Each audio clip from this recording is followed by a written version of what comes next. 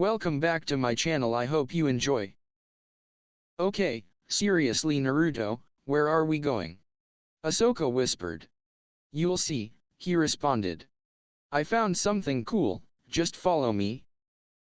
Ahsoka rolled her eyes at the non-answer, but she followed her friend nonetheless. In the 4 months she had known him, Naruto had never lied to her. If he said he had something cool to show her, then she was willing to bet it would be worth sneaking out of the creche in the early hours of the morning. The rule breaking didn't bother her as much as the unexpected wake-up had. Naruto had pulled any number of pranks since he had arrived, and she had been an eager participant in many of them. They offered a welcome respite from the somewhat stuffy atmosphere that normally pervaded the temple, not to mention how oddly instructive she had found them.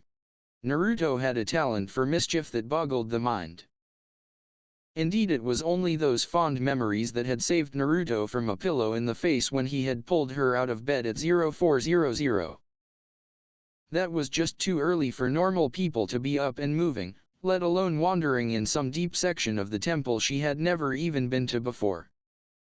Still, she smiled a bit as she recalled how he had practically vibrated with excitement when he told her to get ready. Whatever this was, it must have been really cool. Okay, we're here, Naruto's voice broke her from her reverie.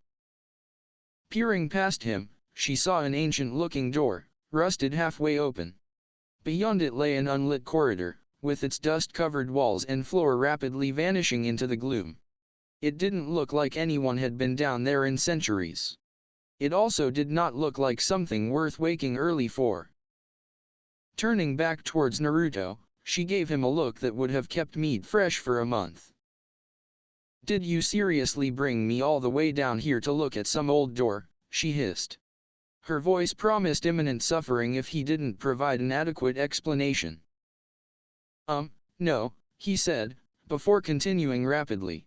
It's not just any old door. That's an entrance to the old tunnels that run beneath the temple. I read in the archives that there are tons of old tunnels from thousands of dash. Wait, Ahsoka interrupted.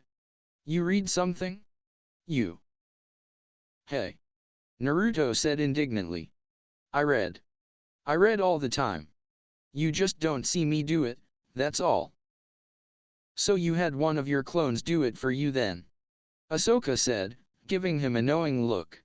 Maybe. But that doesn't matter. Sure, she said. So what's so cool about these tunnels then? They're completely unexplored, Naruto said, jumping with excitement. We get to be the first people to go in there in over 1,000 years. Think of all the stuff we could find. We can even map them out, and use that for our history project. Ahsoka blinked at that information. Exploring creepy ancient tunnels, with the outside chance of cool loot and the possibility of an easy time on a class paper. That was more like it. Why didn't you just say so at the start? Ahsoka asked. Come on, let's hurry. We've only got a little over an hour before we have to head back, or Master Leem will catch us. Bet you can't catch me. With that, she pulled out her flashlight and raced off into the tunnel laughing.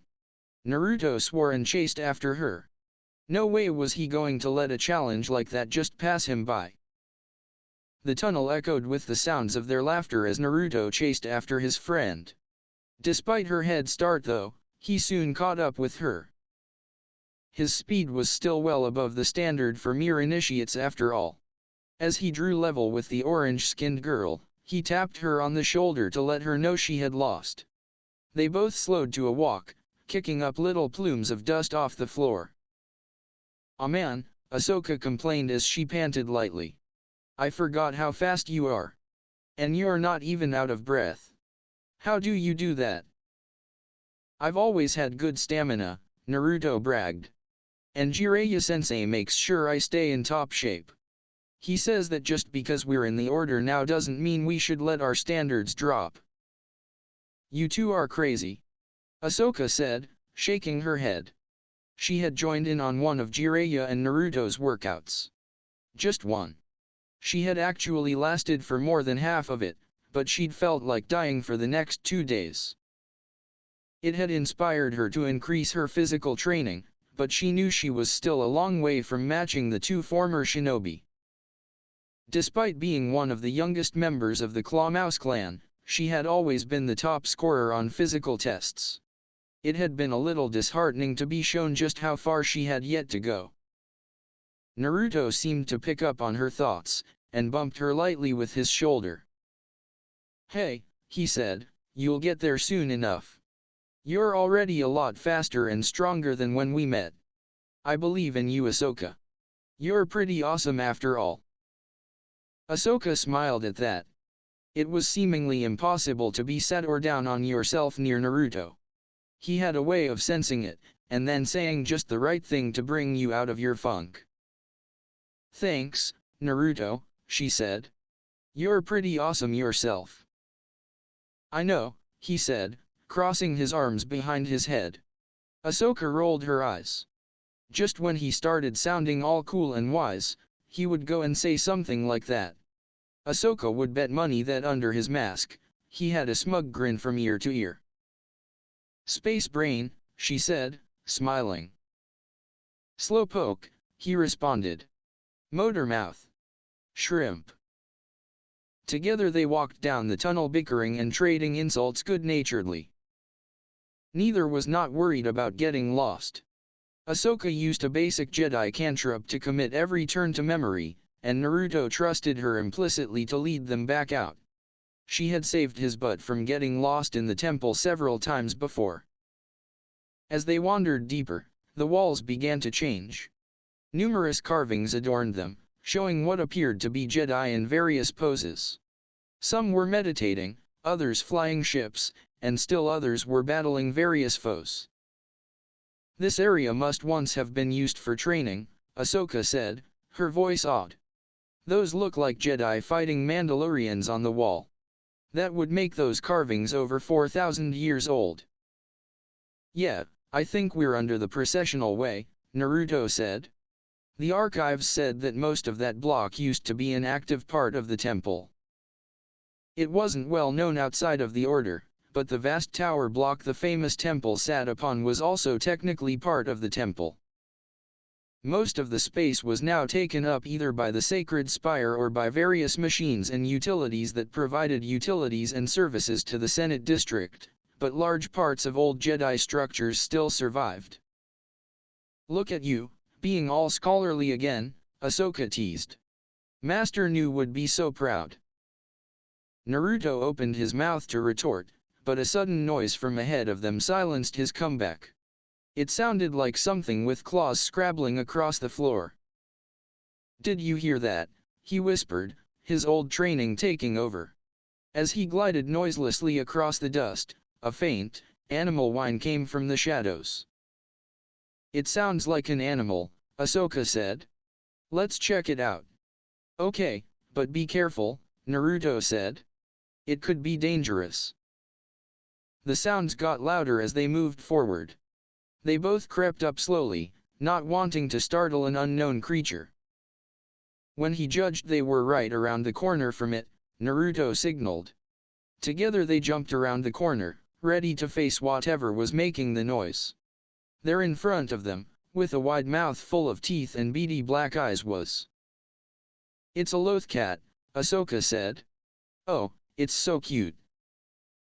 Ahsoka, care to fill me in here?" Naruto asked. He gathered that the thing, whatever it was, wasn't dangerous. His education had not, thus far, covered what a loth cat was though. "It's a harmless animal from Lithal. This one must be an escaped pet," she said. "And look, it's injured." It was indeed injured, Naruto saw. Its back left leg was bleeding, and it held it at an angle off the ground. Kneeling down, Naruto slowly approached to get a better look. "It looks like it got bit by something," he said. "It must have run in here to get away. Let's help it out." Naruto reached into the pouch he kept tied around his leg. Slowly he withdrew his medkit and opened it up. The black-haired loth cat hissed at his movement, and tensed, ready to flee. Naruto stopped, before carefully reaching for the frightened animal. "Whoa, easy there," he said as he scratched the lost pet behind the ears. "I'm not gonna hurt you." The loth cat purred with satisfaction for a few seconds, before making a spirited attempt to strip the flesh from his hand. "Ayuk, shit!" Naruto swore. The loth cat yowled and ran off down the tunnel. "I thought you said those things were harmless," he yelled at Ahsoka. "It's just scared," she said defensively. "Now come on, we have to catch it." "You want to go after that thing?" Naruto said incredulously. "It'll die if we don't help it," Ahsoka yelled out, already chasing off after the black-furred animal. "Now come on." Naruto sighed and swore under his breath, but he gave chase after her. Ahsoka loved animals. If he didn't help her with this, she would give him grief about it for weeks. As it was, they were already going to be late for the morning roll call with Master Leem. She was going to give them the look when they got back. Naruto shivered as he ran. He hated and dreaded the look. Every member of the Clawmouse clan did. It was one of Master Leem's most powerful means of keeping order. It wasn't that it was especially angry or fearsome. It was not at all threatening. It was actually quite calm and cool. You just didn't want to see it again. Naruto shook off his trepidation and refocused on the loth cat as he caught up to Ahsoka. Together they managed to herd it into a dead end. Once again moving slowly, they walked towards the hissing feline. This time, Ahsoka held the frightened animal while Naruto cleaned and bandaged the wound. Within 5 minutes he was done, and Ahsoka picked the now calm animal up into her arms. Smiling, she held him out to Naruto. "See," she said, "he's harmless. He was just frightened, that's all." No sooner had she said those words than the creature took a swipe at Naruto's masked face with its paws, yowling madly. He said flatly. "I'll let you carry him out of here. Now come on, we're super late for dash." Creak. The sudden sound had both initiates immediately on the alert, but it was too late. With a groaning crash, the floor beneath their feet gave way, sending them hurtling down into the darkness. Together, boy, girl, and madly screeching loth cat, they plummeted through what looked like an old garbage chute. It looked that way because that's exactly what it was, not that any of the three were in a position to appreciate that. The chute slowly changed directions, until they were sliding at a steep angle down one of the sides rather than free falling. Given the accumulated muck and filth that had built up on the chute wall over the centuries, it was a toss-up if this was an improvement or not. Any hopes they had of sliding to a gentle, or at least survivable stop, were dashed when the chute suddenly dumped them out into the open air. They were once again falling, this time between two enormous cliffs of metal and duracrete. They were between the sides of two buildings, Ahsoka idly thought, in the small part of her brain that was not panicking. Fortunately, this was not the first time Naruto had found himself an unwilling recipient of gravity's tender care. Angling his body, he maneuvered over towards Ahsoka, who was remarkably calm given her present circumstances. He hooked one arm around her waist and pulled her towards him. "Hang on to me," he shouted over the powerful winds. "No shit," came Ahsoka's rather strained response. Nevertheless, she moved herself onto his back. With her arms full of loth cat, she wrapped her legs around Naruto's torso and clung on for dear life.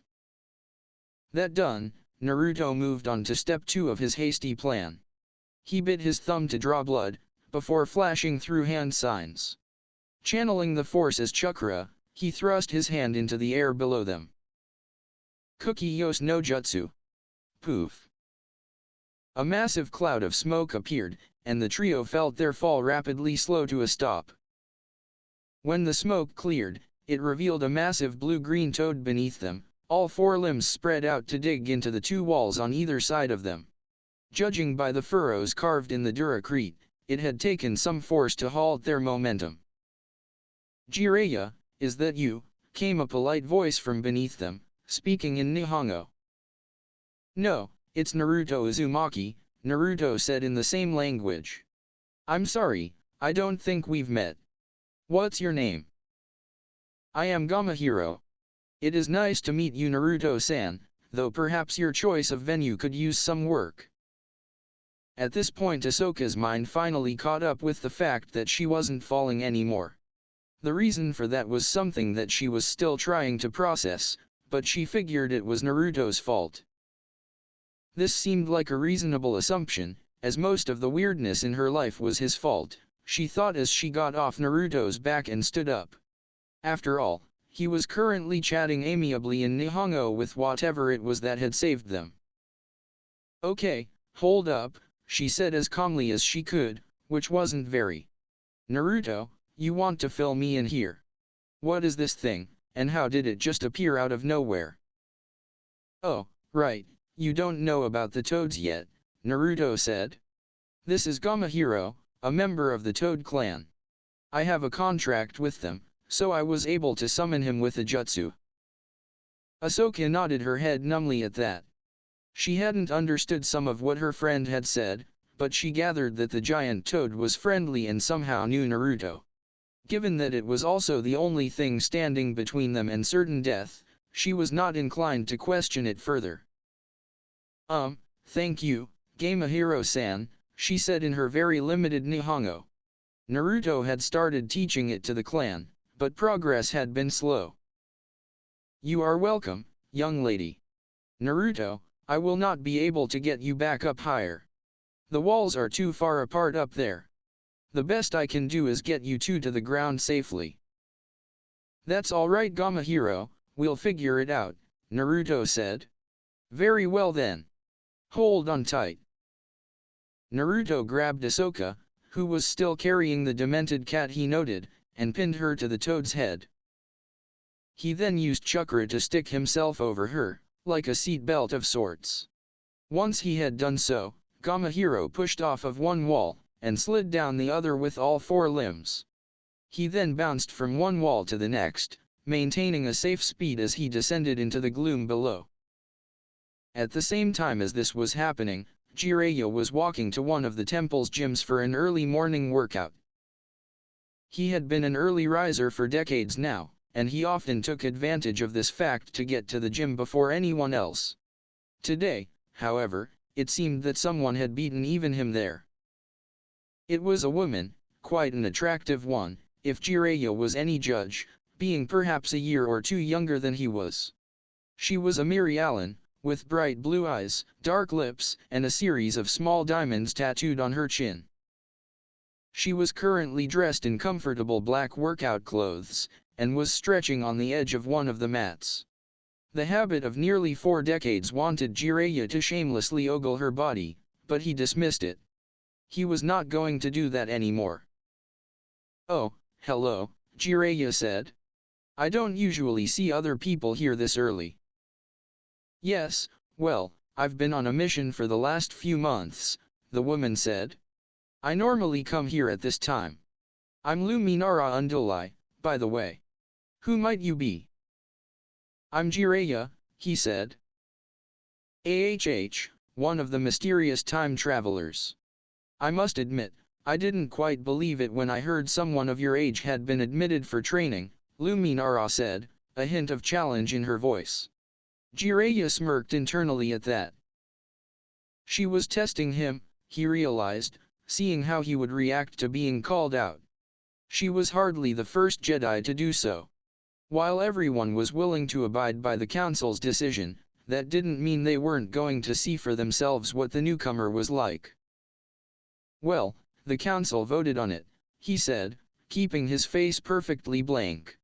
All I know is that some of the Masters had visions that told them we had to become Jedi. Indeed, she said. Her mouth twitched slightly, nearly forming a tiny smile. It seemed he had passed her test. I've heard that you are quite the formidable warrior, she continued. Would you care for a quick spar, just hand to hand? I would enjoy seeing how your style compares against my own. Jiraya's internal smirk widened at that. Luminara practically radiated confidence and self-assurance. He could see it in her body language, and even feel it with his nascent force senses. If he had to guess, he would say that she had probably heard some of the stories about his skills from others, and assumed they were exaggerating. This would be interesting, he thought. "I'm up for it," he said, smiling lightly. "Just let me warm up first." After a few minutes of stretching and some light calisthenics, they both took the mat. They began circling one another, analyzing stances and searching for weakness. Before long though, Luminara shot forward. She opened with a flurry of attacks, aiming for his head and chest. Jiraya was mildly impressed by her speed, but he was still easily able to dodge the opening volley. He weaved around each punch and kick until the last jab. That one he caught, before responding with a swift round kick to her stomach. As she doubled over, wheezing, he used his grip on her arm to throw her across the mat. "Impressive," she gasped as she returned to her feet, catching her breath. "I would hate to face you in a real fight." "My godson said something similar, once," Jiraya said, settling back into a ready stance as Luminara did the same. "Yes, Naruto, I believe his name is. I had heard that you two were close. That you were even still training him while he is here," she said. This time the disapproval in her voice was plain to hear. "I take it you don't approve," Jiraya said flatly, as he ducked beneath a sudden spin kick. "No, I don't," Luminara said, flipping over Jiraya's head to attack from behind. "You two have a dangerous attachment. A Jedi should be free of such things. They lead to the dark side." Jiraya actually laughed at this. He spun around her punch, still laughing, and delivered a quick jab to her ribs. She winced, before jumping backwards to gain space and plan her next move. "You know, you're the 17th Jedi who said that about Naruto and me. I'll tell you the same thing I told all of them." "And what would that be?" Luminara asked, before jumping to deliver an axe kick from above. "That the Jedi stance on attachments is wrong," Jiraya said, blocking her kick and throwing her back. "It is just plain wrong. I can see where you all are coming from, and you aren't too far off, but you still missed the mark." "Interesting," Luminara remarked. "Are you going to stop holding back on me?" Jiraya blinked a bit at that, nearly missing his next block. This woman was intriguing, he decided. "Well, if you think you can handle it," he said, smiling. "Oh, I insist," Luminara replied, drawing on the force to speed her reactions and sharpen her senses. With that, Jiraya blurred into motion. Luminara was forced to strain her force senses to their limit just to dodge his blistering attacks. It was when she tried to block one that she made her first mistake. She grunted in pain as she felt the bones in her arm protest, nearly breaking with the force of his kick. She didn't get a chance to recover. Jiraya took advantage of her brief moment of distraction, and darted past her guard. A brutal knee to the stomach, followed by an equally brutal kick to the head, had Luminara flying across the room. She landed on the edge of the mat in a dazed heap, a bruise already spreading across her face. Fortunately, Jedi Masters recover quickly. By the time Jiraya crossed over to where she lay, Luminara was already using the force to clear her head. She couldn't move just yet, but her awareness was returning. As that awareness expanded to include how much pain she was in, she decided that might not be a good thing. Still, she managed to focus on Jiraya's somewhat concerned face hovering over her. "Are you all right?" Jiraya asked. "That was quite a hit you just took." "I'll be fine," Luminara answered, wincing slightly as she sat up. "It seems I rather severely underestimated you. You have my apologies for that. It was arrogant of me." Jiraya just brushed it aside. "Better find that out now than in the real world," he said. "Besides, you did pretty well. Not many people can dodge even one of my attacks at that speed." Luminara nodded her head, acknowledging the compliment. Well, since it seems that my morning workout has ended a bit earlier than expected, would you care to join me for some teas? She asked. I would be interested to hear how exactly you think the Jedi Order's rules on attachments are flawed. Jiraya found himself blinking in shock once again. This woman was proving to be very intriguing. You're the first Jedi who's actually wanted to talk more on that subject after hearing me say they're wrong, he said. Most either dismiss me as not seeing the truth yet, or else just avoid the topic altogether. Well, you seem to have given the matter a great deal of thought, Luminara said. I could sense that you weren't being arrogant or contrarian when you said it. You genuinely believe that the Jedi are wrong. I'm interested in knowing why. Jiraya smiled widely and helped her to her feet. 15 minutes saw them showered, changed, and sitting in a small meditation room nearby. A pot of tea sat steaming between them as they talked. So, what exactly is your issue with the Jedi's rules on attachments? Luminara asked.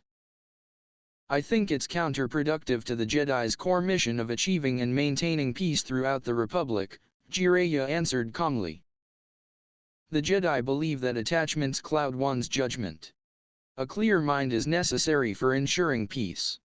The decisions we make are too important for us to be blinded by emotions, especially those caused by attachments, Luminara stated firmly. Let me ask you this, would you say the only way for people to be truly at peace is for them to understand one another? Jiraya asked. Luminara frowned thoughtfully for a few moments, mulling it over. Eventually she reached a conclusion. I would agree with that. So then, as keepers of the peace, the Jedi should strive to understand as many of those around us as we can, yes. Yes. But isn't the best way to understand others to build bonds with them? Bonds of mutual trust and friendship? Perhaps, Luminara admitted. But those bonds should not progress to an emotional attachment to others. Such things cloud your judgment. Jiraya sighed and resisted the urge to roll his eyes. You're missing the point of having such attachments, he said. What is it I'm missing then? That it's not about how those bonds affect you. It's about how you can affect those around you with those bonds. A Jedi's whole purpose is to have a positive impact on the galaxy, not to avoid letting the galaxy have a negative impact on them. By focusing on how we can help those we understand, those we are attached to, I think you'll find that your judgment remains remarkably clear. That is a view, Luminara said slowly. I will have to think on it further. However, it does not change the danger of attachments.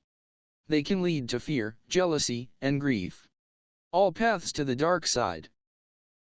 You say that as though those emotions inevitably lead to falling, Jiraya said. Plenty of Jedi experience all of those emotions and more without falling. Plenty more could probably do so safely if the Order actually taught younglings how to properly handle and process emotion, rather than simply teaching them to suppress and dismiss their feelings. Besides, you're missing the core of the issue again. Which is? Luminara asked curiously. It had been a very long time since someone had challenged her beliefs in this way, if ever. She found the experience rather refreshing. That not having any attachments can be every bit as bad as having them, Jiraya said seriously. Back home I had a teammate, Orochimaru. When we were young, he was a very kind, caring boy, a good person. After the Second Great War though, he began to isolate himself, cutting himself off from his friends and colleagues. From his attachments. Eventually, he began to devalue the lives of those around him so much, he began experimenting on people. He murdered dozens, abandoned the village, and later tried to destroy it. Jedi do not devalue sentient lives, Luminara said sharply in response. No they don't, Jiraya conceded. But they do devalue sentient life. The emotions, the attachments, the love, and happiness and grief, all the things that make us living instead of merely alive. You distance yourself from them, and by doing so you distance yourself from the very people we are sworn to protect and guide." Luminara was silent at that. She looked thoughtful for a long moment while she sipped her tea. She then poured herself another cup before refocusing on the conversation. "I do not have an immediate comeback for that," she admitted, rather reluctantly. "I do think that you are underestimating the risk the dark side poses, both to the Jedi and the galaxy as a whole. But I am eager to hear more of your thoughts on the matter. You have an unusual perspective." Jiraya smiled, pouring himself another cup of tea. For the next few hours he and Luminara sat and discussed more about the Jedi Code. He could practically hear the questions bubbling around in her mind. She was thinking about what he had said, which was good. Jiraya truly didn't like the way most of the Jedi interpreted their code. It was heartening to have one of them actually listen to his words on the matter. Naruto wasn't sure how long Gamahiro was hopping between buildings on their way down to the ground, but it was a long time. Long enough for him to actually start getting bored of the sensation of plummeting into the unknown. Every time it seemed as if they had reached the ground, it turned out to be just another abandoned city level or building roof that they would then crash straight through. Only Gamahiro's extremely durable skin allowed him to escape unscathed. Eventually though, after what felt like days to Naruto, they did reach the ground. Or at least, a surface solid enough to take their weight, which Naruto figured was close enough. They weren't falling anymore at least. That was a plus, he figured. Naruto, a muffled voice said from beneath him. "I think you can get off now. You're squishing me." "Oh, right." Naruto picked himself up off of Ahsoka, who was looking somewhat ill. Her budding montrals were paler than normal, and her skin was more beige than orange. The evil loth cat, he noted glumly, was still in her arms, alive and frozen in terror. Ahsoka groaned and stood up, swaying slightly on her feet. "I think I'm gonna puke," she said. Naruto paled at that. He didn't even want to think about what the toads would do if he let someone puke on one of them. "Not up here you're not," he shouted, rushing over to her. Ahsoka groaned as he picked her up and slid down Gamahiro's back. As soon as they reached the floor, she pushed herself out of his arms, handed him the loth cat and gave her stomach contents a walk in the fresh air. Once Naruto had managed to pry the demented feline off his face and pinned it in his arms, he turned to face Gamahiro. The enormous toad was clearly exhausted. He was panting heavily, and dozens of small scratches littered his arms and legs. Jumping down from wall to wall for so long had obviously taken its toll. "Thanks Gamahiro. I'm sorry for summoning you like that. I promise I'll make it up to you as soon as I can." "I was happy to assist, Naruto. However, I must return to Mt. Mayaboku now. I need rest. I hope you are able to find your way back to the surface safely. Farewell." With that, Gamahiro vanished in a poof of white smoke. Naruto was suddenly very keenly aware of just how alone he, Ahsoka, and the evil cat were down here. "Where did he go?" Ahsoka asked, having regained control over her stomach. Naruto promptly passed the loth cat back to her, whereupon it transformed into a calmly purring fluff ball. "He had to go back to his home," Naruto said. "He was too tired to stay here. Wherever here is." "We're really far down, Naruto. I don't think people are supposed to go down this far," Ahsoka said, looking around. There was hardly any light, and what little there was illuminated nothing but piles of trash and debris. There were no signs of recent population. "How far down do you think we are?" Naruto asked, his voice barely a whisper. "I don't know," Ahsoka said, her voice matching his. "It should say on one of the buildings over there. Let's go look." Together they wandered over to the vast cliff of crumbling duracrete and metal that made up the sides of some ancient skyscraper. As they got closer, they could see a number, painted in yellow, almost illegible beneath the filth of centuries. When they got close enough to read what it was, their jaws dropped. "Well, we're fucked, aren't we?" Naruto asked numbly.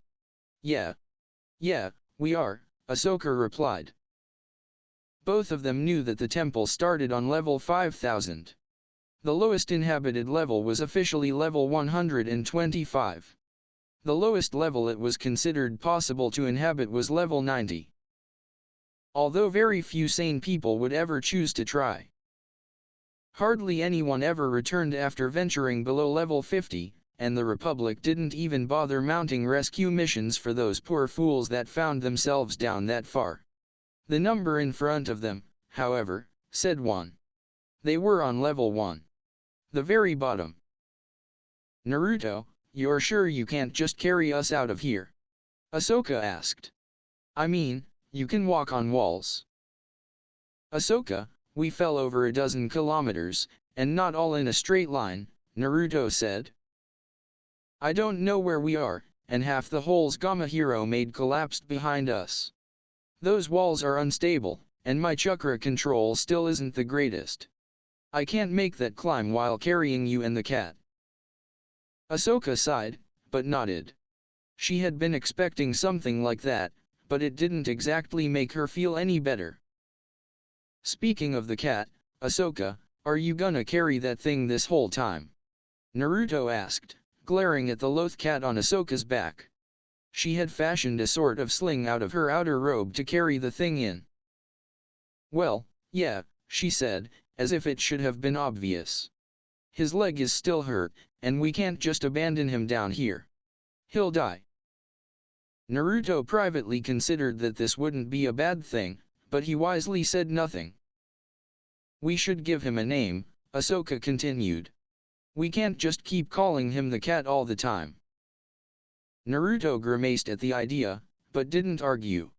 He knew Ahsoka well enough to know that it hadn't really been a suggestion, more of a polite statement of how things were going to be.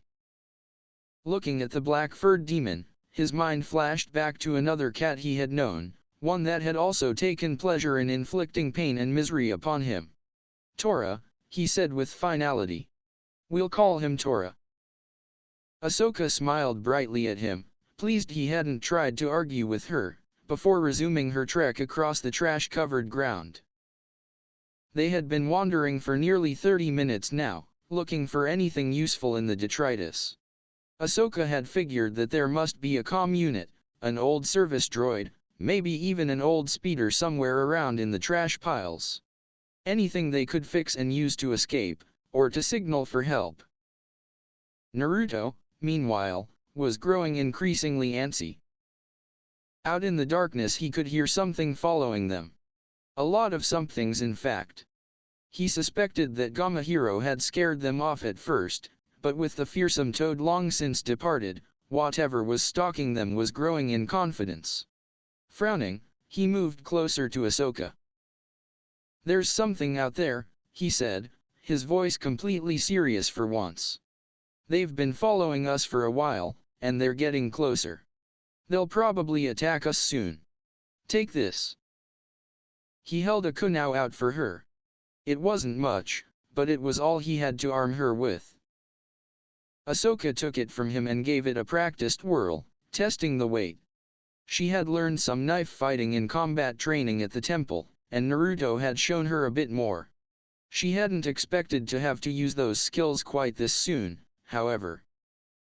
"Where are they coming from?" she asked. Her voice was a little higher than normal, but it was steady. She ran through a few Jedi calming exercises to quash her growing nervousness. Naruto pointed to their left, where multiple piles of debris cast eerie shadows in the light from their flashlights. Ahsoka thought she could see faint movement in the darkness, but couldn't be sure. Reaching out with her force senses though, she could feel a mass of hunger and vicious curiosity moving towards them. Whatever those things were, they definitely weren't friendly. Meanwhile, Naruto's mind was whirling into overdrive. Falling back onto his old lessons, he quickly ran through what he had with him that might be useful. A half-dozen kunai. A single roll of light ninja wire, for pranks. his basic medkit, which he always carried with him, and whatever he had in his pockets from yesterday. His eyes lit up as he thought of that last one. Yesterday he'd had a lesson with Jiraya on sealing. He still had the various practice seals he had scribbled on scrap bits of flimsy stuffed in his pockets. One of them in particular might come in handy right about now. It was meant to be a basic lighting seal, one that emitted a steady glow as it used the chakra it was charged with. Jiraya had him practice his basic sealing with it because it was unlikely to do anything too horrible if it went wrong. His first few attempts at it, however, did not produce a stable light. Instead, they had used all of the chakra he gave them in a fraction of a second, turning into inadvertent flashbangs. Whatever creatures that were going to attack them lived down here in the gloom. They would likely be very sensitive to light. However, he only had one of the seals with him in a usable form, and no time or supplies to make more. He would have to save it for the right moment. As all of this flashed through his mind, their stalkers had crept close enough that they could hear them skulking in the dark. A sensible plan would probably have been to run away immediately. However, neither Naruto nor Ahsoka had any concept of being intimidated or retreating. Not without a fight. Therefore, with an unspoken agreement, they readied their meager weapons and prepared to meet whatever the darkness had for them head-on. "Here they come," Naruto said, gripping a kunai of his own as he clipped the flashlight to his flak vest. "Get ready." All of a sudden, the shadows were bursting with movement. A dozen large, foul-smelling rodent-like creatures burst out of the dark. They were roughly 3 meters long, with gray, wrinkled skin. They had massive incisor teeth, perfect for tearing into their chosen prey. "Hive rats!" Ahsoka shouted. And, "Oh Sith spit dash!" Right behind the rats was a group of hideous humanoids. They had no eyes, with skin covering where their eyes should have been. They looked diseased, their skin covered in welts and boils. Some wore half-rotted loincloths and carried clubs. Others were more animalistic, running on all fours and snarling. Kage Bunshin no Jutsu. With a poof of smoke, 50 clones appeared in front of Naruto. They leapt forward with a wild battle cry, followed by Naruto and Ahsoka. Ahsoka jumped on the back of the nearest hive rat, gagging a bit at the smell. The beast shrieked with rage and bucked wildly, trying to dislodge the sudden weight. She held on with one hand tangled in the rat's sparse hair, while the other hand raised the kunai Naruto had given her. With all of the strength she could muster, she drove the knife into the base of its neck. The hive rat squealed in pain, thrashing from side to side. Its black blood splattered all over Ahsoka's face and chest.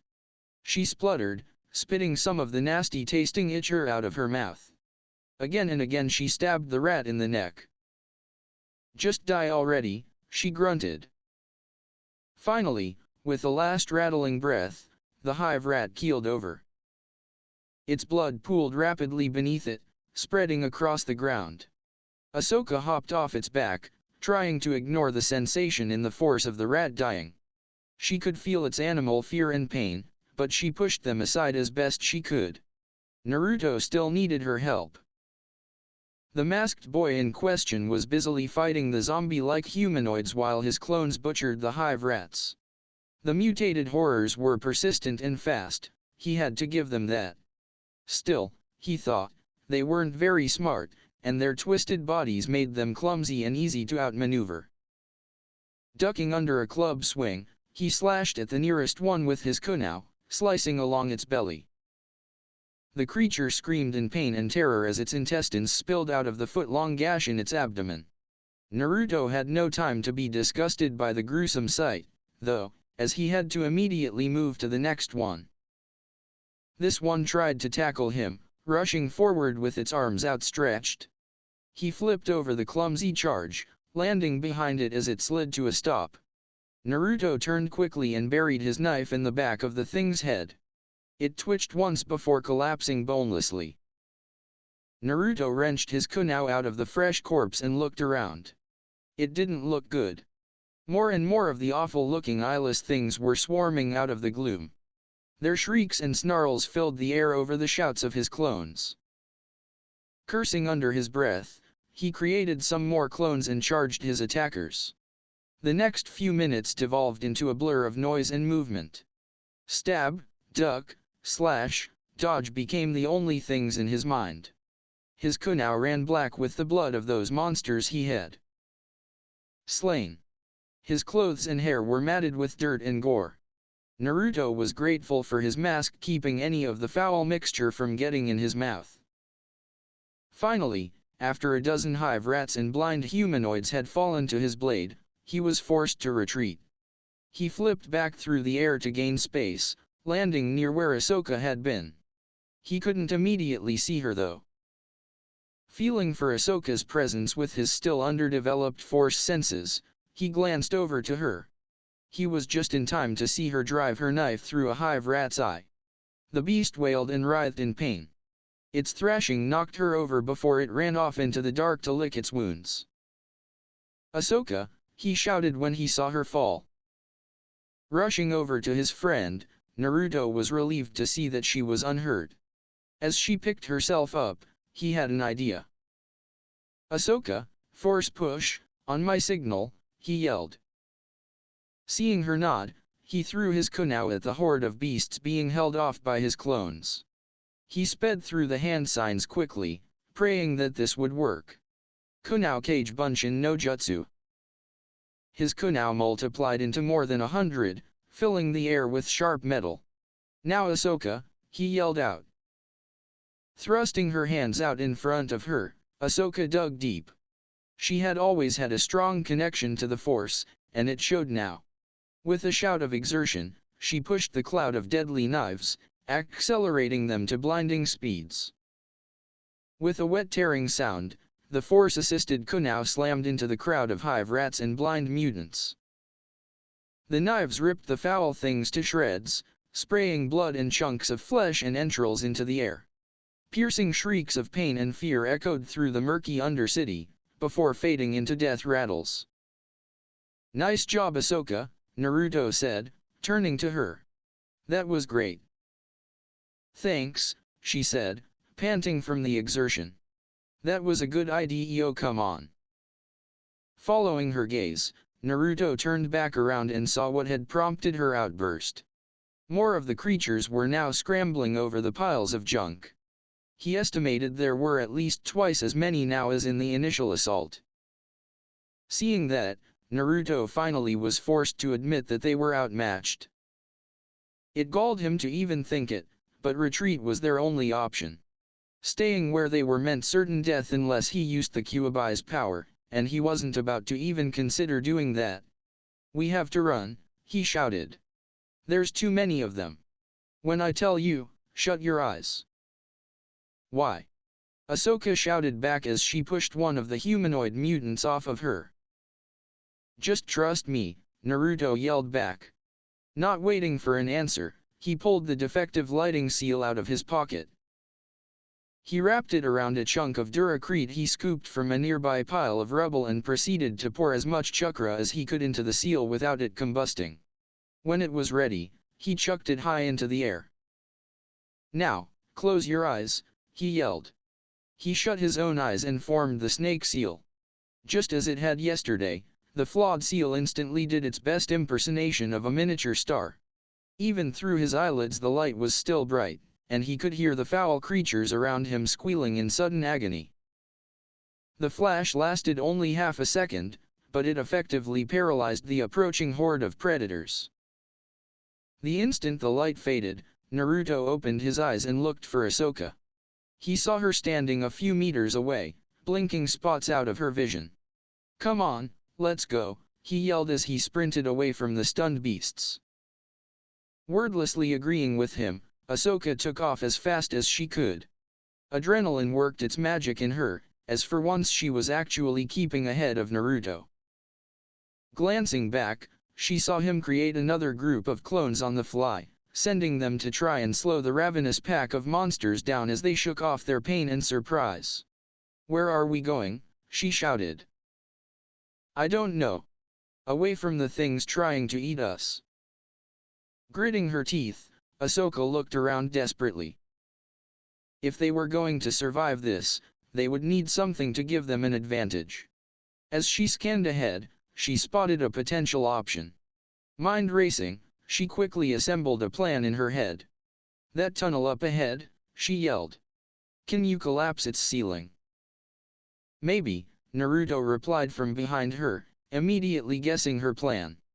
But that could kill us. You got a better idea, she yelled back. It seemed he did not, as he didn't reply. Taking his silence for agreement, Ahsoka changed course. She led them into the tunnel, silently hoping that the Force wasn't leading her astray. She could hear the howling of the beasts as they gained on them, but it wasn't too close for her plan to work. It seemed Naruto's clones had done their job of slowing down their pursuers. Go now, she said, judging that they were far enough into the tunnel. Naruto immediately created a dozen clones without breaking stride. Working together, each clone soon had a blue ball of spiraling energy hovering in their hands. Moving as one, the clones raced up the walls of the tunnel until they were standing upside down on the ceiling. As soon as they were all in position, the clones drove their rays non into the cracked duracrete of the tunnel ceiling. The blue orbs tore into the already weak structure, compromising it even further. When they detonated, that finally proved too much for the ancient ceiling. With a deep rumble, the duracrete gave way, collapsing down onto the front of the horde of hive rats and mutants. Their dying screams were lost amidst the deafening boom of the rubble hitting the floor. Naruto and Ahsoka kept on sprinting, desperately trying to outrun the collapse of the tunnel. Just when it seemed that they too would be crushed beneath the falling debris, the end of the tunnel came into view. With one last burst of speed they managed to leap out of the crumbling tunnel into another wide-open cavernous space like the one they had just left. Behind them the last of the ceiling came down, cutting off any possible route back that way. That was too close, Ahsoka said, gasping for breath. It was your plan, said Naruto, also somewhat winded. At least it worked. Why didn't you use the Force to bring down the ceiling? Ahsoka asked. I still can't use it to do stuff like that unless I'm meditating, Naruto admitted. When I'm on the move, I'm better off channeling it as chakra for now. Master Yoda said I had to find peace within myself before I could use the Force like a Jedi. The two paused for a moment to catch their breath. Ahsoka checked that Tora had made it through unscathed. The loth cat had somehow contrived to fall asleep sometime during their battle, as if the life or death ordeal was utterly unworthy of its attention. While she checked over the sleeping feline, Naruto noticed that her hands were shaking slightly.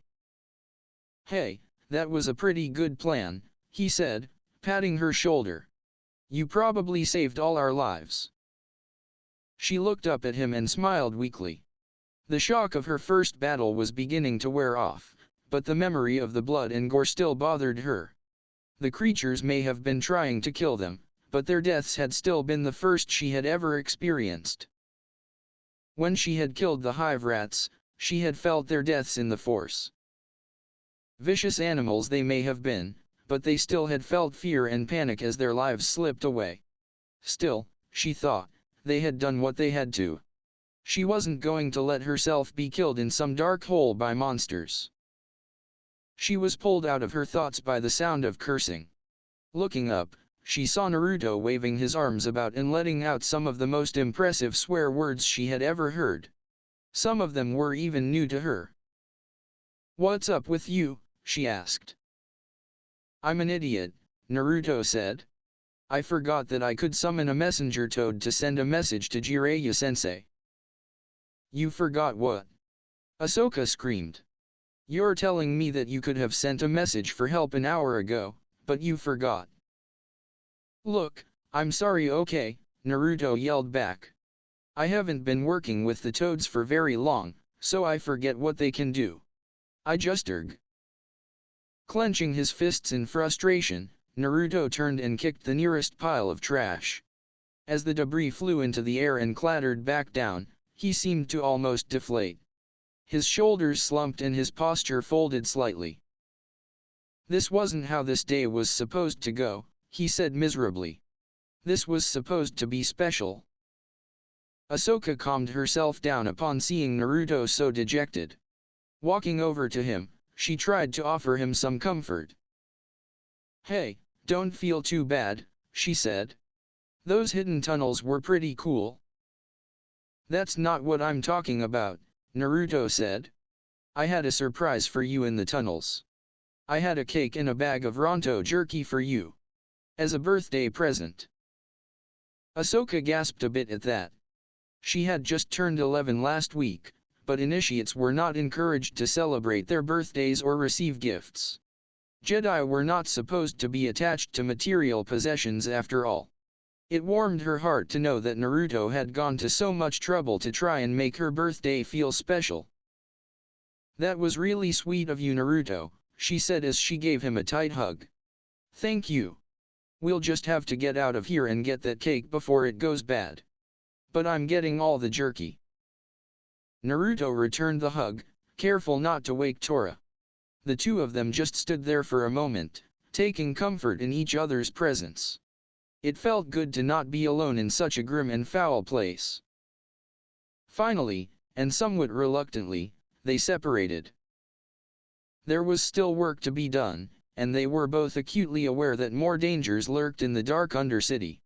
Naruto found a clear space and quickly summoned a toad. It was around 20 centimeters tall, black with green markings on its face and arms. It wore a small yellow vest on its back. "Hey there. I'm Kaed. What can I do for you?" "Hi Kaed. I need you to take a message to Jiraya," Naruto said. When the toad nodded his assent, Naruto explained their situation to him. After a few minutes of talking, Kaed vanished in a poof of smoke. He would have to have the elders reverse summon him to Jiraya, as it was far too dangerous for him to try and make the journey on foot. "Alright, let's keep moving," Naruto said as soon as the messenger toad had gone. "It'll probably take him a while to get to Jiraya. We may as well keep looking for something useful." "Yeah, you're right," Ahsoka said, before sneakily adding, "Bet you I find something before you do." "Oh, you're on," Naruto said, immediately rising to the challenge. Laughing, the two raced off to search the piles of trash. Their laughter echoed briefly in the Undercity, before being quickly swallowed by the darkness. Jiraya and Luminara had been talking for well over an hour now. Their discussion had ranged from their own personal philosophies to Jiraya's past life as a shinobi. It had now strayed into some rather embarrassing territory for the Sunin. "So you truly used to write pornography?" Luminara asked in a deadpan. "Hey, don't knock my books," Jiraya said. "I'll have you know they were the best-selling adult literature in the elemental nations." "And you also used to act like some sort of lecherous pervert?" Luminara asked, her voice still completely deadpan. "I was a pervert when I was young," Jiraya admitted. "Even as I got older and grew out of it, it was too useful a reputation to give up." Useful. Every shinobi has a weakness. Or had, at least, Jiraya explained casually, as if talking about the weather. "And mine was beautiful women. Everyone knew it, and so my enemies sent prostitutes and seductresses to try and get information out of me. How horrible. Perhaps I should have acted respectable, and only dealt with mere assassins and bounty hunters. That would have been so much better, I'm sure." Luminara looked at him in surprise.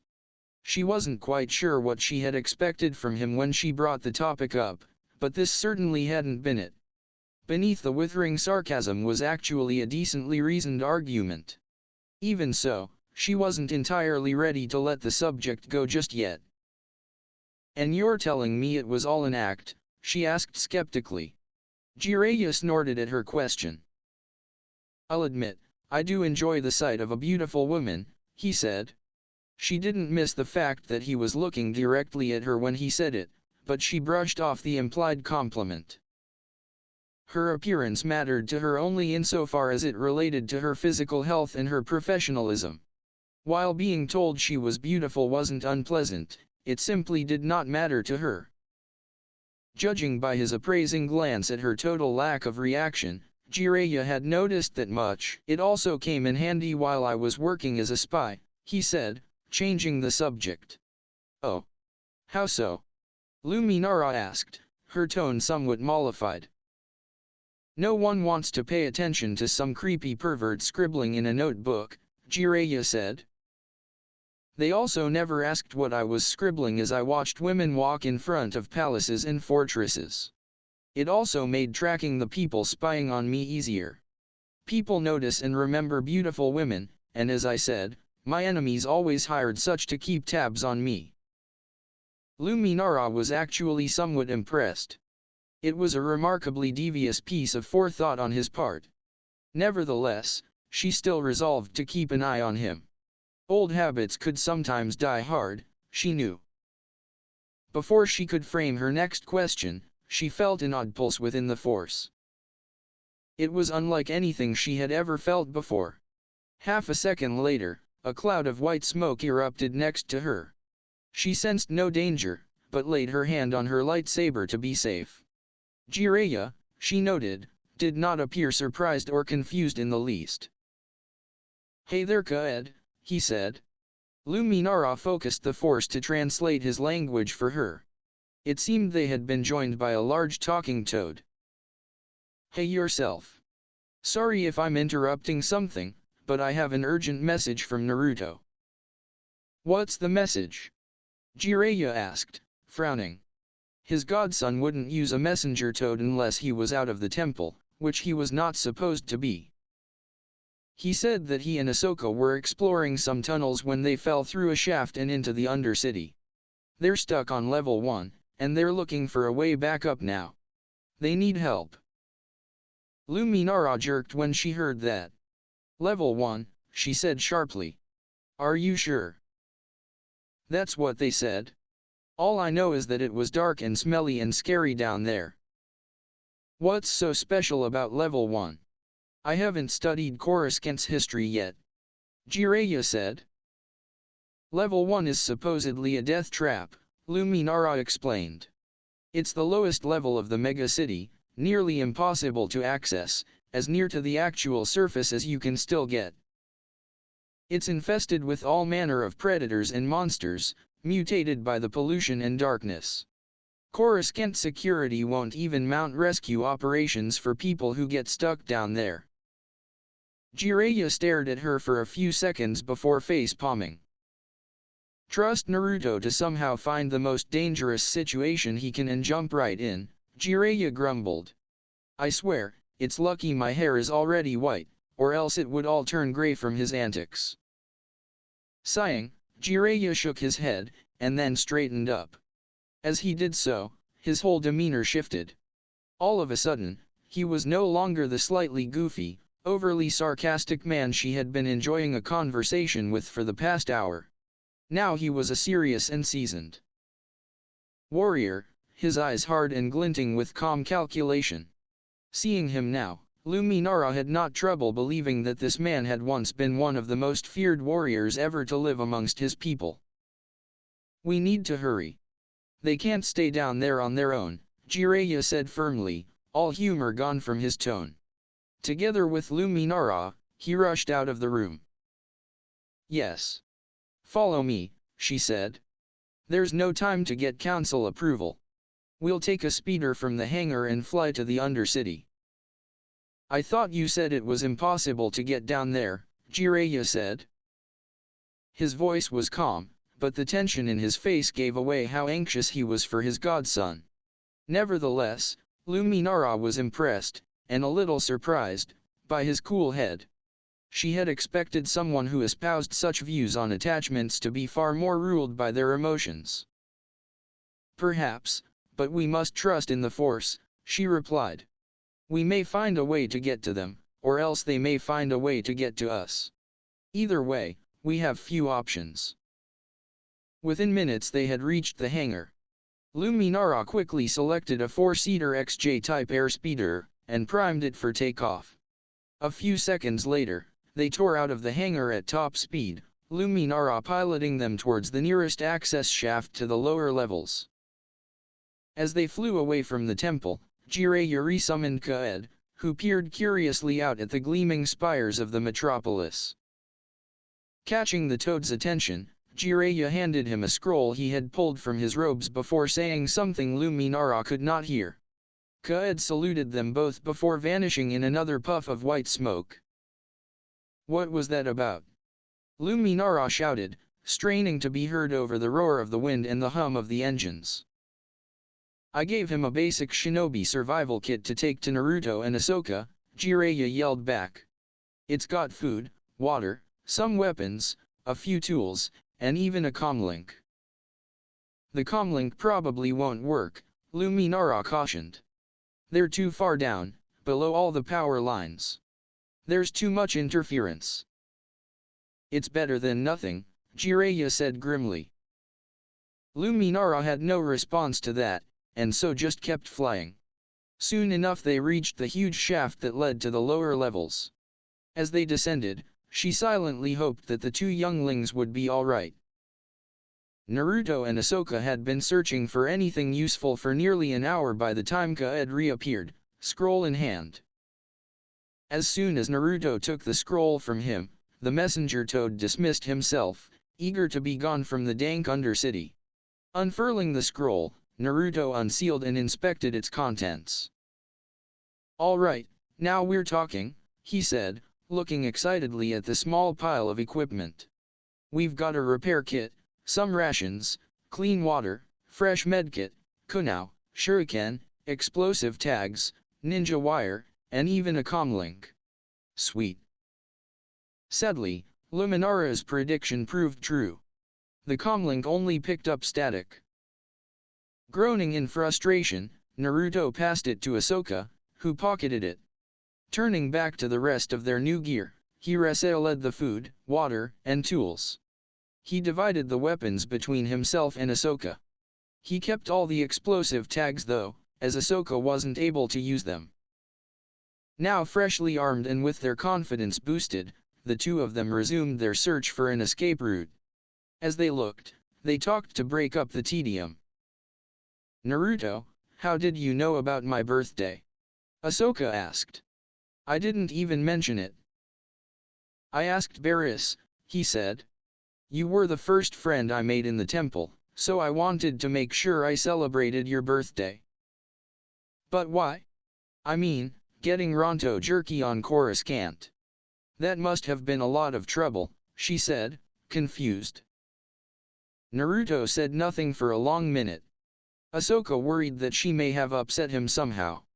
Just when she was about to voice her concern, Naruto turned to face her. "I never got to celebrate my birthday back home," he said slowly.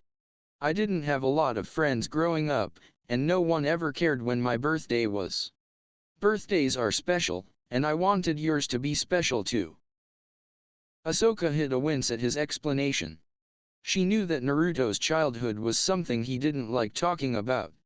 He freely and eagerly told stories about his amazing adventures with his old team, as well as some of his more memorable pranks, but he rarely, if ever, spoke about what his personal life had been like.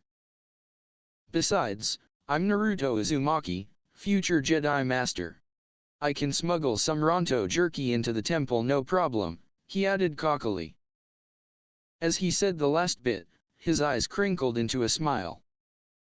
He adopted what he probably thought was a cool pose, but Ahsoka thought it just made him look ridiculous. She burst out laughing at her friend's antics. The sudden humor contrasted sharply with the grimness of their situation, and was all the more welcome for that. "You are such a goofball, Naruto," she said between giggles. "But you're also a really good friend. Besides, I know it wasn't quite how you planned it, but I'd say this still qualifies as a pretty special day to me. I certainly won't forget it at least." Naruto snorted with laughter at that. At least she wasn't mad at him, he figured. As he looked away from her, his eyes picked something up in one of the trash piles ahead. He squinted at it, before grinning to himself. He recognized what that was. "Hey Ahsoka, guess what?" he said. "What?" "I win," he said smugly, pointing at his find. "What do you mean you hell?" she said, following his finger to the pile of trash. There, partially buried but still recognizable, lay an old, rusty airspeeder. It seemed mostly intact. "Ha ha ha." Naruto laughed. "I found it first, so that means I won our bet." "That is so not fair," Ahsoka protested. "I would have seen it first if you hadn't been distracting me." "Hey, you're the one who asked me the questions," Naruto replied. "I saw it first, and that means I won." "But we never even agreed on a prize." "Well, I guess that just means you owe me one. Now come on, let's see if this thing is fixable." Running over to the speeder, they began trying to shift the trash off of it. Eventually, with Ahsoka using the Force and Naruto using his clones, they managed to dig the old aircar out and drag it onto a clear patch of floor. Unsealing the repair kit Jiraya had sent them, Naruto began inspecting the speeder. "All right," he said after a few minutes, "I'm pretty sure I can fix it. It's mostly just dirty. I can clean out the engine ports and rewire the repulsor grid to bypass most of the damaged systems.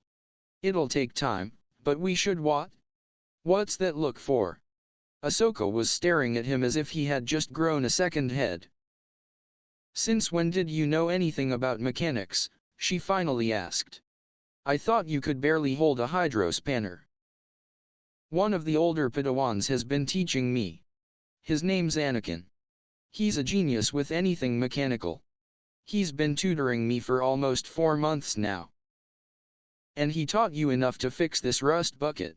she asked, kicking the side of the speeder for emphasis. "Yeah," Naruto said indignantly. "At least I think so. There is one problem though." "Oh really?" Ahsoka said sarcastically. "Just one?" "Yes, just one," he said, ignoring her tone. "I can't fly it.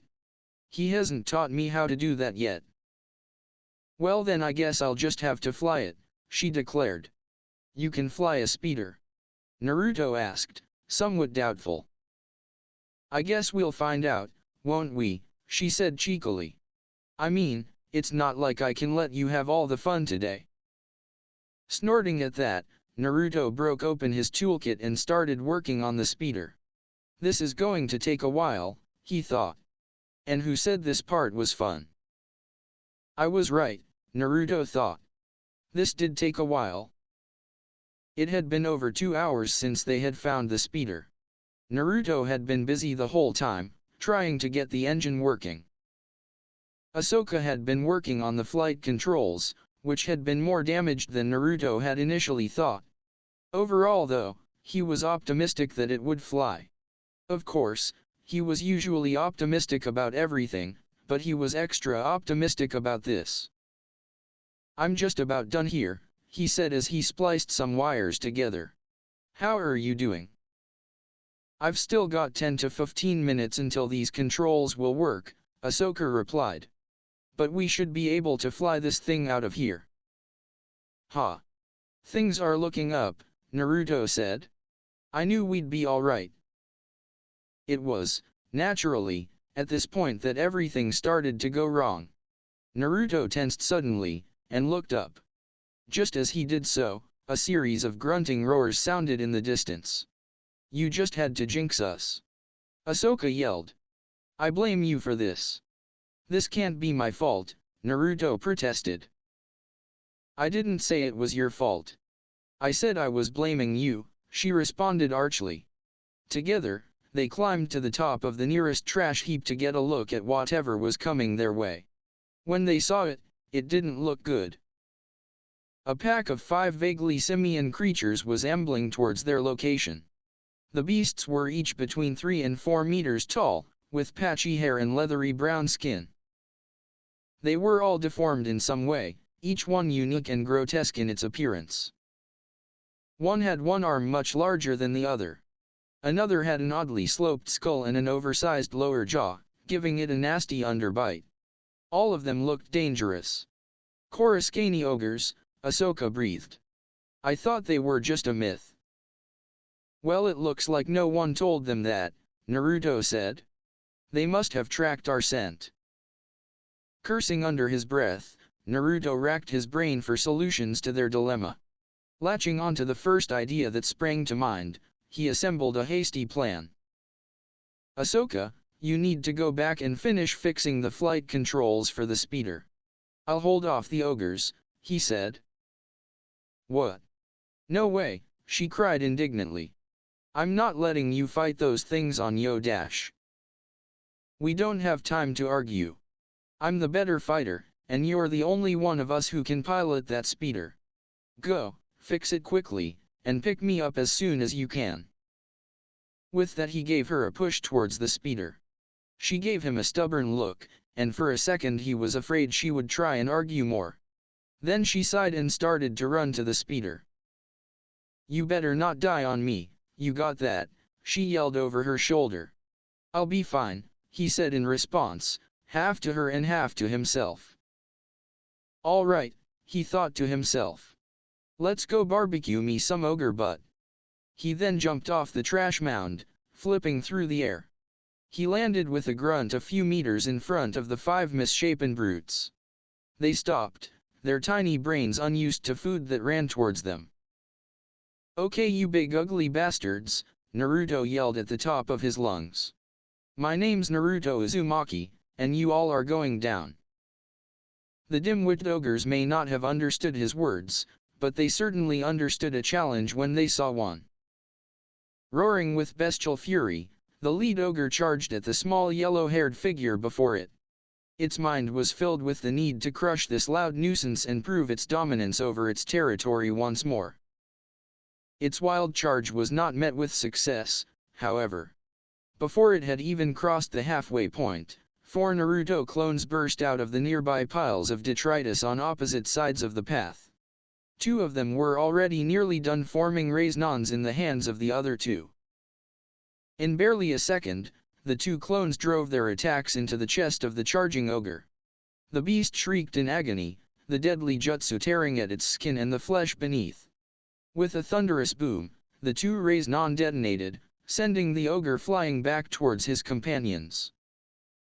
Oh hell yeah! Naruto cheered, as the ogres stared on in shock. That's what you get when you try to oh fuck. His cheering turned to swearing as the ogre, the one he had just drilled with 2 raisins straight to the chest, stood up. It had 2 angry red welts on its chest, and was bleeding lightly, but it seemed otherwise unharmed. It seemed these ogres were made of tougher stuff than the previous predators he had faced down here. At some unseen signal, the 5 ogres rushed him as one. Cursing, Naruto threw 2 handfuls of shuriken at their faces. The metal stars barely even scratched their skin, but it did force them to cover their eyes. Taking advantage of his foe's brief moment of blindness, Naruto dashed to the side, hoping to draw their attention away from where Ahsoka was fixing the speeder. Forming his signature hand sign, Naruto created several dozen clones to harass the ogres. The beasts seemed to have gotten over their shock at his powers, however, as they met the clones' charge with one of their own. The 2 groups clashed in a din of feral roars and hoarse battle cries. Naruto's clones, despite their superior numbers, were not having much of an effect on the ogres. Their kunao inflicted only superficial cuts, while their taijutsu was essentially useless. Occasionally 2 of them would manage to work together to produce a hasty raise-non, but even those only dealt relatively mild damage to the tough creatures. Despite their near invulnerability, the ogres weren't truly winning the battle either. Their toughness and raw strength was countered by how slow and clumsy they were, especially compared to Naruto's clones. Between their small size, natural agility, and limited force precognition, the clones were able to avoid being dispelled for the most part. This created a brief stalemate of sorts, which gave the original time to enact the second part of his plan. As soon as he saw his clones engage the ogres, Naruto sank into a meditation pose and closed his eyes. Calming his mind, he reached outside of himself, untangling the force from his own life force. As usual, the universe seemed to open up before him like a flower, his awareness expanding to include everything around him. He may have only been able to use the force for the most basic levels of precognition and sensing outside of meditation, but while meditating he was far more proficient. He reached out with his mind, seeking the minds of his foes. As he brushed past the identical minds of his clones, he found them. The ogres' minds were dim, burning sparks of animal instinct and basic intelligence, all spiky and slimy feeling. Naruto could tell immediately that he wouldn't be able to get them to run away. They were too angry, too hungry, and too vicious. The more peaceful option being a dud, Naruto went with his second choice.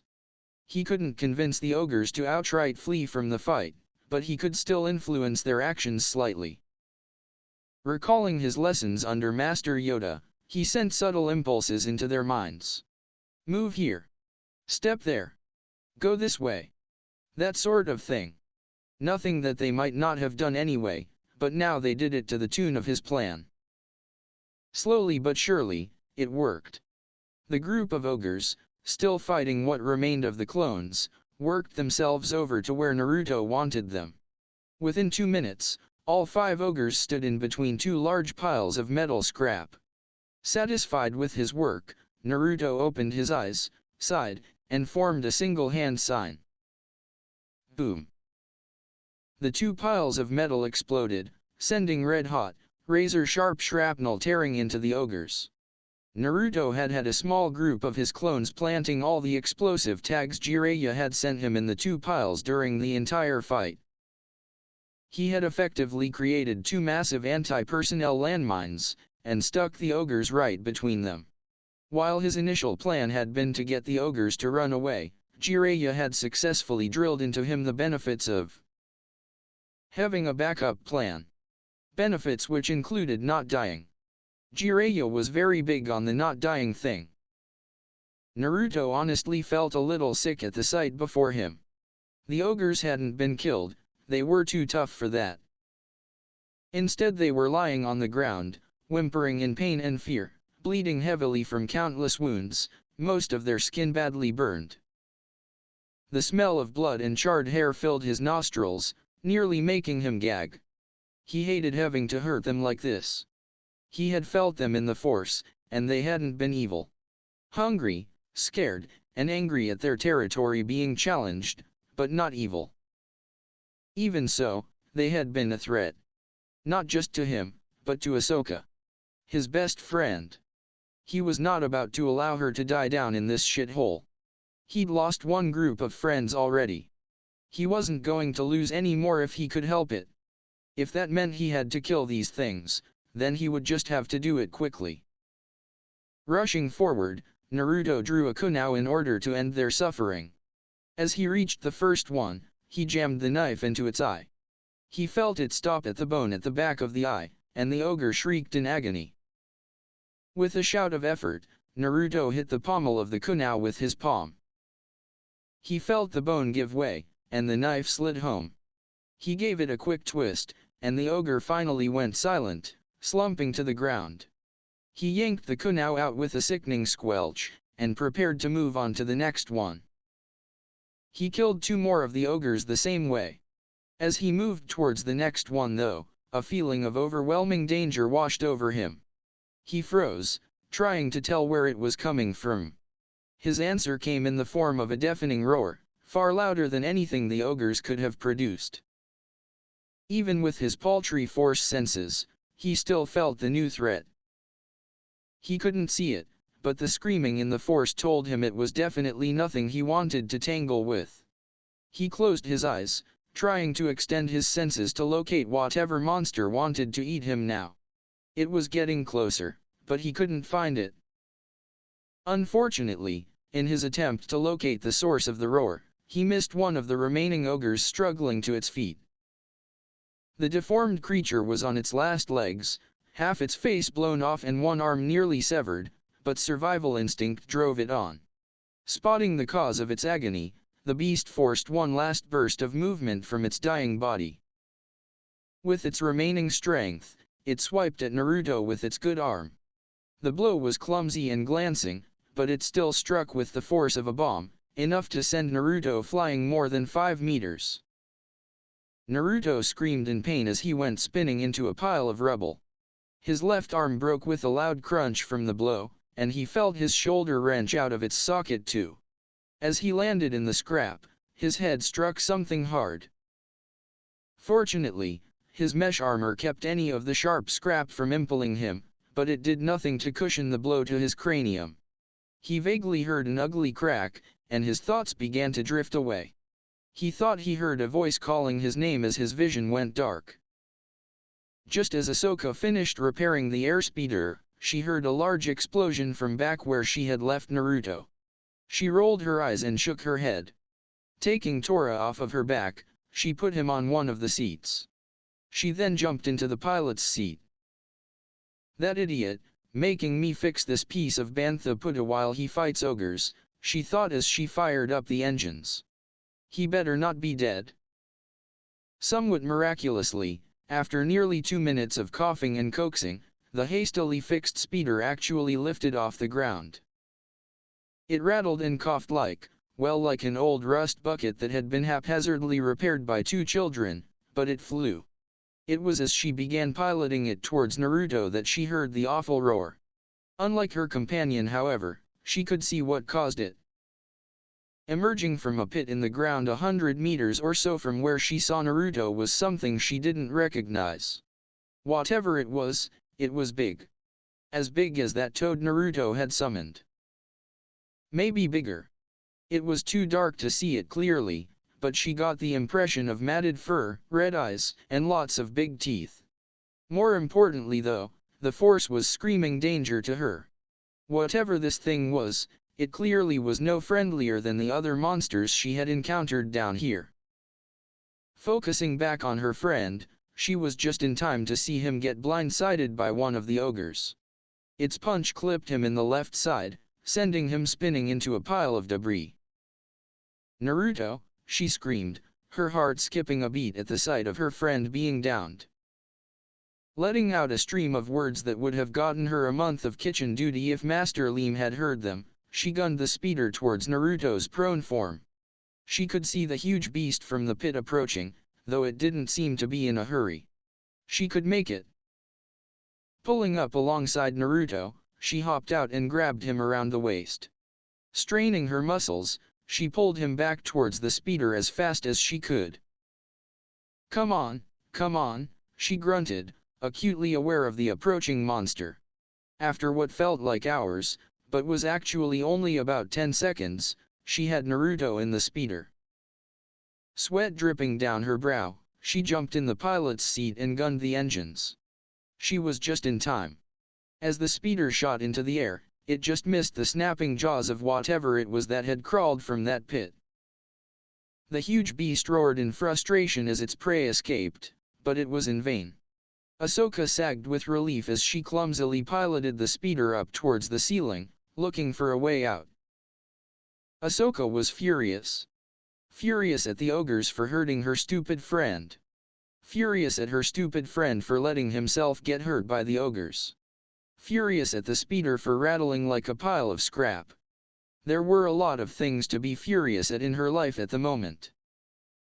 Glancing over at Naruto, she also had to admit that she was worried about him. Maybe. Just a little bit. Maybe a bit more than a little bit. Reaching for the flight controls, she put the speeder in hover mode. It wheezed like an injured bantha, but it did stop in the air. Once she was satisfied that it probably wouldn't plunge them to their deaths, she moved over to check on Naruto. It didn't look great, she thought, but it also didn't seem terrible. His left arm was definitely broken in at least one place, maybe 2. She thought his left shoulder may be dislocated as well, and he probably had some bruised ribs. She sighed a little in relief. He wasn't going to die.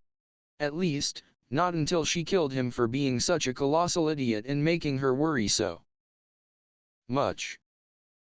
Despite her relief at his stable condition, Ahsoka shivered a little. With Naruto unconscious, she felt alone down in the dark. She hated feeling alone. Togruta were highly social, and they instinctively avoided isolation. For them, isolation was worse even than it was for humans.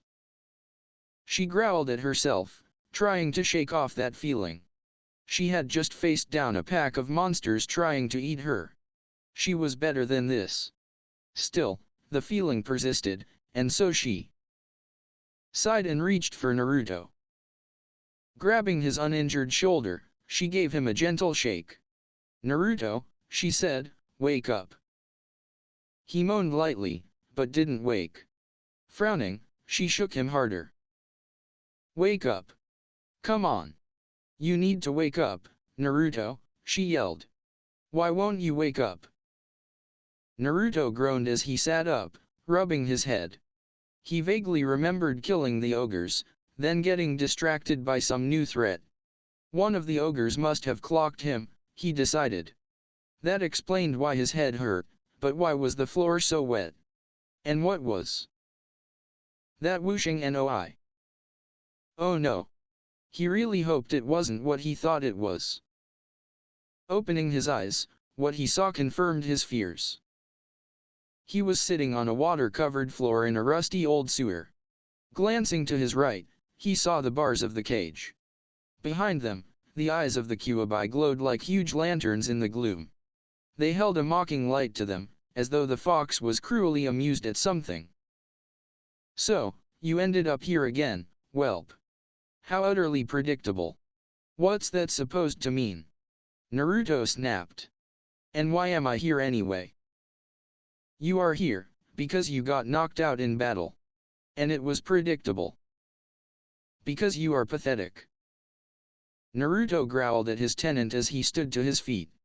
He wasn't about to let himself be insulted by the giant hairball. "Who are you calling pathetic, Kyuubi?" he shouted. "Last I checked, you're the one behind the seal." The Kyuubi growled at this, and took a swipe at the bars. Naruto stood his ground unflinchingly though, ignoring the rush of hot air. The fox quickly abandoned its assault on the cage and glared daggers at him. "Filthy human. Without my power you were nearly killed. Your little friend had to save your worthless life. You are nothing without me. Weak. Helpless. Stupid. Pathetic." "Hey, I wasn't being stupid," he replied. "I was protecting my friend. Not something you would understand. And how are you supposed to protect her when you are so easily defeated? You need my power. You will draw on it next time, I am sure." "I'll never use your power again," Naruto yelled. "Your power is filled with the dark side. It's evil, and I promised never to use it." "Ha. You say that now, but just wait. Wait until you see how weak you truly are, until your friends lay dying and you are helpless to save them. No, you will give in to your anger. You will use my power. And eventually you will lose control. And then, I will destroy you and be free." "No," Naruto shouted. "I'll protect my friends with my own strength. You'll see. Now I'm done talking to you." Turning his back on the Kyuubi, Naruto ignored its enraged roaring. He closed his eyes and focused on his mind. He pictured the seal, and pictured himself moving outside it. It was a technique Jiraya and Yoda had come up with for him to escape his mindscape if the fox ever pulled him in here against his will. He felt a familiar sensation of rising, and the sound of the Kyuubi faded into the distance. Naruto opened his eyes just in time to see Ahsoka raise her hand in the air over his face. Her intention was clear, but it was too late. Before Naruto could even open his mouth to stop her, her hand descended. Slap. Ow.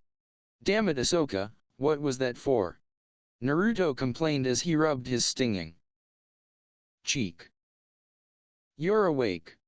Finally, Ahsoka said, relief mixing with irritation in her voice. Yeah, I'm awake, he said, still irritated. What was with slapping me? You wouldn't wake up, she said, glaring at him. I tried shaking you, but it didn't work.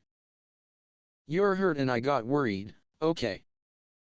Naruto closed his mouth with a click when he heard that. He hated worrying people, especially his friends. It made him feel like a jerk. Besides, now that she mentioned it, he could feel that he was hurt. His whole left side ached, and his arm and shoulder in particular were throbbing in agony. Taking advantage of his silence, Ahsoka kept on talking. Don't ever tell me to leave you behind again, got it, she said harshly. I'm training to be a Jedi just like you. I don't need you protecting me. I wasn't dash. Don't tell me that's not what you were doing, she cut him off. You could have sent some clones to finish fixing the speeder. I could have fought with you, and then you wouldn't be so injured. Naruto sighed, looking away. I just didn't want you getting hurt, he said. You're my friend, and it's my fault we're in this mess. I didn't want you getting hurt because of me. That's my choice, she replied. I'm never going to just abandon my friends, so don't ask me to. It's like that saying you told me about. Those who break the rules are scum, but those who abandon their comrades are worse than scum.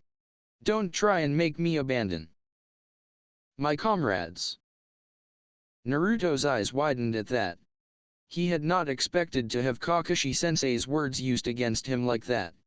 Even so, it made him glad to know that his old teacher's saying had inspired someone else.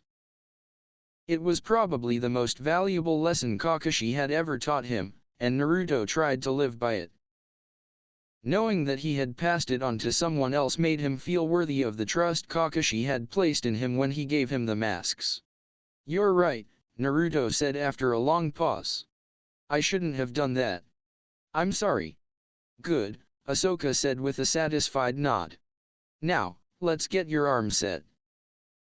Naruto winced at that. This was going to hurt, and he rather doubted Ahsoka was in the mood to be gentle.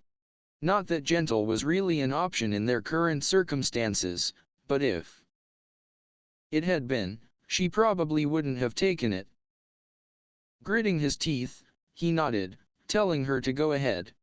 Ahsoka pulled out the medkit Jiraya had sent them and rummaged around in its contents. Pulling out a small syringe, she quickly stabbed it into his injured arm, injecting him with the contents. Ow, he yelled. What was that? It was just a painkiller, you baby, she said, smirking. Did you have to be so rough with it? Naruto whined. Oh, just quit complaining. It should be kicking in soon. True to Ahsoka's word, he could feel a soothing coolness spreading through his left arm. In under a minute, the entire limb was nearly numb. Only a very mild ache remained of the previous throbbing pain. Naruto sighed with relief. Okay, now for the hard part, Ahsoka said to herself. I need to splint the bone and reset your shoulder. I'm pretty sure I remember how to do that. Wait, what do you mean pretty sure? Naruto asked, his eyes shooting open. You do know what you're doing, right?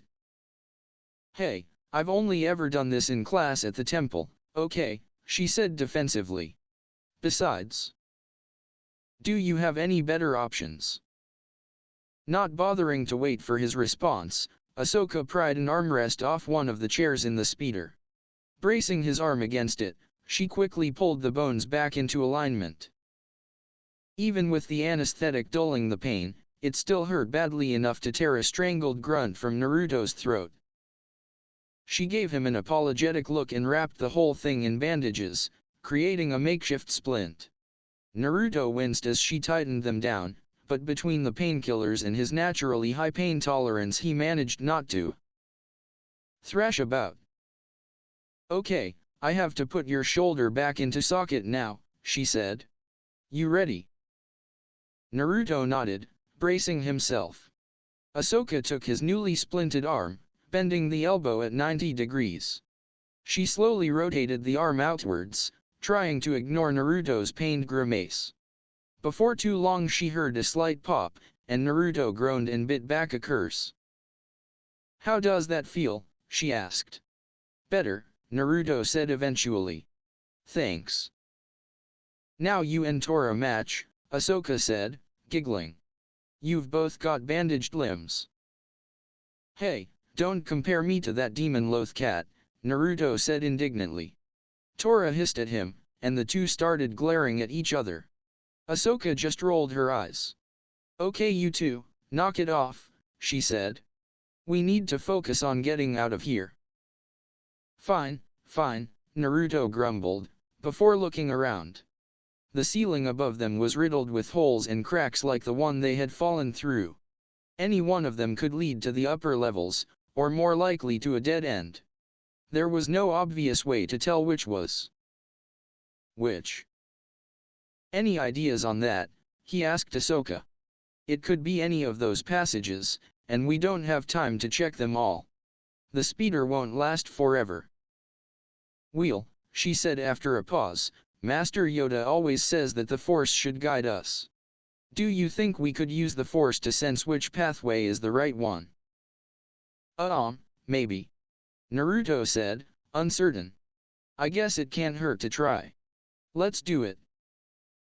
"Together then," Ahsoka said, before closing her eyes. Naruto followed suit, and they both sank into meditation. As they relaxed into the Force, Naruto took one of Ahsoka's hands in his uninjured one. Together they reached and combined their Force senses. Ahsoka was awed by how powerful their connection to the Force became as they worked together. It was like a pulsing river of light, flowing through the both of them. She could feel Naruto's presence, a dazzling storm next to her. Turning her attention to the outside world, she directed their senses outward, looking for the way back up. Naruto, for his part, was amazed at Ahsoka's level of skill with the Force. She handled it with far greater ease and confidence than he could yet. He could also feel the difference in their power. He was stronger, certainly, but it was not by as much as he would have thought.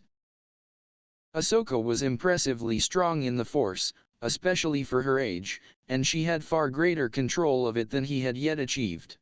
She then demonstrated that control by turning their combined senses to the problem at hand, looking for guidance from the Force. Together they felt for any signs from the Force directing them towards a specific tunnel. Most of the passages felt dead, for lack of a better word, as if they held no significance to their journey. Others, though, felt cold, dark, dangerous. Those, they both figured, led nowhere good. After several minutes, they felt something different. One of the tunnels, about 3 kilometers from their position, gave off a different feeling than the rest. To Naruto it seemed to glow, his mind's eye picturing it emitting a soft golden light. To Ahsoka, it gave off a comforting hum, her mongrels buzzing in harmony with it. Opening her eyes, she directed the speeder towards the safe tunnel, its position fixed in her mind. Beside her, Naruto stayed in his trance, keeping his focus, and hers, on the tunnel. In just a couple of minutes, they reached it. "Okay," Ahsoka said. "Let's hope we got this right." With that she aimed the nose of the speeder up and gunned the engines. Naruto whooped as he felt the wind whip past his face. Tora, on the other hand, yowled and dug his claws into the seat at the sudden acceleration. Through level after level they climbed, the tunnel stretching before them. For the first few minutes the levels all looked about the same, ruined structures with barely any light. After a while, though, they started to change. Lights began to shine from some of the buildings, and more of them looked intact. The tunnel itself turned out to not really be a tunnel at all. It was a twisting path through broken floors and ancient access ports. Several times they had to stop their ascent and meditate again to find the correct path. It took nearly half an hour, but eventually they emerged into a relatively large open area, and Ahsoka leveled out the speeder. Though still quite dimly lit, it was blinding compared to where they had just come from. A few speeders buzzed through the air, and Naruto thought he could see an occasional person walking along the streets. It was still clearly run down, with many buildings obviously abandoned, but nothing looked like it was about to collapse. Glancing at the side of one of the structures they passed, Naruto saw the number 235. "Hey, we made it out," he said. "Nice piloting, Ahsoka. Where'd you learn to do that?" For some reason Ahsoka's Montrals and Lekka suddenly darkened with embarrassment. Don't worry about it," she said quickly, before changing the subject. "We've still got a long way to go before we read the temple." Naruto was about to press for information on her apparent embarrassment when a sudden sound from near Ahsoka's seat drew his attention. Reaching down, he retrieved the source of the noise, which turned out to be the comlink. A voice was coming from it, saying the same thing over and over. "Is Jedi Master Luminara Unduli? Please respond on this frequency. I say again, Naruto Uzumaki and Ahsoka Tano, this is Jedi Master Luminara Unduli, please respond on this frequency." "How far down are we now?" Jiraya asked, a touch of impatience coloring his voice. They had been flying for several hours now, but after they went below level 1200, things had slowed down considerably. The straight descending access shaft had been replaced with a series of much older, and much narrower passages. They twisted and turned, forcing Luminara to frequently stop and even double back as she attempted to navigate the maze. "We just passed into level 650, Luminara responded.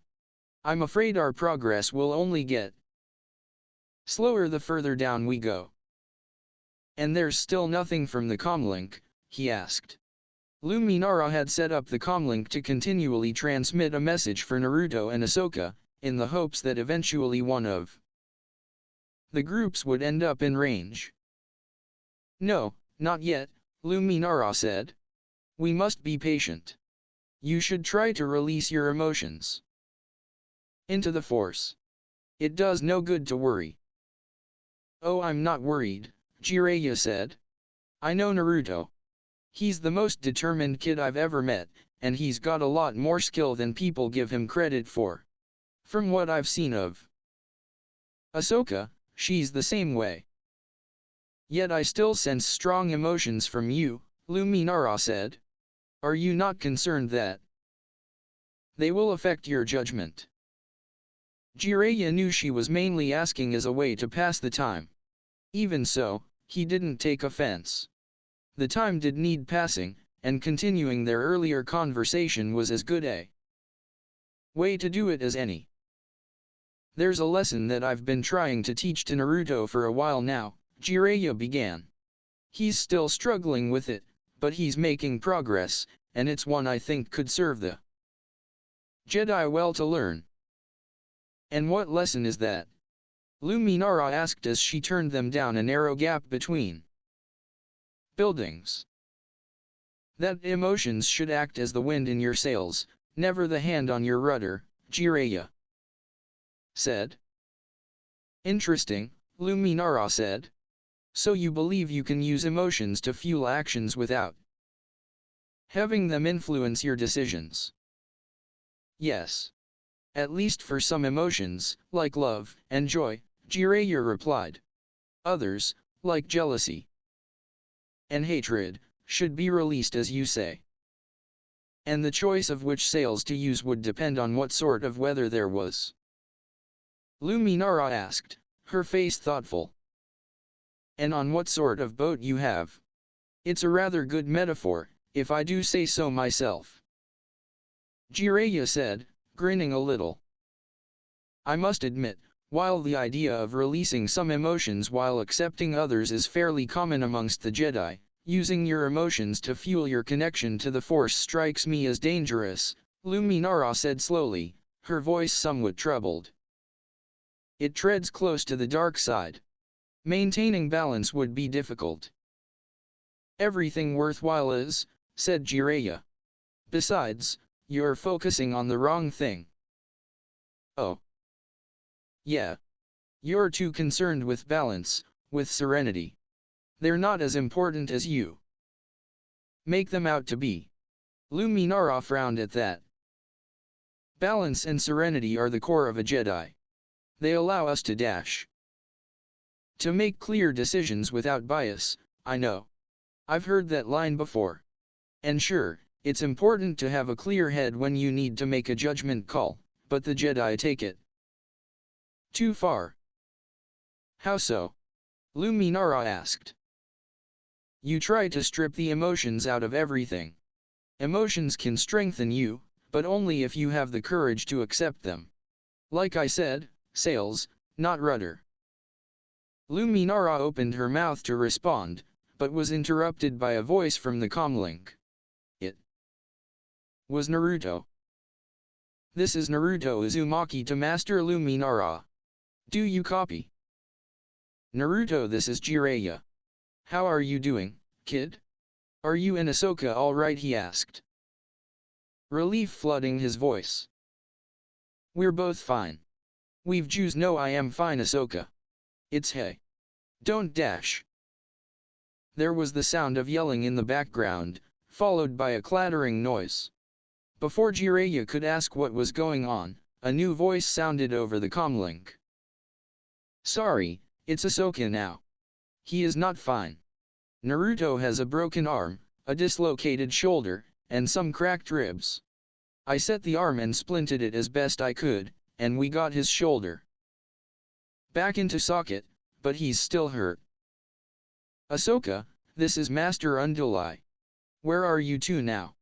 Are you currently in danger? Luminara said, trying to steer the conversation towards productive ground. I think we're pretty safe for now. We found a speeder down there, and Naruto fixed it. I'm flying it right now, and we just got to level 235. Luminara blinked several times in astonishment. How did you learn how to pilot a speeder, youngling? That class is reserved for those 13 and up. The Force taught me, came Ahsoka's sheepish reply. Really? Luminara asked, an amused smirk on her lips. So you aren't the youngling who has been breaking into the flight simulators at night for the past 3 months. Oops. The sound of Naruto's howling laughter could be heard through the comlink. It was cut off after what sounded suspiciously like an elbow hitting ribs. We'll talk about it later, Luminara said, still smirking. For now, I'm just glad it served you well. Now I need you to try and keep flying up. It isn't safe for you to land, and we can't get a lock on your position until you're closer. Understood, Master Unduli. We're heading up now. We should be Opudu. Ahsoka, what is it? Jiraya asked before Luminara could speak. The engines just started to fail. I have to land. Ahsoka? Ahsoka? There was no response over the comlink. Luminara redoubled her efforts to find a path through the tunnels. Meanwhile, Ahsoka was starting to wish she had practiced crash landings during her illicit flight training. The engines were sputtering in and out, getting closer to total failure with each passing second. Thick, acrid smoke poured from the back of the speeder, its smell burning her nostrils. Can you fix them? She yelled to Naruto. She could barely hear her own voice over the din around them, but fortunately, Naruto's ears were quite sharp. We're falling out of the sky. Naruto shouted back. How am I supposed to fix them? Ahsoka bit back a retort and focused on the controls. She only recognized about half of them, but now wasn't the time to bemoan her incomplete education. Her eyes alighted on the ignition switch, and she flicked it off. The sputtering engines immediately cut out, and their jerky descent turned into an uncontrolled free fall. The sudden loss of gravity nearly flung Ahsoka out of her seat, but she managed to catch the steering column at the last second. Her heartbeat thudded in her ears as she pulled herself back into the speeder. In the background she could vaguely hear Naruto screaming something at her, but his words were lost to the wind. She blocked out the distractions and reached for the ignition switch again. Hopefully cycling the engines might just clear up whatever fault they had developed. Pushing against the wind was like moving her arm through mud, but push she did. After what felt like hours, but was in all likelihood less than a second, she flicked the ignition back on. Please let this work, she thought. This really needs to work. For one terrible, heart-stopping moment, nothing happened. Then, for several more moments, it continued to happen. Just when she was convinced that they were going to die, she heard it. The heavenly sound of a repulsor engine spooling up. With an unhealthy-sounding clatter, and a juddering wrench, the engines fired back up, arresting there. Plummet! Are you crazy? Naruto yelled, his eyes the size of dinner plates. You could have killed us. I just saved us. Ahsoka exclaimed. Again.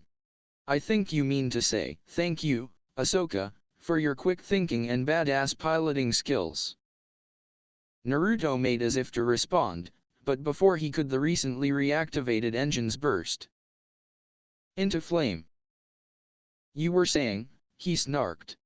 Ahsoka took one look at the back of the speeder and swore violently. There was no way they could salvage the engines now. Their flaming transport began, once more, to pitch downward.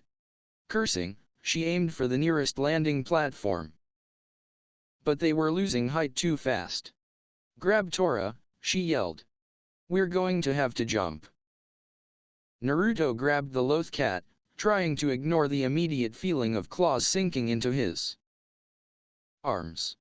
Wincing at the pain, he prepared to jump. Get ready, Ahsoka said, grabbing the comlink. On my mark. Now. As one they jumped as hard as they could. Naruto managed to land on his feet, stumbling a bit as he hit the ground. Ahsoka wasn't so lucky, and she tumbled across the landing platform, coming to rest after a dozen meters. The force of the impact jarred the comlink from her hand, and it rolled off the edge of the platform. The speeder crashed into the wall below the platform with a loud crunch. It burst into a large fireball before falling into the darkness below. A distant thud echoed up the chasm. Several seconds later, Naruto groaned as the impact jolted his broken arm. The painkillers had begun to wear off some time ago, and his less than stellar landing sent lightning bolts of agony lancing through his entire left side. It was only with some effort that he didn't curl into a ball. Even so, he doubled over for a second, breathing heavily until the pain died back down. Once he felt that he could move without screaming, he looked up, searching for Ahsoka. He had seen her bounce across the ground out of the corner of his eye, but he hadn't seen where she had ended up. Worryingly, he hadn't heard her voice yet either. He soon spotted her, lying off to his left. She didn't seem to be moving, and his heart skipped a beat. Ahsoka! Ahsoka, are you okay? Naruto yelled, running over to her. Tora was tucked under his good arm, too dazed from the jump to savage him. To his immense relief, as soon as she heard his voice she began to stir. By the time he had reached her side she was already sitting up. She was dirty, bruised, and had several scrapes on her elbows, knees, and face. But she looked to be otherwise uninjured. I'm fine, but I lost the comlink, Ahsoka groaned. So much for your engine repairs. Though. My repairs. Naruto spluttered. It was your clumsy flying that burned out the engines. There was nothing wrong with my flying, Ahsoka yelled. The speeder was shaking like a scared astromech droid. Because you didn't fix it right. I fixed it fine, Naruto snapped. You must have missed a few lessons when you broke into the simulator. By this time, both of them were face to face, glaring at each other and panting. After several seconds of this though, Ahsoka started to laugh, followed shortly by Naruto. There was more than a touch of hysteria to their laughter, but both were relieved to just be alive. "Is there anything else that could go wrong today?" Ahsoka asked sarcastically as she strapped Tora to her back again. As if in answer to her question, the door of the nearest building suddenly opened, and a group of armed men ran out of it. They were a mix of humans, Wiki, and Rhodians. 6 of them leveled blaster pistols at Naruto and Ahsoka, while the 7th, a human who was apparently in charge, watched on from behind the others. "Okay, this one's definitely your fault," Naruto whispered to Ahsoka. Before she could reply, the apparent leader of the armed men began speaking. Well, what have we got here, he said. "Couple of lost kids? Wandering somewhere they ain't welcome." Naruto bristled at the man's words, and at the arrogant, threatening tone the man delivered them in. He had never been the most patient of people, and between the multiple life-or-death battles against vicious monsters and the stress of crashing a burning speeder, Naruto's limited forbearance was more or less exhausted. He was in absolutely no mood to deal with petty thugs, armed or not. "Hey assholes, you had better put those blasters down," he yelled. "We've had a long day. And I'm about to dash." "Shut up, you little brat," the man said, before addressing the armed thugs. "Kill the boy, but bring the girl in alive. Pretty thing like her will be worth some money. We can sell her with the others. Bring the loth cat too. We could use some more food." "Oh Criff," Naruto said as the thugs aimed their blasters at him. "Move." Naruto dived to the right, just in time to dodge the flurry of blaster bolts that whizzed by his head. They missed by mere centimeters, his movements a far cry from his typical speed and agility. He was hampered by his splinted arm, which forced him to forego all but the simplest acrobatics, and made hand signs too slow to be practical. Fortunately, Ahsoka was quick on the uptake. At the same time Naruto dodged, Ahsoka jumped forward. Sprinting towards the leftmost thug, a paunchy Rhodian, she surprised him with a flying kick to the face. Her blow took him completely off guard, dazing him. Clearly these thugs had been expecting easy prey. Before the Rhodian could recover the sudden blow, Ahsoka moved in once more. She grabbed his gun arm and, with a smooth twist, broke his wrist. He screamed in pain and his blaster fell from his hands, which she snatched from midair. A swift kick to his crotch brought the thug to his knees, his scream turning into a gurgling whine, and she slammed the handle of the blaster pistol into his temple. He twitched once and slumped over, unconscious. Letting the force guide her arm, she then threw the blaster as hard as she could at the next thug, a scruffy-looking human.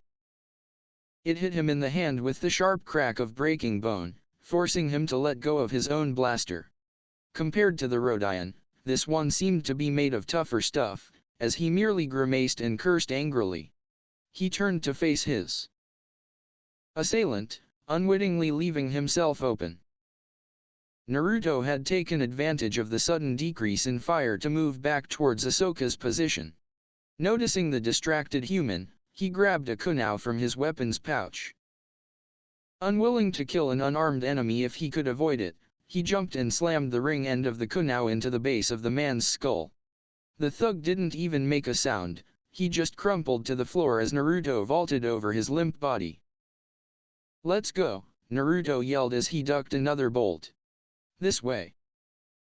Still dodging blaster bolts, he sprinted into a nearby alley, Ahsoka following right behind him. He could hear the thugs behind them, yelling and cursing as 2 children outran them. He smiled beneath his mask at their frustration. If there was one thing he always loved, it was frustrating his opponents. His good humor vanished in an instant, however, when he saw 2 more thugs step out of a doorway in front of them, a human and a Wiki. Both had blasters leveled at him and Ahsoka. In a single instant, time seemed to slow down, and his mind raced for ideas. They couldn't go back, there were more thugs that way, still shooting at them. There were no other paths they could take to escape. Going forward was a must. There wasn't enough room to dodge, and even the most incompetent marksman would quickly be able to shoot both him and Ahsoka in such tight quarters. Knocking them both out or disarming them would take too long and had no guarantee of success. His left arm was still too injured to form hand signs. He had no choice. Gritting his teeth, Naruto flung the kunai in his right hand with deadly accuracy. It slammed into the Wiki's throat with a soft squelch, burying itself up to the handle. Blood bubbled out around the knife, and the Wiki grasped for it weakly, looking almost confused. His eyes flicked to Naruto, wide and astonished, as if he simply could not grasp what had just happened. His hand slipped off the hilt of the kunai and he made a horrible gurgling noise before stumbling and falling sideways, his life draining away through the hole in his neck. Even with his limited force senses, Naruto could feel Ahsoka's shock and horror, but he shoved that to the side. At least she kept running. The other one, the human, seemed mercifully slow on the uptake and had not started shooting yet. Taking advantage of the human thug's surprise, he jumped up into the air. Hopping from wall to wall, he quickly closed the gap between him and the frozen criminal. Without halting his forward momentum, Naruto wrapped his legs around the man's neck and twisted, slamming him into the ground head first. He could feel the man's neck snap as his head crashed into the floor at an awkward angle. He could hear shouts of rage and disbelief from the group of thugs behind him, out of sight around a corner, but he ignored them to focus on finding an escape route. In an instant he scanned the path ahead and spotted a suitable-looking hiding spot. There was an old abandoned-looking apartment building that he and Ahsoka could reach before their pursuers could see where they had gone. "There," he said, pointing at his choice. "Through that broken window. Hurry." Ahsoka said nothing, not trusting her voice. She merely nodded and ran towards the window Naruto had indicated. When she reached it, she jumped through, careful not to hit Tora on one of the sides. Naruto followed a moment later, and they both moved back from the window and hid in the shadows. Ahsoka could hear the thugs round the corner just a few seconds after they had hidden themselves. She watched as they passed by the window, not even slowing down. Only when their footsteps had faded from her hearing did she release the breath she had been holding. "Okay," she heard Naruto say. "I think they're gone." Ahsoka nodded again, still not trusting her voice. She had never seen someone die before, and she hadn't been prepared for it. It wasn't just the sight of it that was getting to her, it was the feel of their deaths in the Force. She had felt their terror, and then an awful feeling of nothingness. An absence where there had been presence. Intellectually, she knew that Naruto had had no choice but to kill the two men. Any non-lethal options would have taken too long. She was just shocked at how fast it had happened. One moment she had been staring at the two thugs, frozen in shock. Then, not 3 seconds later, both of them were dead, and Naruto was the one to have killed them. Glancing back at Naruto, she was surprised at what she saw. His eyes were unfocused, and what she could see of his face was pale. His hands shook slightly. "Those men back there," she said finally, her voice hesitant. "Are you okay?" She cursed herself internally. Of course he wasn't okay. He looked sick. She could feel his inner turmoil without even focusing. "I'll be fine," Naruto said after a long pause. I hate having to kill." "How did you do that?" Ahsoka asked. "Act so quickly, I mean. I just froze." She looked down in shame. Here she was, training to be a Jedi, and she had frozen like a mouse before a hawk bat. Useless. Helpless. Weak. She was broken out of those thoughts. by the sound of Naruto's voice. I froze the first time someone else tried to kill me too, he said in reply, getting a shocked look from Ahsoka. Back there was, well, let's say it's not the first time I've been in that position. Something about the way he said that made Ahsoka acutely aware of the fact that Naruto had once been a child soldier, and not that long ago. She had known that the whole time, of course, but she had never really stopped to consider what it meant before. Naruto had often told her and the other clan members stories from his past, but they were never of stuff like this. He told funny stories of pranks he had pulled, or the antics of his various friends and teachers. Looking back, even when he had told epic tales of his various missions, they had obviously been sanitized. As she recalled some of the stories, an awful realization began to dawn on her. You've had to kill before, haven't you? She asked quietly. Back in your old home. Naruto froze, and his eyes widened. She even thought he stopped breathing. He looked terrified. Ahsoka cursed her insensitivity when she saw his reaction. Obviously that would be a sensitive topic for him, for anyone really.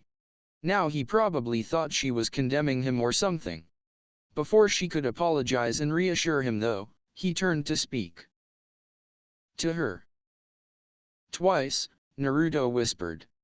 The first time, during the bridge mission, 2 criminals had taken Tsunami and her son hostage. I just acted on instinct, and killed them both. The second time was during the invasion of my village. I had to kill several of the Oto shinobi while I was chasing Gaara. Ahsoka listened silently, remembering the stories he was talking about. Before, he had made it sound like some grand adventure. Now it sounded more like a nightmare. I've always hated killing, Naruto said. I guess I would have been a terrible shinobi. But those 2 thugs back there, that was so much worse than before. I could feel them die in the Force. It was awful. Yeah, it was, Ahsoka said, not realizing she spoke aloud. Naruto jerked back, his eyes widening again as he realized the meaning of her words. Of Force, I didn't even dash, he babbled. I'm sorry, Ahsoka. I didn't mean to dash. Hey, it's okay, Ahsoka interrupted, pulling him into a tight hug. It's not your fault. You saved both our lives, all right. Again. So don't go blaming yourself. You don't have to protect me from everything. Got it? Naruto stiffened at first when she hugged him. Slowly though, he began to relax and return. The embrace. Why didn't you tell us this stuff before? Ahsoka asked as they separated. I wasn't ready to talk about it, Naruto said, looking down. I just want to remember the good times from back then.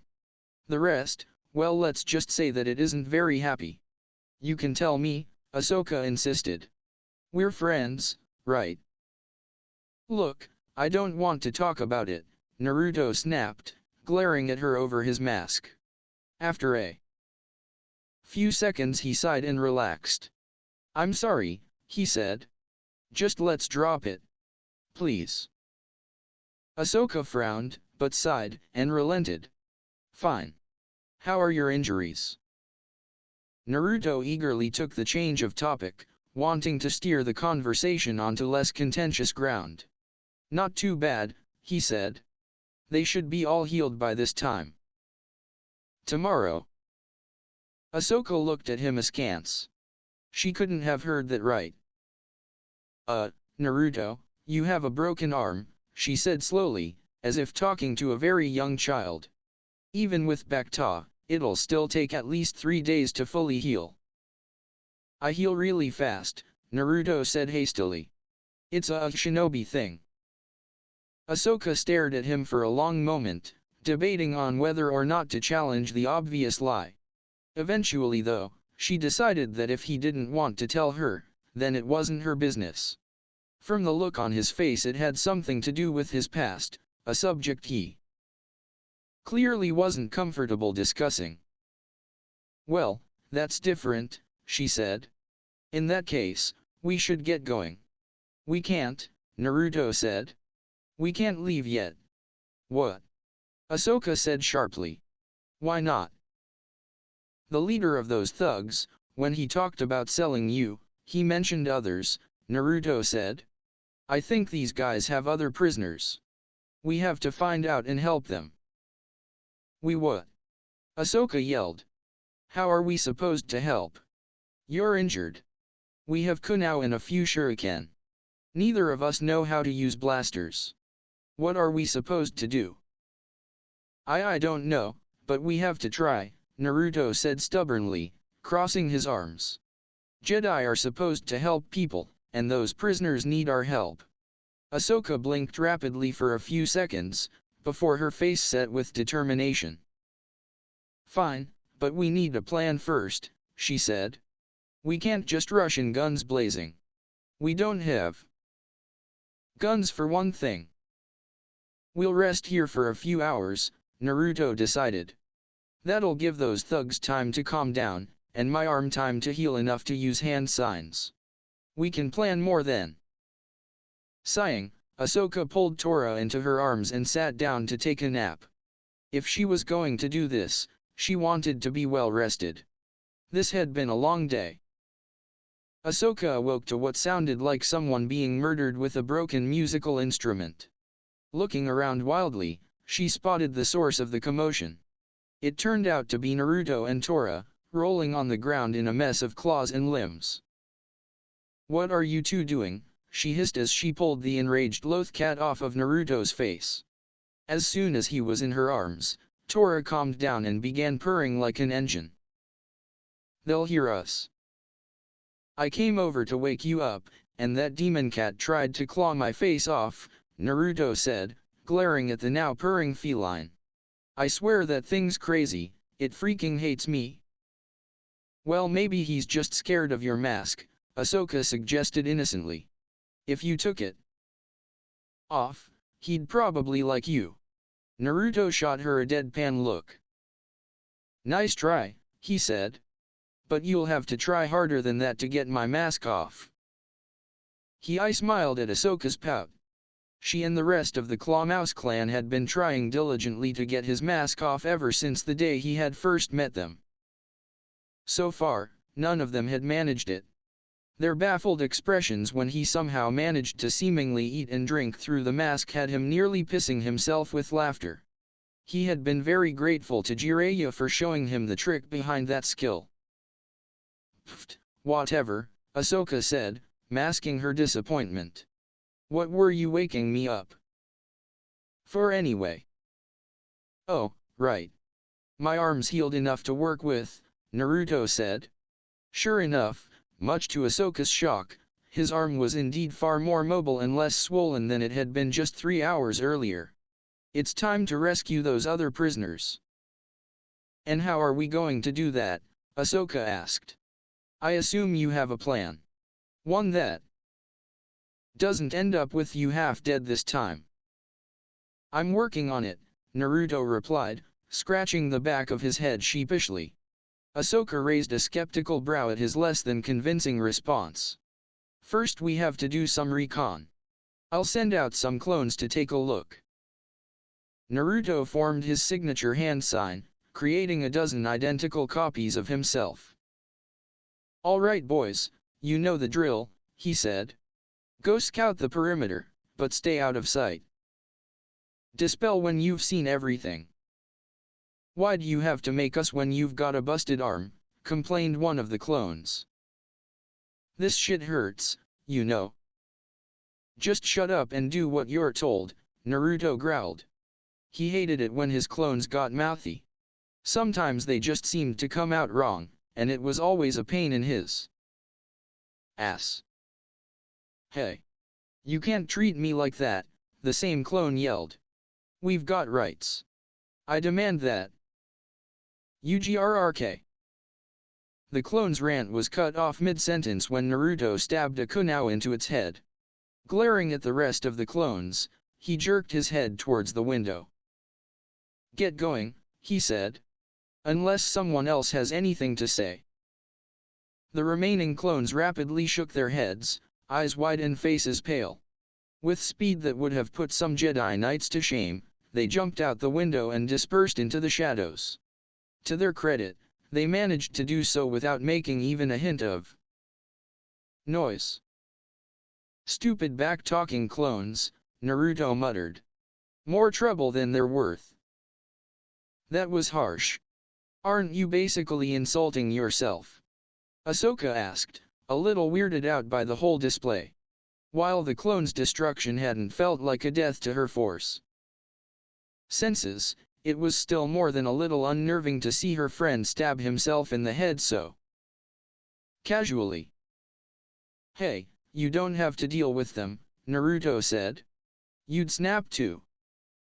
I have to deal with you, she responded, rolling her eyes. You don't see me trying to stab you whenever you won't shut up. Although, now that I think about it. What are you talking about? Naruto asked, seemingly mildly offended. I'm awesome. It's the clones who are a pain in the ass. Aren't they supposed to be identical copies of you? Ahsoka asked, staring at him like he was being dumb. Well oh, shut up, Naruto sputtered, looking away. Ahsoka giggled, smiling at her verbal victory. She then settled down to wait for Naruto's clones to report back to him. They had used them as scouts for various pranks before, so she was familiar with how the process worked. Sure enough, 30 minutes later, Naruto twitched slightly and sat up straight. His eyes glazed for a brief moment before he snapped back to reality. Ahsoka recognized the signs that his clones had just dispelled. The frown on his face wasn't promising though. Bad news? She asked. Yeah, Naruto said. Those bastards have got that building locked down tight. I didn't see any holes in their security we could use. They've got 2 guards on each door, what I think are sensor pods on the windows, and they're sending out 2-man patrols to scout the area. Whatever they have in there, they really don't want anyone getting to it. So now what? Ahsoka asked. We have to save those prisoners, but it looks like we can't get in without being caught. Naruto's eyes narrowed at that. Something about the way she had said that planted the beginnings of an idea in his head. As it came together, his eyes lit up. That's it, Ahsoka, he said eagerly. We'll go in as captives. Well, you will anyways. I'm sorry, what? Ahsoka said blankly, before fixing her friend with a skeptical look. Have you gone crazy? Because it sounds like you've gone crazy. No, it'll be good, Naruto said. They said they wanted to capture you, remember? Yeah, Ahsoka replied. I also remember that they wanted to sell me. Well, that's what I'm counting on. We'll take out one of the patrols. I'll henge myself and a clone into the guards, and we'll take you to the front door and say we've captured you. Once they see who it is, they'll let us in, no problem. By the end of his explanation, Naruto was all but hopping with excitement. He had never had a chance to actually infiltrate a secure facility before. It had been one of the missions he had most wanted to go on as a shinobi. Though he may have left that life behind, the prospect of actually doing this was making him giddy. Ahsoka wasn't quite as thrilled. It was actually a good plan, she had to admit. Probably better than what she could have come up with, though she wasn't about to tell Naruto that. She did, however, have one major problem with the plan, which she wasn't shy about. Sharing. Why do I have to be the captive? She asked. Why can't you do it? Because they wanted to kill me. They only wanted you alive. Tora and I would just get shot, Naruto said, and Ahsoka nodded her understanding. Privately, he considered the unpleasant implications of the thugs only wanting Ahsoka as their prisoner, but he stayed quiet on that. That was not something he wanted to contemplate right now. Fine. but this had better not become a regular thing. I am not playing some captive little girl more often than I have to. And what are we going to do about Tora? Ahsoka asked. We can't abandon him here. Naruto was stumped at that. He couldn't bring himself to abandon the loth cat, vindictive monster though it may have been. He also couldn't see a way for him to smuggle the cat into the building along with Ahsoka. While he was mulling the problem over in his head, Ahsoka snapped her fingers. I've got it, she said. Tora can walk pretty well now. The Bacta spray helped him a lot. If I can connect with him, I can tell him to wait for us outside the building. He can stay hidden and meet up with us when we free the prisoners. Huh. That could work, said Naruto, before shooting a glare at Tora. If you can convince Tora to wait outside rather than try and claw my face off. Again. Tora flattened his ears against his head and hissed at Naruto, before turning back to Ahsoka.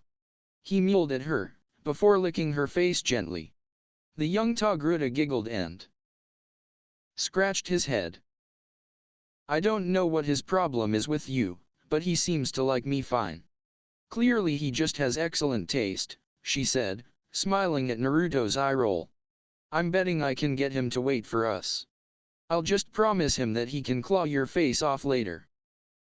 Naruto sputtered indignantly at that, before walking off grumbling as Ahsoka smirked at him. Satisfied that she had won that exchange, she focused on the loth cat in her arms. Closing her eyes, she sank into the Force as best she could. She reached out with her mind, feeling for Tora's presence. When she found it, she was startled by how strong he was in the Force for a non-sentient animal, but she set her shock aside.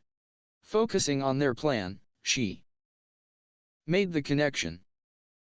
Tora stopped purring and stared at her for almost a minute. Eventually, Ahsoka opened her eyes and set the loth cat down. He paused for a moment, and then walked over to the open window and jumped out. Within a few seconds he was gone from their sight. I think he understands, she said. He'll wait for us to come out of the building. Now we just have to find one of those patrols, Naruto said. Let's go. There should be one nearby. With Naruto in the lead, they climbed out of the window and back into the deserted street. After taking a moment to get his bearings, Naruto took off running down one of the alleyways. He led Ahsoka through the twisting warren of narrow streets for several minutes, until they reached a three-way intersection. A series of small balconies lined the walls above the street. Remnants of old housing units, Ahsoka thought. All right, from what my clones saw, there should be a patrol coming through this intersection eventually, Naruto said. Let's hide. When they come down here, we can ambush them. Ahsoka nodded, and watched as Naruto walked up the wall onto one of the balconies and seemingly vanished into a pool of shadow cast by broken light. She was always impressed by how stealthy he could be when he chose. She could still feel his presence, but to her eyes he was a vague, barely discernible shape in the shadows. No one who wasn't looking right at him would even suspect he was there. Selecting her own hiding spot, Ahsoka jumped onto a balcony opposite Naruto's, hiding behind an empty planter. She was grateful for her Togruta heritage now more than ever. Her stripes and facial markings may have been eye-catching in open daylight, but here in this place of broken shadows and dingy illumination, they served as remarkably effective camouflage. She also had no need to see the street below to know when the two-man patrol would pass. Her montrals may have only been a few centimeters tall at this point, but they gave her enough of a sense of her surroundings to tell whether or not two people were walking not even 5 meters from her position. In the end, her advanced senses turned out to be unnecessary. After a few minutes of waiting, she heard the loud stomp of heavy footsteps, and the echo of voices. The two thugs coming down the street weren't even trying to be stealthy. Hell, even if she had been totally deaf, she could still have smelled them. They positively reeked. Across the street, Naruto was having similar thoughts. These thugs were clearly little more than untrained brutes. They reminded him of the dumb muscle Gato had used at the bridge. In Nami no Kunao. This was going to be easy. As soon as the two guards had passed below his position, he made his move. Wary of aggravating his still healing arm, he chose to deal with his target with a kick. Flipping over the railing of the balcony, he dropped an axe kick directly onto the uncovered head of the thug nearest to him. The man never even had time to cry out. He crashed to the ground like a felled tree, instantly unconscious. As soon as she felt Naruto move, Ahsoka sprang into action. She grabbed a fist-sized piece of broken masonry and dropped down behind the second guard. As he turned to face the noise of his fallen companion, she kicked him in the back of the knee. His leg collapsed under him, and taking advantage of his now lowered head, she swung the rock in her hand at the back of his skull, careful not to accidentally crush his head. It connected with a dull thud. Much like his fellow, he flopped to the ground without even a sigh. The whole affair had taken perhaps 3 seconds from start to finish. So far, Naruto's crazy plan seemed to be working. Naruto moved quickly to restrain the fallen men. He tied their wrists and ankles with ninja wire from their survival kit. He gagged their mouths with spare bandages before searching them for anything useful. He relieved them of their blasters, a few key cards, their ID cards, and several vibro knives. "Damn," he said. "I was really hoping these guys would have a comlink on them so we could contact Jiraya. They probably have a communication system in their base," Ahsoka said. "We'll just have to use that." Naruto nodded and turned back to their two captives. He created a clone and, after a careful examination, hung himself into one of the thugs. His clone repeated the action with the other thug. Patting his newly transformed body, he turned to Ahsoka. "How do I look?" he asked her.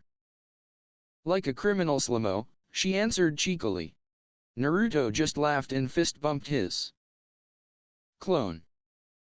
"That's the idea," he said. "Now help me drag these two out of sight. We don't want them getting found." Working together, Ahsoka and the transformed Narutos managed to drag the two unconscious thugs into one of the nearby abandoned buildings. They hid them in an out-of-the-way closet, which they secured with more ninja wire. Picking up one of the blasters, Naruto examined it for a few seconds. He then set it to what he thought was stun and tested it on a nearby table. The telltale blue ring of a stun bolt flashed out, briefly illuminating the room. With that done, Naruto and his clone strapped the stolen blasters to their hips and pocketed the IDs and key cards. As they walked back onto the street, the hung Naruto drew his stolen blaster while his clone held Ahsoka's arms behind her back. "Okay, you ready for this?" he asked her. "Yeah," she said. "I've got the easy part. Are you sure you can talk us past the guards?" "Of course I can," Naruto said confidently. "I'm Naruto Uzumaki. I can do anything." Ahsoka rolled her eyes at this, but smiled a little in spite of herself. There was something almost infectious about Naruto's endless confidence. It seemed to rub off on you after a while, and it helped boost her own confidence in their plan. Still, she wasn't about to let an opening like that just pass her by. "Sure, except for fix a speeder engine properly," she said, nudging him with her shoulder. He gave her a look of mock hurt before chuckling a little. It was a relatively short walk back to the front door of the guarded building. When it came into view, Ahsoka saw that Naruto's clones had indeed given accurate intel. There were 2 armed guards outside the door. Judging by the dark blue bruise on his face, one of them was the Rodian she had knocked out earlier. The other was a short, balding human with a bushy red beard. "Mac, Velan, what are you two doing back here?" the Rodian asked. "You blind?" Naruto's clone asked, pushing Ahsoka into the light. We got that girl what was sneaking around earlier. Hey, that is her, the human said. Man, boss'll be thrilled you got her.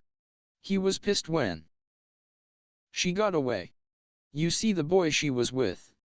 Nah, he probably ran off and hid somewhere, Naruto drawled. Why didn't you stun her? The Rodian demanded rudely. Naruto, just leave him aboard. Look. What do I need to waste a shot on her for, he said. She's tiny. She ain't going nowhere. Ahsoka shot her captor a glare at that. She made a big show of trying to squirm out of the clone's grasp, before receiving a light, but convincing, smack to the back of the head. See, she ain't going nowhere, Naruto repeated. Now, you gonna let us in, or what? The bruised Rodian glared at Ahsoka for a few seconds, before shrugging his shoulders. He punched a quick code into the keypad by the door, and it hissed open. Fine, take her down to the cells, he said. Put her with the others, but hurry up. You ain't on a break. Yeah, Naruto said as his clone pushed Ahsoka through the open door. We'll take as long as we like, and you'll deal with it. With that he followed his disguised clone through the door. It hissed shut behind him, cutting off the Rodian's angry retort. Glancing around, he was relieved to see that the front hallway was clear of people, and had no apparent cameras. That would make this easier. He was interrupted by Ahsoka's annoyed whisper from in front of him.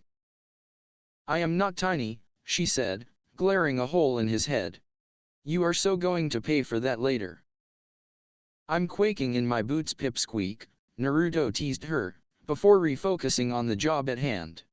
Which way do you think it is to the cells? How am I supposed to know? Ahsoka butt out. She was still a little sore over the pipsqueak comment. Let's start on the lowest level and work our way up. This place isn't that big. Naruto just shrugged and went with it. It was as good a plan as any. He just hoped they didn't run into anyone else on the way.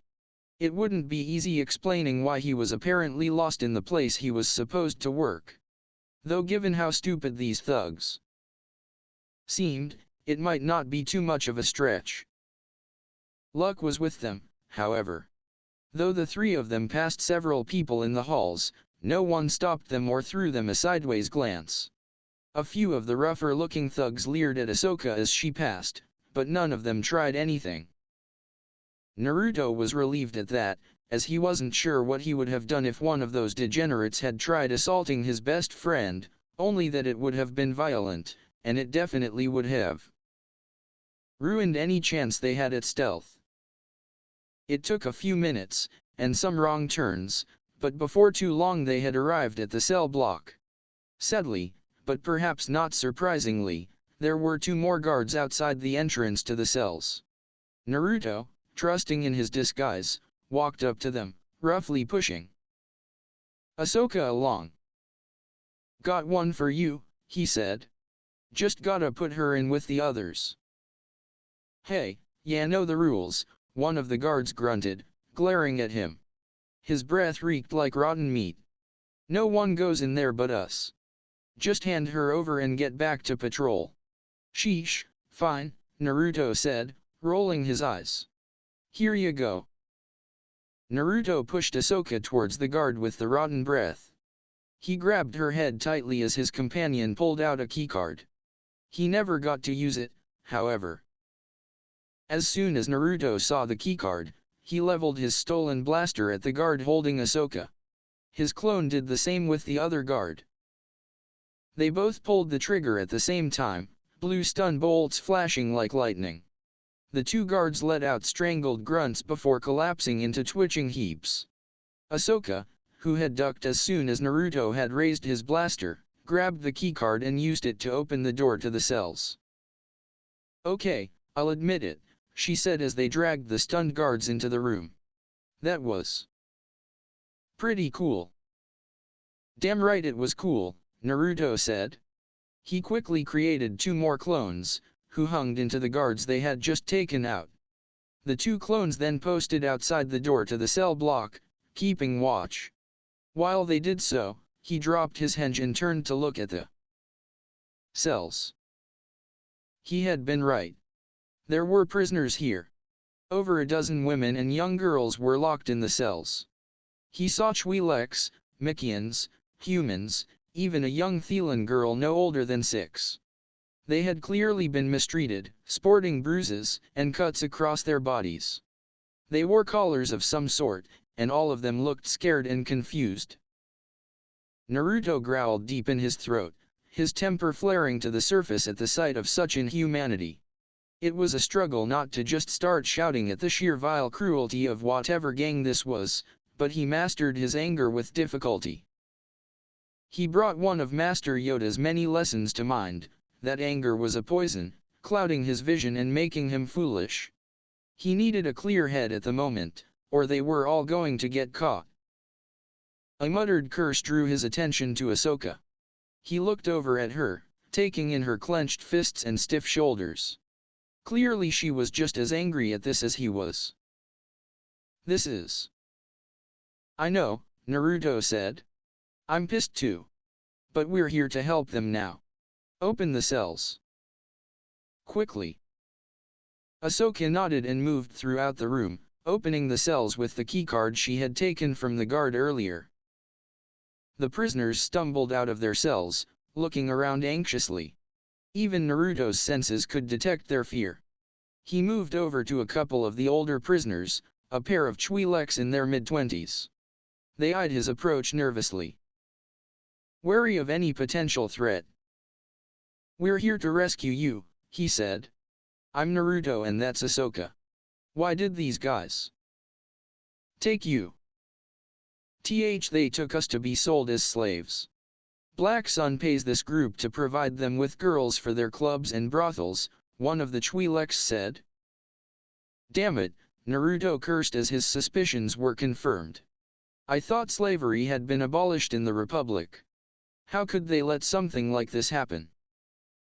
"The Republic doesn't care about us," the other woman spat. "They and their Jedi never look at what happens to little people. Now how are you going to rescue us? You two are just children." "Hey, we're not just any kids," Naruto said indignantly. Internally he was frowning at her words about the Jedi and the Republic, but he pushed them aside for now. "We're Jedi initiates.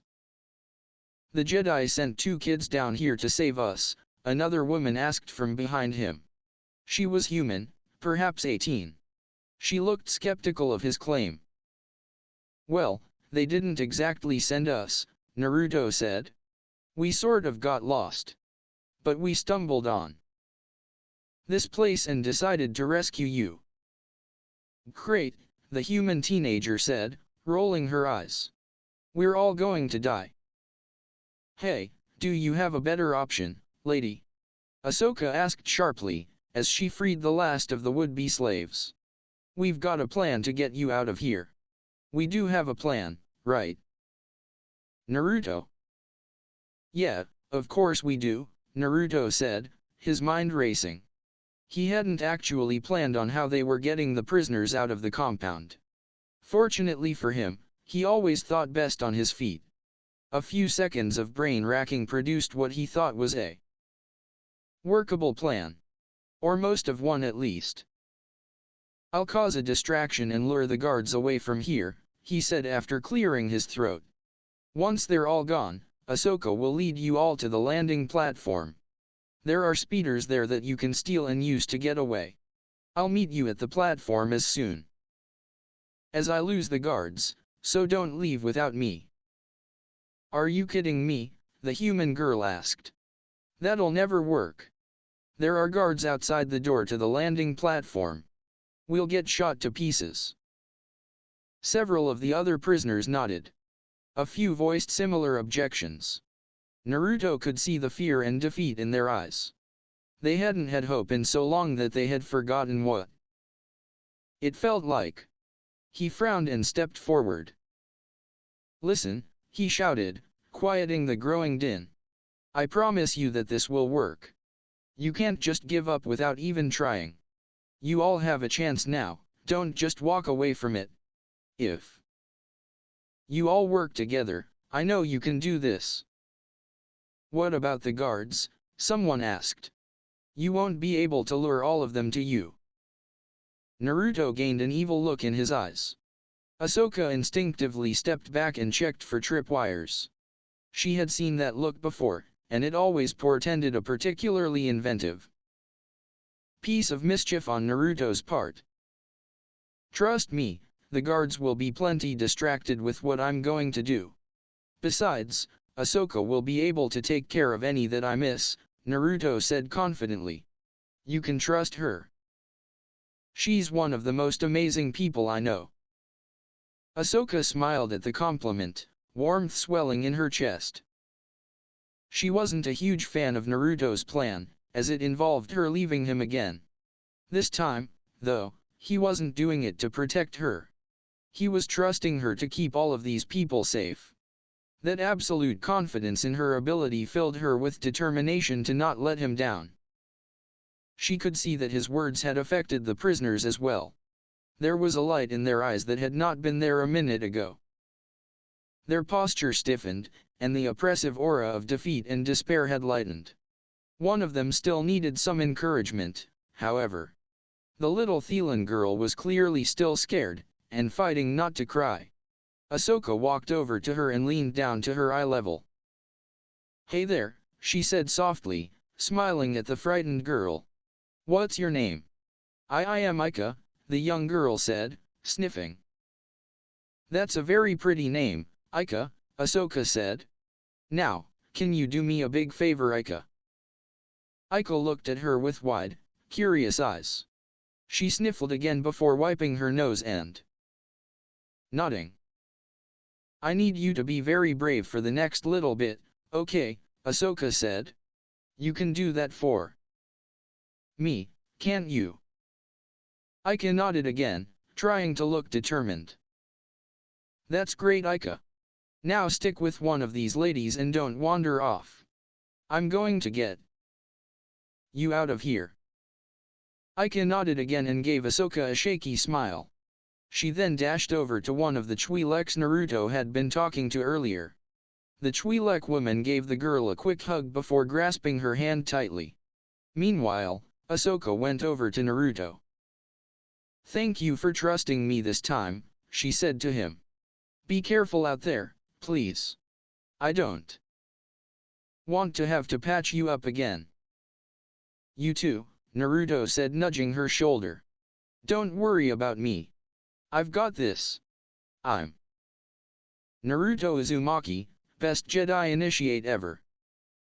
Ahsoka rolled her eyes at that and gave him a friendly punch on the shoulder. Feeling something hard being pressed into her hand, she looked down. She saw one of the blasters from the guards Naruto had stunned earlier. Turning the weapon over in her hands, she glanced up at Naruto curiously. Just in case, he said seriously. I'm pretty sure it's set for stun.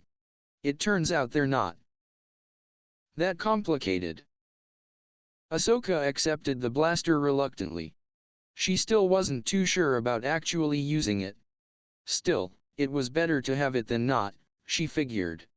She tucked it into her belt and gave Naruto a nod. Wait for 3 minutes, then check the hallway, he said. Go as soon as it's clear. I'll meet you at the speeders, I promise. With that, he rushed out of the room. The door shut behind him as he ran down the hall. He sprinted, as quietly as he could, until he was out of sight of the cell block. Fortunately, he had not encountered anyone else yet. It seemed the lower levels weren't as crowded as the upper ones. The first thing he did once he stopped was create nearly 24 clones, filling the hallway with masked blondes. Okay boys, he said. You know what to do. Let's go show these guys just who they decided to mess with. His clones gave a cheer before they all formed a quick hand sign. Orioke no jutsu, came the cry from the crowd of clones. A puff of white smoke later, and where there had once been a hall full of masked blonde boys, there now stood a group of incredibly attractive, and scantily clad, blonde women. Their collective clothing might, if combined by a skilled tailor, have managed to cover a small child, but it would have been close. Let's see these assholes try to fight when you look like this. Charge! Naruto yelled at his platoon of scantily clad female clones. They saluted as one before pivoting and running off down the hall, screaming at the top of their lungs. It wasn't long before they attracted attention.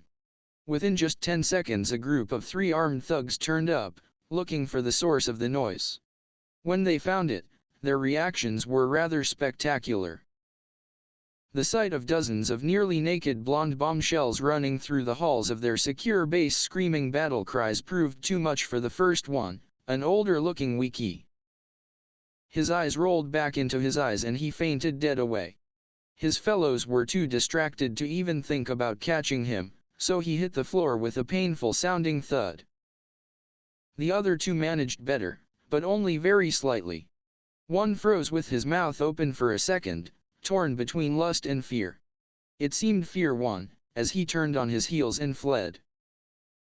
The way he came, screaming for help. The final man, another Rodion, seemed to have somewhat more sense than either of the others. He cursed violently in a language Naruto didn't yet recognize, and drew his blaster. Backpedaling rapidly, he fired as fast as he could into the approaching mob of angry blondes. His shots mostly went wide, shock and fear disrupting his aim. The walls and ceiling were peppered with blaster bolts, throwing chips of hot duracrete and smoke into the air. A few shots met their mark, however. One shot caught a clone in her throat, another hit a clone's stomach, and a third impacted a barely covered chest. Each instantly dispelled in a cloud of smoke, as did any clone immediately behind them as the lethal bolts of red plasma carried through the clones' bodies. It was too little too late for the Rodion, however. Before he could fire any more shots, the charging mob reached him. He swung his blaster wildly, trying to defend himself, but it did little good. He managed to dispel one more clone with a hit to her jaw before the others overwhelmed him. One knocked the blaster out of his hands, while another 2 went to work pummeling him into unconsciousness. The last thing he saw before his body and mind shut down for repairs was a pair of beautiful, grinning, blue-eyed, blonde faces looming over him with fists cocked back. "Okay, that's enough," Naruto said, wincing at the sight of one of his clones stomping on the Rodion's groin. "We need to keep moving and draw the guards towards us." He turned towards the rest of his transformed clones. Once he had their attention he began issuing his directions. "Split into 3 groups, he said. "Group 1, go down the right hallway. Beat up a few guards, then get the rest to chase you back the way you came. Group 2, same with the left hallway. Group 3, with me. We're going back up the stairs and drawing everyone to us there. Groups 1 and 2, once you get them to chase you, lead them up the stairs to me. Got it?" "Yes, boss," over a dozen voices cried out. At Naruto's gesture, they ran off to follow his commands. Naruto himself, meanwhile, led his group of 5 clones up the stairs to the main levels. As he passed people, he would fire a stun bolt at them, or one of the distractingly sexy clones would snap out a quick blow. By the time he reached what looked like the main living quarters, he had 10 thugs following him, screaming and shooting. When he burst into the large, barracks-like space, he immediately saw over a dozen beings in front of him. There was a moment of complete silence and stillness, like the pause between lightning and thunder. Most of the slavers were stunned at the sight of a group of beautiful women in abbreviated clothing barging into their lives so suddenly. Naruto spotted several sudden nosebleeds, and many of the criminals adopted the brief, glazed expressions of men engaged in mental filmmaking. Despite the somewhat comedic display in front of him, Naruto could feel the beginnings of nervousness flickering within him. His bad arm was already beginning to throb just from the earlier exertion. He could feel his wrist and fingers stiffening as they began to swell. There were a lot of enemies, all heavily armed, and he was much further from 100% than he had let on to Ahsoka. Add on to that how frighteningly effective blasters had proven to be against his clones, and he didn't exactly love his odds at the moment. Nevertheless, he was Naruto fucking Uzumaki. He didn't know the meaning of fear. In every important fight in his life he had been coming from underneath, and this was no different. It would just make it even more awesome when he beat all these idiots and made his daring escape. Those thoughts in mind, Naruto decided it was high time to announce his presence. There was no use looking cool if no one knew who you were after all. "Alright you scum suckers," he yelled, "I'm Naruto Uzumaki. Who wants the first ass kicking?" That broke the moment of silence like a hammer through glass. The slavers shook themselves out of their pornographic contemplations and began reaching for their weapons, laughing at the absurdity of their situation. Naruto grinned beneath his mask as he saw this. "This is going to be so much fun," he said. "For me, at least."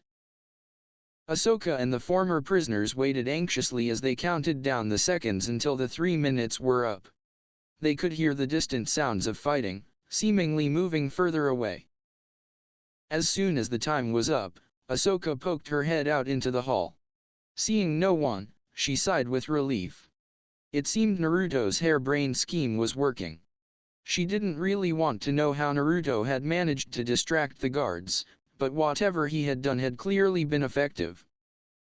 "It's clear," she called to the rest of the women. "Come on. I'll lead the way. Hurry." Following her lead, the group of women moved quickly down the hall, looking around in apprehension. Ahsoka led them back the way she and Naruto had come, towards the entrance to the landing platform. For the first few turns, nothing went wrong. Their good fortune did not last, however.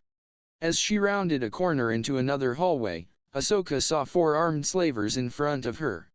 More importantly, they saw her, and the women behind her.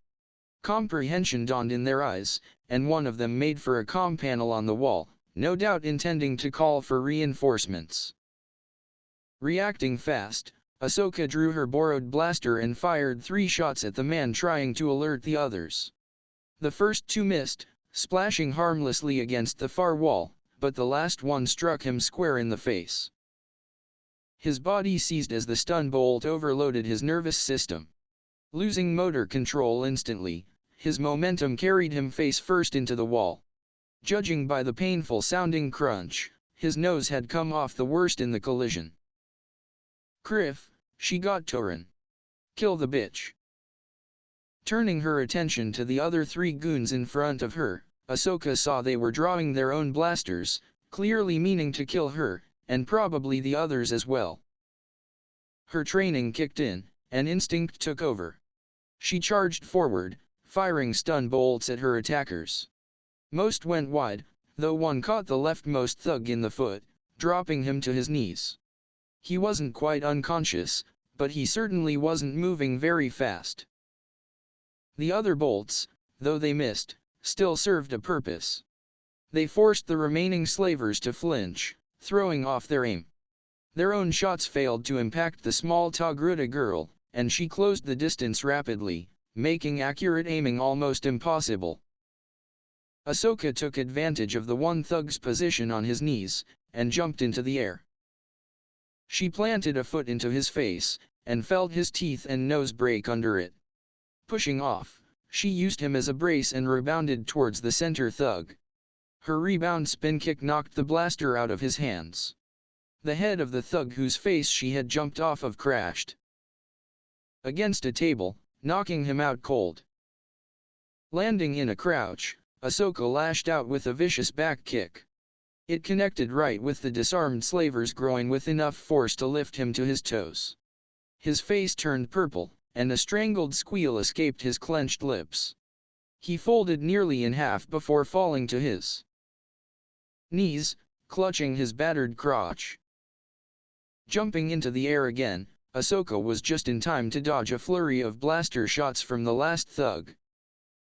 She backflipped through the air, using the Force to guide her arc. She had always been especially talented at such acrobatics, and the additional training she had taken up since Naruto had arrived had only improved her skills. Those skills were readily apparent now, as her backflip carried her directly onto the shoulders of her final opponent. Gripping on tightly with her knees, she rode on his shoulders as he stumbled at the sudden weight. She raised her blaster into the air, and brought it down onto the crown of his head. Once, twice, 3 times she bashed him as hard as she could, dodging his wild arm flailing. Blood flowed from the wound on his head, staining the butt of her blaster. On the 4th blow, his brain apparently had had enough, and he slumped to the ground, moaning softly as unconsciousness claimed him. Rolling back to her feet, Ahsoka faced the thug she had kicked in the balls earlier. He was just regaining his feet, but his back was to her. Smirking, she raised her blaster and aimed at his exposed back and pulled the trigger. The blue stun bolt caught him right between the shoulder blades, dropping him back onto his face for the 2nd time in a minute. "Wow," she heard from behind her. Turning, Ahsoka saw a group of very shocked former slaves. They were looking at her in something resembling awe. Ika in particular had an expression of pure hero worship on her face. Clearly, none of them had been expecting her to be able to defend them quite so spectacularly. "You're amazing, Ahsoka," Ika cried. "How'd you do that?"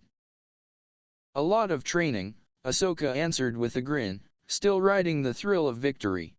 "Now come on. We need to get to those speeders before Naruto."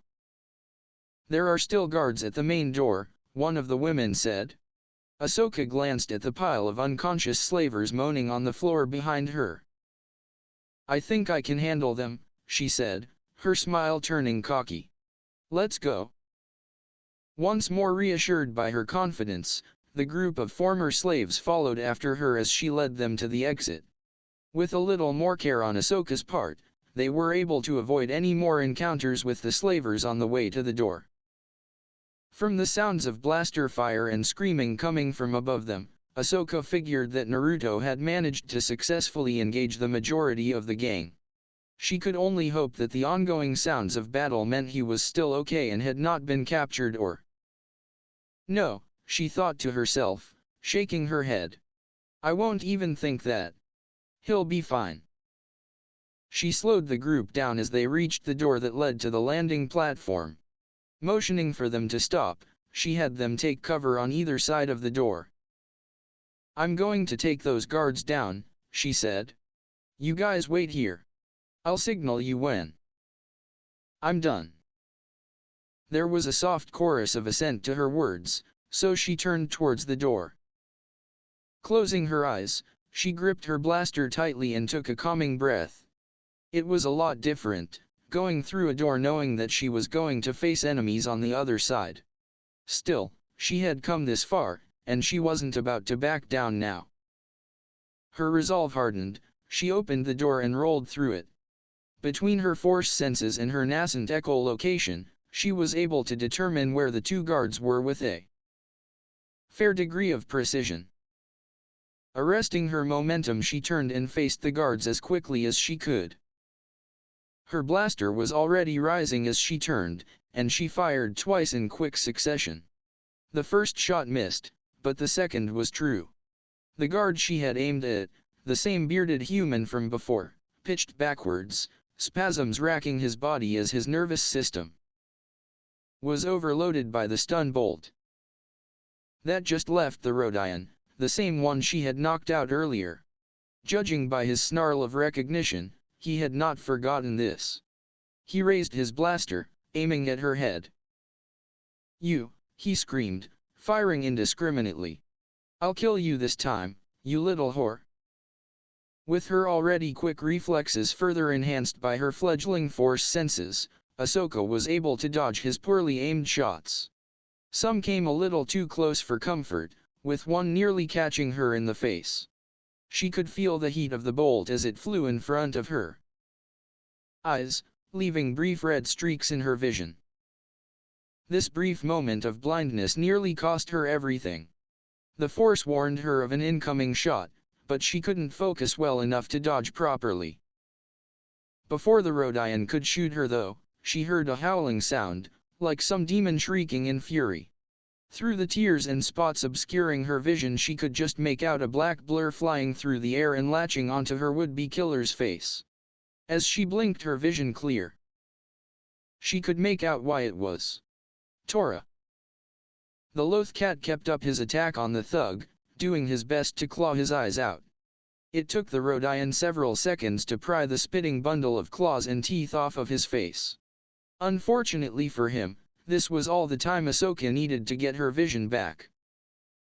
Despite her close call, Ahsoka managed to rally. She closed the gap between her and the Rhodian quickly, getting inside his guard. She landed a couple of quick jabs to his stomach before he threw a wild haymaker at her head. She ducked beneath his blow and rolled between his legs, ending up behind him.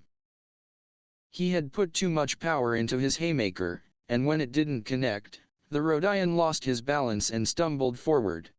Ahsoka capitalized on this by springing off the wall and clubbing him in the back of the head with the butt of her blaster. With the added force of her entire body weight, as well as the speed of her jump, the blow served to once again send the Rhodian into painful unconsciousness. Just to be sure, Ahsoka followed it up with a stun bolt to his kidneys, guaranteeing that he wouldn't awaken for at least 20 minutes. Both her opponents down, Ahsoka paused to catch her breath. Her heart was hammering in her chest and her hands were shaking. That near miss with the blaster bolt had shaken her a little, and she needed a few seconds to collect herself.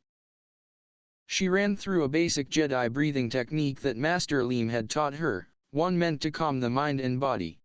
After a few repetitions, it worked. Her hands steadied, and her heartbeat returned to a more normal level.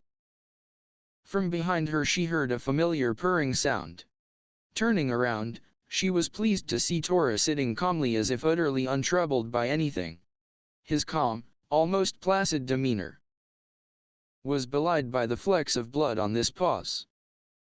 "Hey there boy," she said, giving him a pat on the head. "You're a lifesaver. You followed my directions really well. Let's get you out of here." Once she had finished greeting the loth cat, Ahsoka opened the door. The freed women poured out quickly, eager to escape the sight of their imprisonment. She received several grateful looks from the escapees, and one very enthusiastic hug from Micah. Thank you, the girl said breathlessly. "We're free." "Not quite yet," Ahsoka replied, scooting the excited Thelan towards the parked speeders. "We still have to steal those speeders and wait for Naruto. He should be here any oh no." Ahsoka broke off when she saw a large cargo speeder pull up on the landing platform. It was painted with a symbol she recognized from her classes at the temple. A solid black circle, surrounded by a spiked wheel, broken at the top. The symbol of one of the oldest and most powerful criminal organizations in the galaxy. Black Sun. This far down in the Undercity, the various criminal tribes displayed their colors proudly. It served to mark territory and ward off ill-considered attacks on their bases and vessels. They were the power down here, and Ahsoka remembered just who the former slaves said was going to buy them. This must have been the transport sent to secure their purchase. This was bad.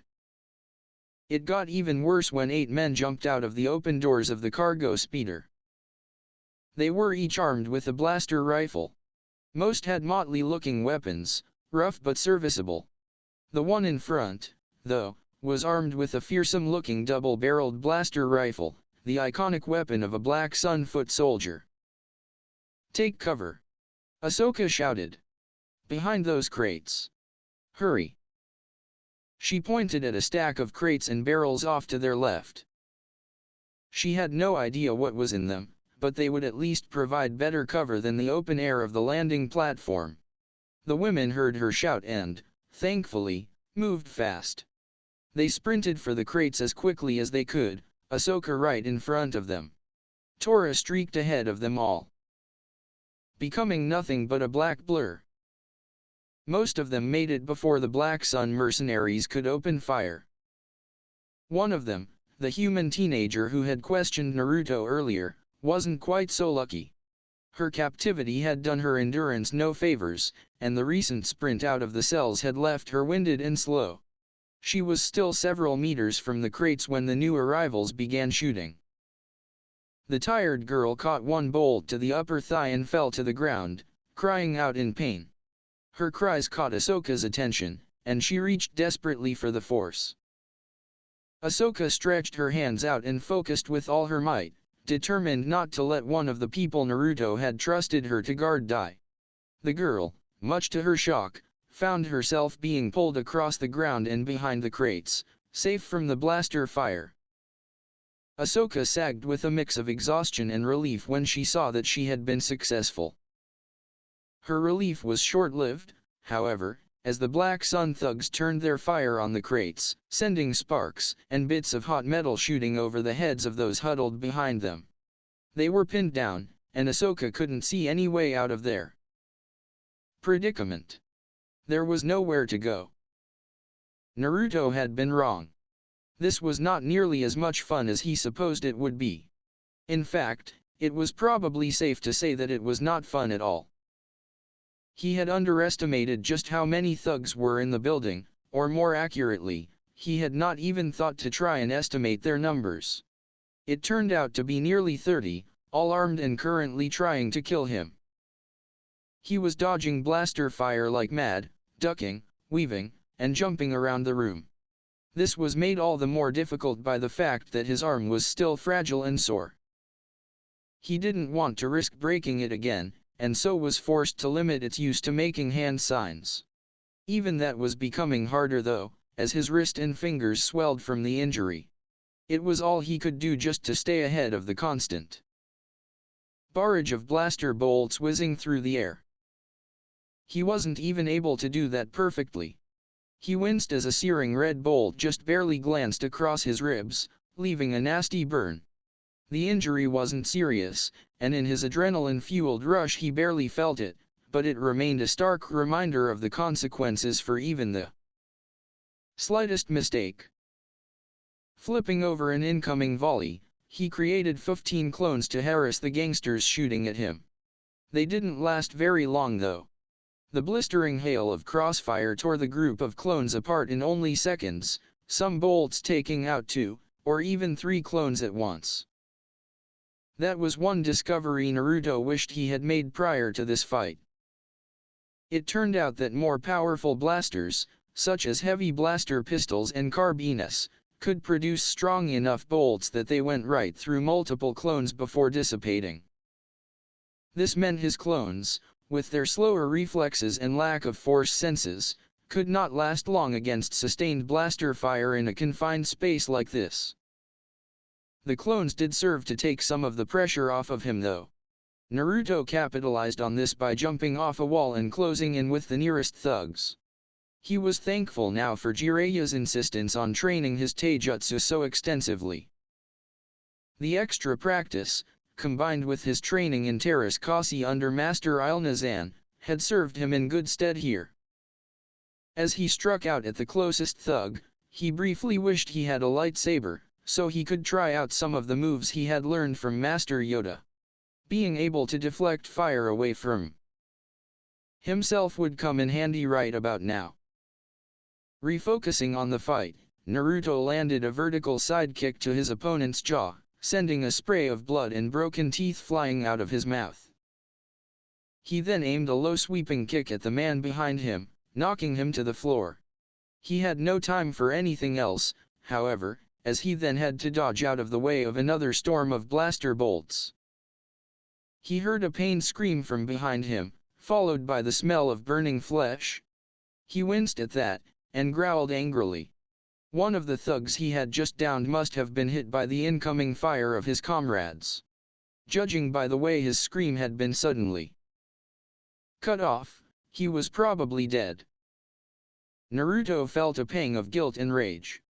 Guilt because he was, at least partially, responsible for the man being killed. His rage was directed at the bastards who had shot their own comrade so recklessly. This was hardly the first time either. Of the 10 or so slavers now lying on the ground, 6 were victims of friendly fire.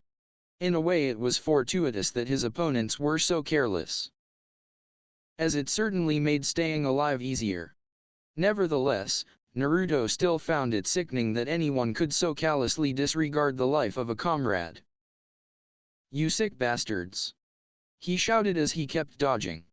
"First you enslave all those people, now you just murder your friends. I'm gonna beat the shit out of all of you."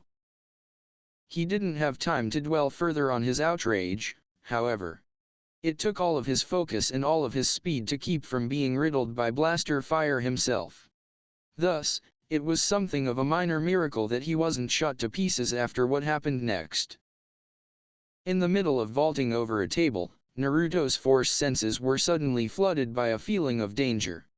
Though his danger senses were the most attuned of his force powers so far, he had still never felt anything like this before. It was like the force was screaming in his ear, desperate to tell him something was wrong. What made it even worse was that it wasn't himself the sense of danger was focused on. It was Ahsoka. She was in trouble. He could see it in his mind. Images of his best friend lying on the ground. Bloody. Unmoving. Dead. No. No. That would not happen. He wouldn't let it happen. His momentary distraction caused him to flub his landing, turning it into a clumsy barrel roll. His mind racing, Naruto continued the roll until it brought him behind an upturned table. Temporarily covered, he glanced around for his options. He had to get to Ahsoka, and quickly. The way back down the stairs was not an option. A dozen armed thugs were blocking the hallway. That only left more unconventional routes. That was fine. He hated being normal anyways. His gaze landed on the nearest window. It was facing the landing platform, and there were no gangsters between it and him. Sure, he was 3 floors up, but it would have to do. His decision made, he sprang into action. There was a blaster lying near his foot, dropped by one of the thugs he had knocked out. He had not been picking them up because they were all set to kill, and he didn't have time to figure out how to change them to stun. Besides, as injured as he was, he needed both arms free to maintain mobility. Now, however, it was exactly what he needed. Naruto snatched the blaster off the floor and began sprinting towards the window. As he got near it, he leveled the blaster and fired at the transparent steel pane. The first 2 shots went straight through, and the third shattered the pane, leaving an open window. Without slowing down, Naruto dived through the newly created exit, his eyes already searching for Ahsoka and the prisoners she had with her. He didn't even notice as another shot grazed the top of his left shoulder, such was the totality of his focus. He spotted her in midair, off to his right. She looked to be pinned behind some crates by a group of newcomers, all of whom were shooting at her. He landed in a crouch, before running towards where he had spotted her, trying to think of any options. His blaster was useless at this range, and he would never survive getting close enough to aim it properly. All of his useful jutsu were either short range or too slow. He could see the crates rapidly being shredded by the storm of blaster fire.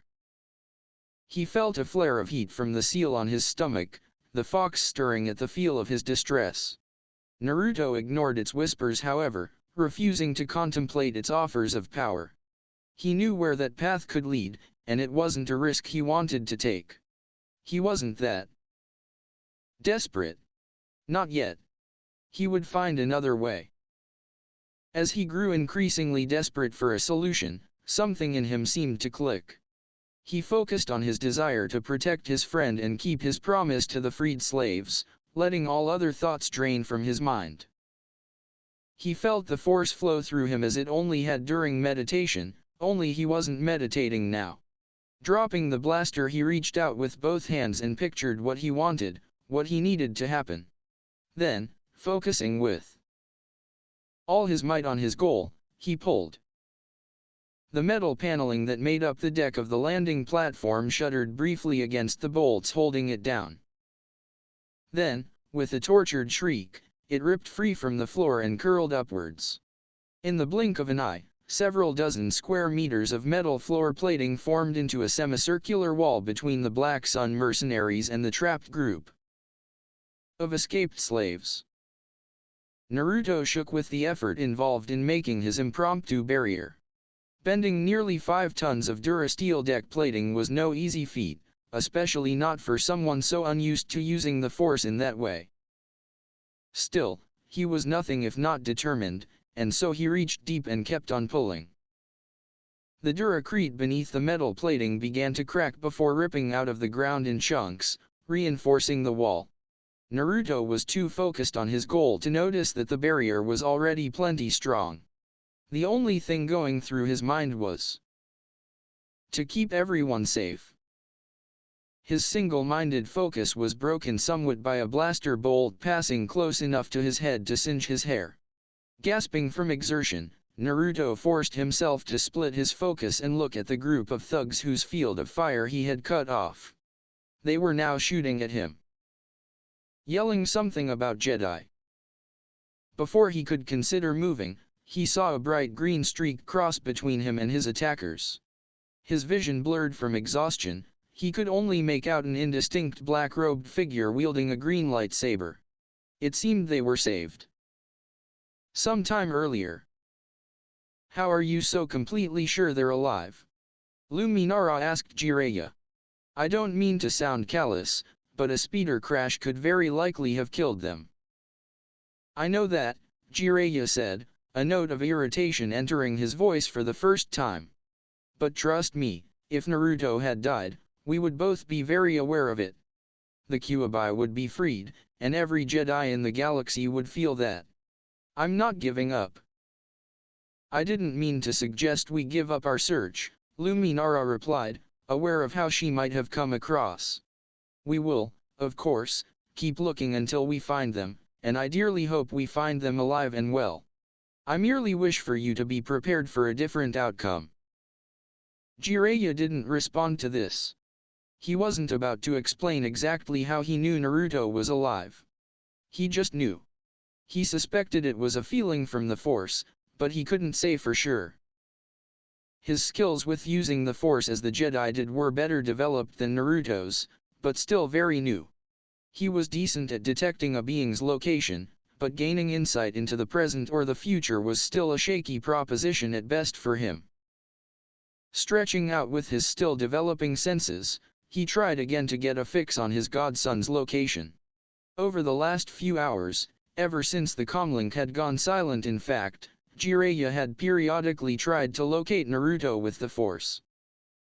There were far too many people around for a tracker toad, so he was forced to use his new skills. So far, he had not had much success, gaining only a general feeling that Naruto was indeed alive and they were getting closer. Now, however, they had just entered level 235, the same level Ahsoka had said they were on right before they crashed. He hoped the proximity would allow him to finally locate Naruto and his friend. His hopes were justified, when after just a few seconds of searching, he felt 2 bright presences that could only be Naruto and Ahsoka. What's more, they were close.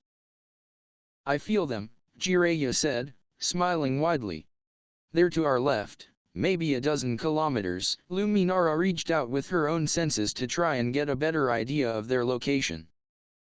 "Yes, I feel them as well," she said, unable to completely hide the relief in her voice.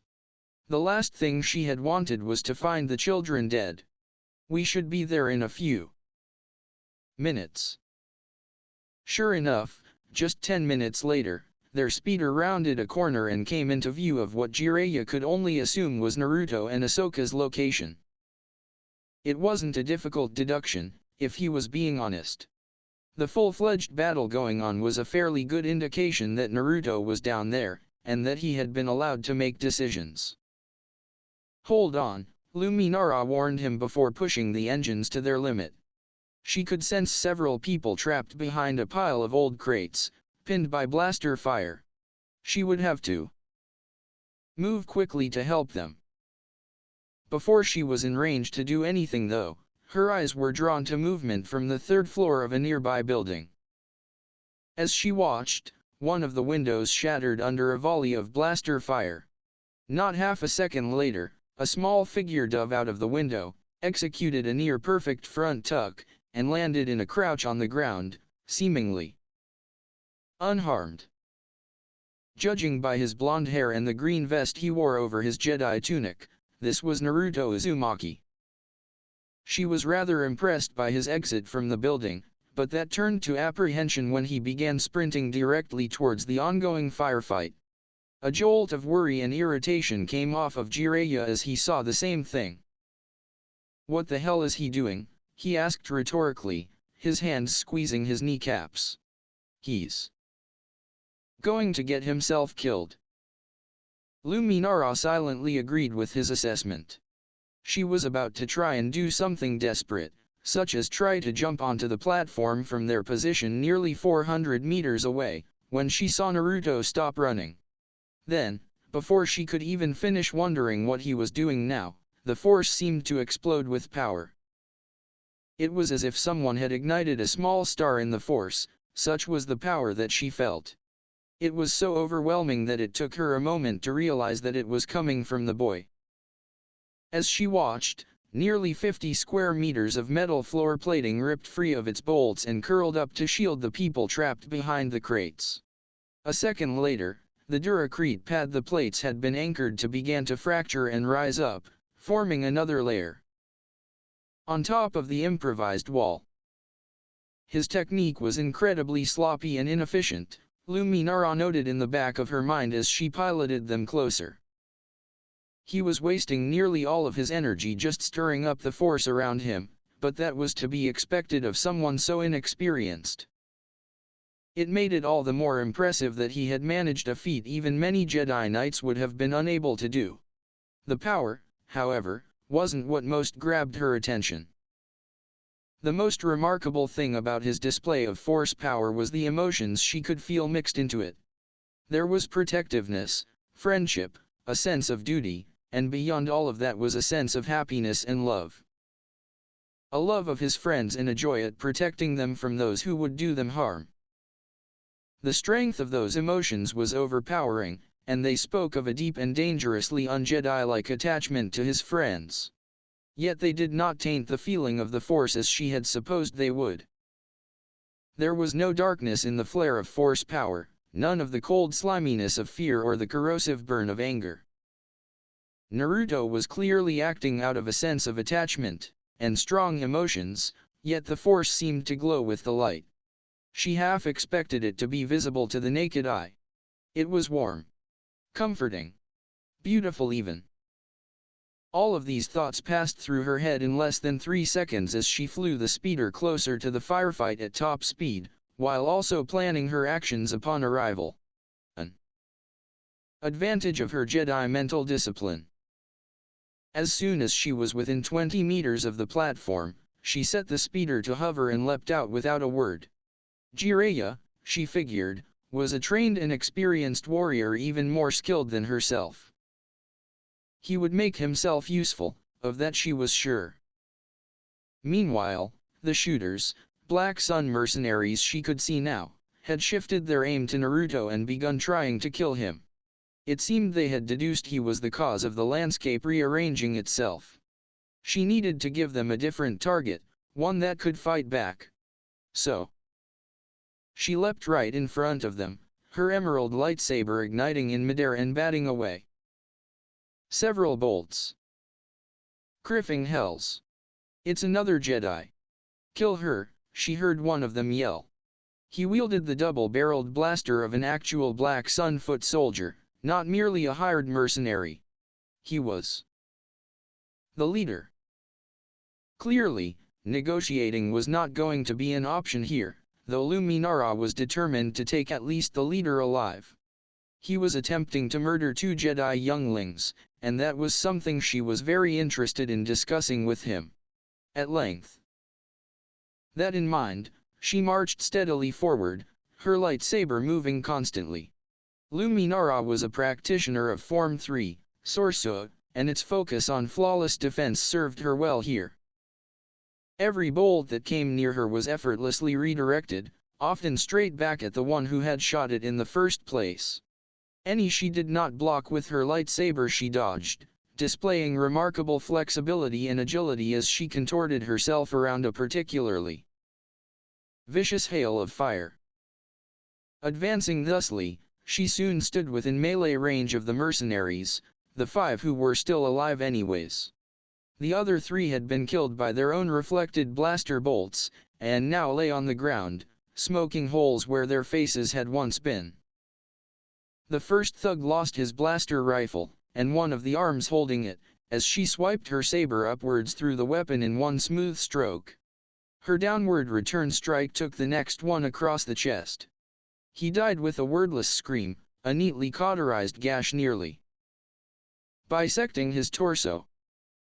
She blocked a few bolts from the third thug as she rushed over towards him. Using the force to enhance her speed, she caught him with a spinning heel kick to the temple. The force of the blow somersaulted him nearly 180 degrees, planting his face into the floor.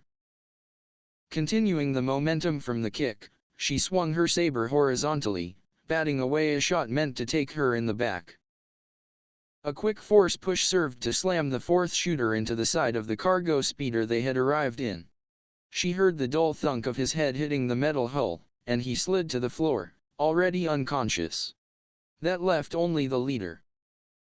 Her attack had been so swift that he was only now recovering his wits and bringing his distinctive weapon around to bear on her.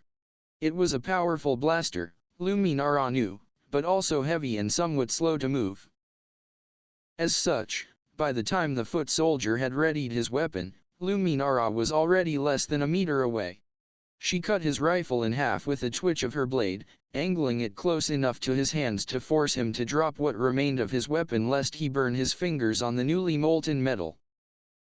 "This is over," she said calmly, leveling her lightsaber at his throat.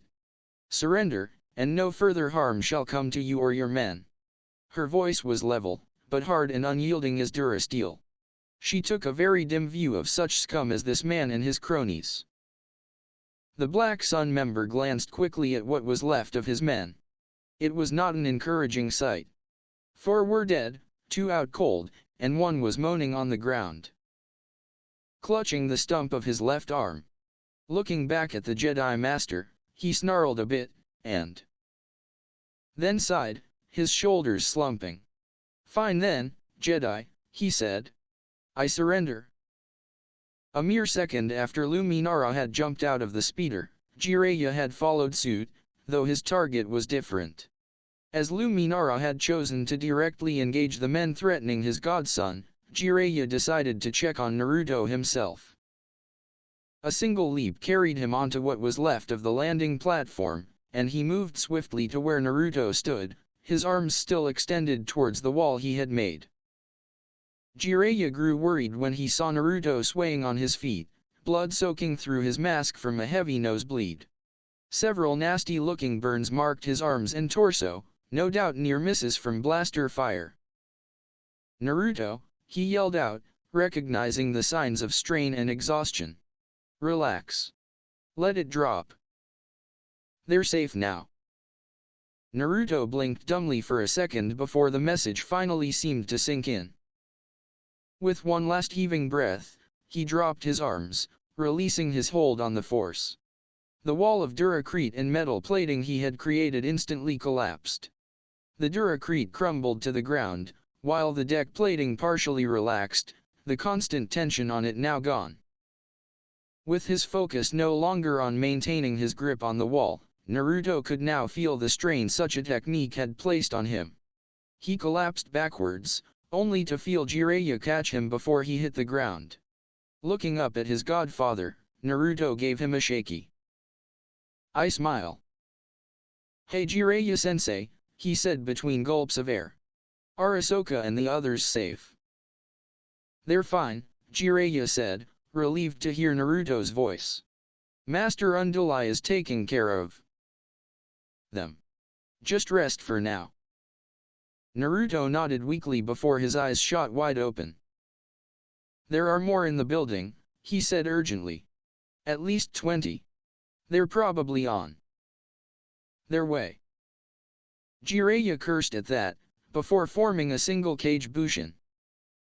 Watch him, he told his clone, pointing at Naruto.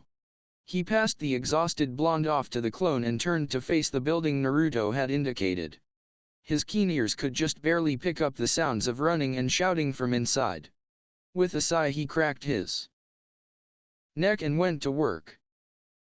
He formed a large raise-non in one hand and jumped towards where he heard most of the noise coming from. His other hand held a flash bomb. Thrusting the raise-non forward, he let his control of the technique go at just the right moment. The resulting detonation blasted a hole straight through the wall and into the room beyond. He threw the flash bomb in before his feet had even touched the floor and closed his eyes. Thump. With a muffled whoosh, the bomb detonated, flooding the room with the light of a half a dozen suns. The unprepared thugs, already caught off guard by Jiraya's sudden entrance, had no time to brace themselves. They went down on their knees, screaming and rubbing their eyes. Jiraya wasted no time in knocking them out with a single swift blow each. He could hear more of them rushing down the stairs behind him. Turning to face them, he began flicking through hand signs, his fingers a blur. Just as the first thug came into view, he slammed his hand into the wall. "Kukiyos, Gamaguchi Shibari," he yelled. In an instant, the walls, floor, and ceiling of the stairwell transformed into a fleshy, soft-looking, pink substance.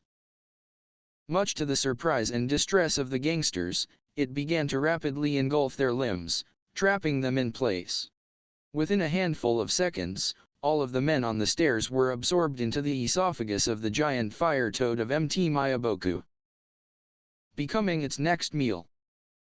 With a wave of his hand, Jiraiya dismissed the summon, reverting the stairway back to its original form.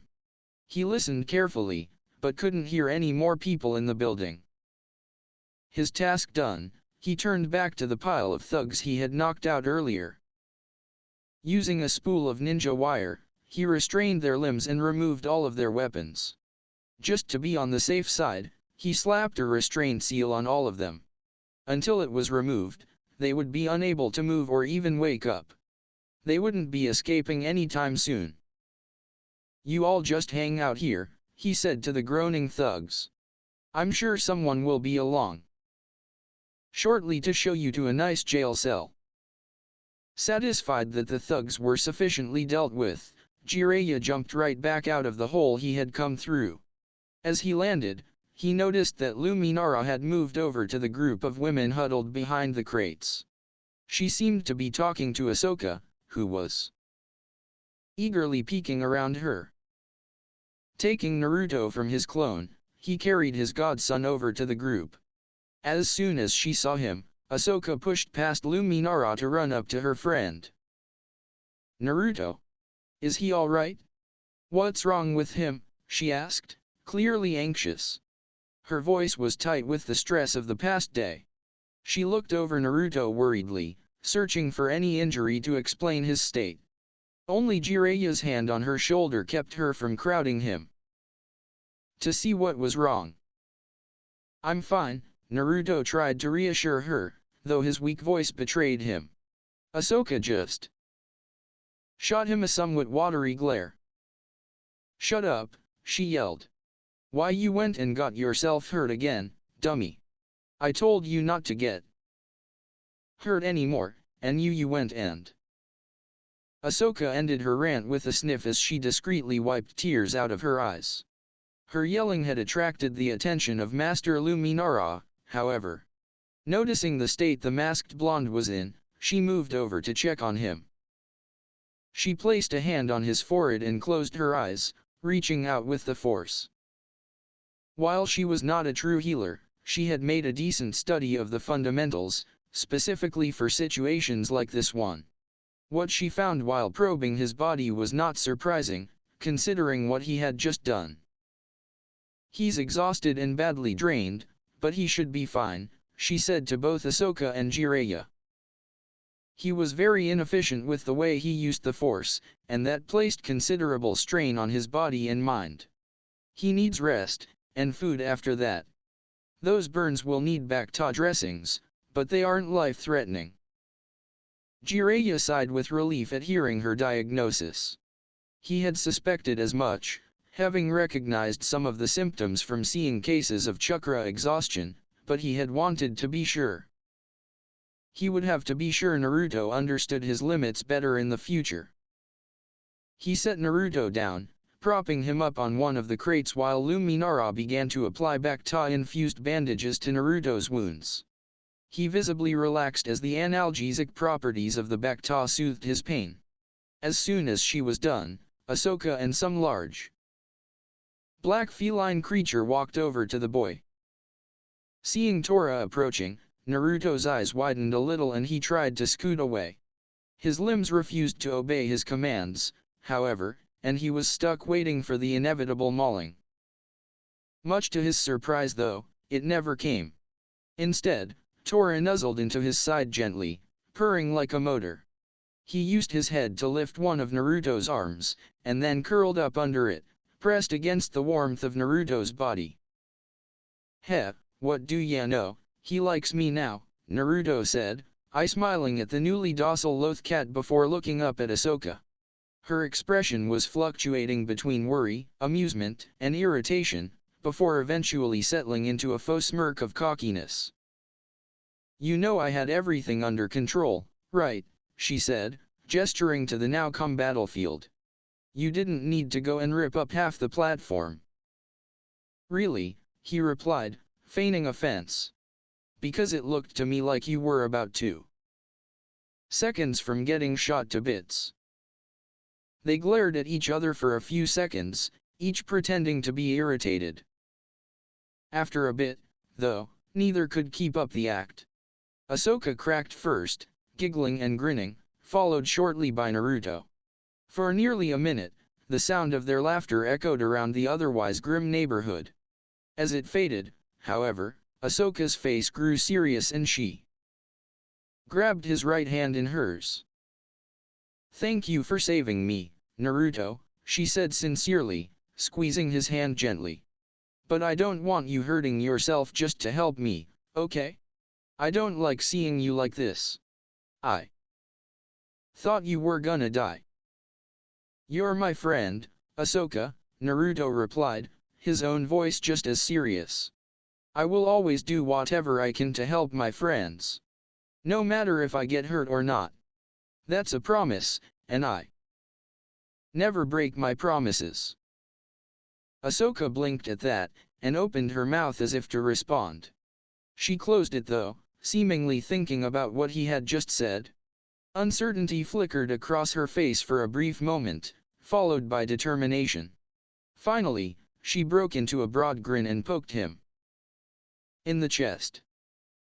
"Well then," she said cheekily, "I guess I'll just have to get strong enough that I won't need protection, won't I?"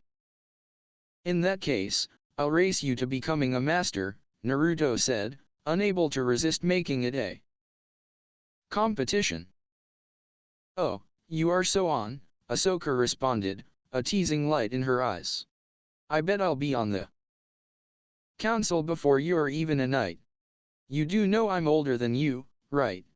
"Yeah, but I've been training since I was just a little kid." "So have I." "Sure, as a shinobi. We're talking about being a Jedi Master here, remember? Or is your brain still fried?" And so it went, their good-natured teasing going back and forth. From a little ways away, Luminara watched and listened to their friendly banter, her eyes narrowing thoughtfully. To her mind, the two of them, especially Naruto, were far too attached to one another, skirting the bounds of the Jedi Code. However, she could not help but recall the feelings inherent in Naruto's use of the Force. All of that affection, that attachment, that overwhelming love for his friends and comrades, it had colored his Force presence like ink in water, but it had not darkened it. Instead, it had fueled one of the strongest surges of the light side she had seen in her life. Frowning briefly, she turned her attention back to the slaves the two younglings had freed. Whether Naruto's penchant for attachment was good or bad was for the Council to deal with. For now, she was content to acknowledge that he and Ahsoka had done a very good deed, freeing these women. She had already contacted the Council to send some backup to help deal with both the women and the prisoners. For now, all she could do was wait and give first aid. As she waited, though, the memory of Naruto's emotion-fueled light kept circling around her mind. As did the memories of what she and Jiraya had discussed earlier that day. In the end, it took nearly 3 hours for the Council's backup to arrive. While Luminara had sent the details of their location and the route she had used to get there, it didn't change the fact that it was a labyrinthine mess of tunnels and streets that lay between the temple and her present position. The fact that the backup was bringing several larger shuttle speeders did not help their speed either. By the time it got to them, Naruto had finally fallen asleep, his body shutting down to recover from the strain he had placed upon it. Eventually though, it did arrive. Much to Ahsoka's delight, the convoy was headed by Master Plo-kun. He was the logical choice, being the most familiar with Coruscant's underworld of any of the masters currently at the temple. Not that Ahsoka knew any of that. She was just happy to see her first friend and surrogate uncle figure amongst the Jedi again. "Koh-2 ya, Master Plo," she chirped happily, waving at him. He waved back, grateful to see his young friend alive and unharmed. The news of her ending up all the way on level 1 had worried him greatly. "Koh-2 ya, little Sokka," he said. "I am most pleased to see that you and young Naruto are unharmed. Surviving a trip that far into the Undercity is quite impressive. I hear that you two even managed to uncover a slaving ring and free a group of prisoners." "Well, that was mostly Naruto," she said, not wanting to take credit she felt she had not earned. Though she would not admit it, she partially blamed herself for getting pinned down, and for Naruto having hurt himself saving them. "That's not true," a small voice said from off to one side. "Ahsoka was really awesome. She led us out of the cells and beat up a whole bunch of bad guys.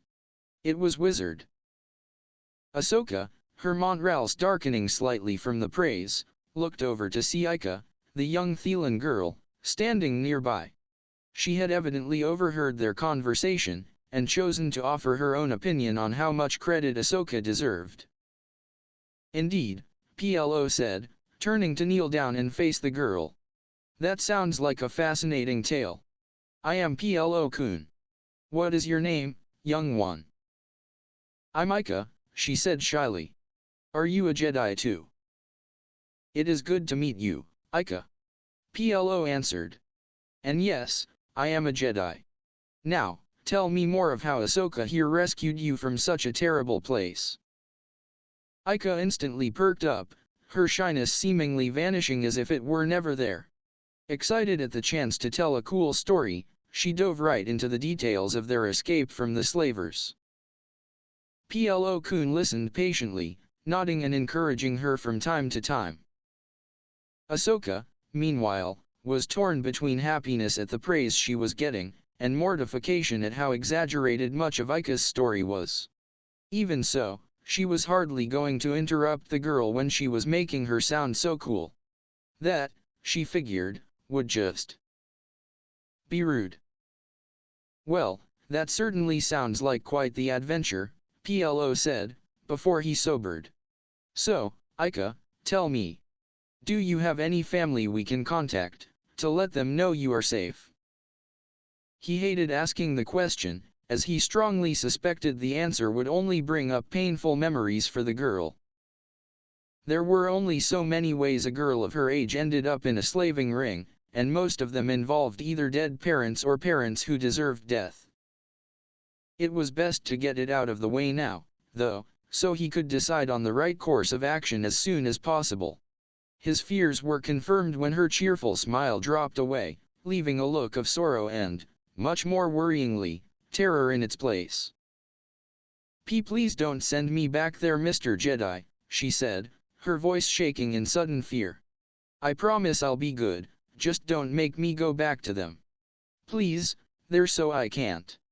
I dash."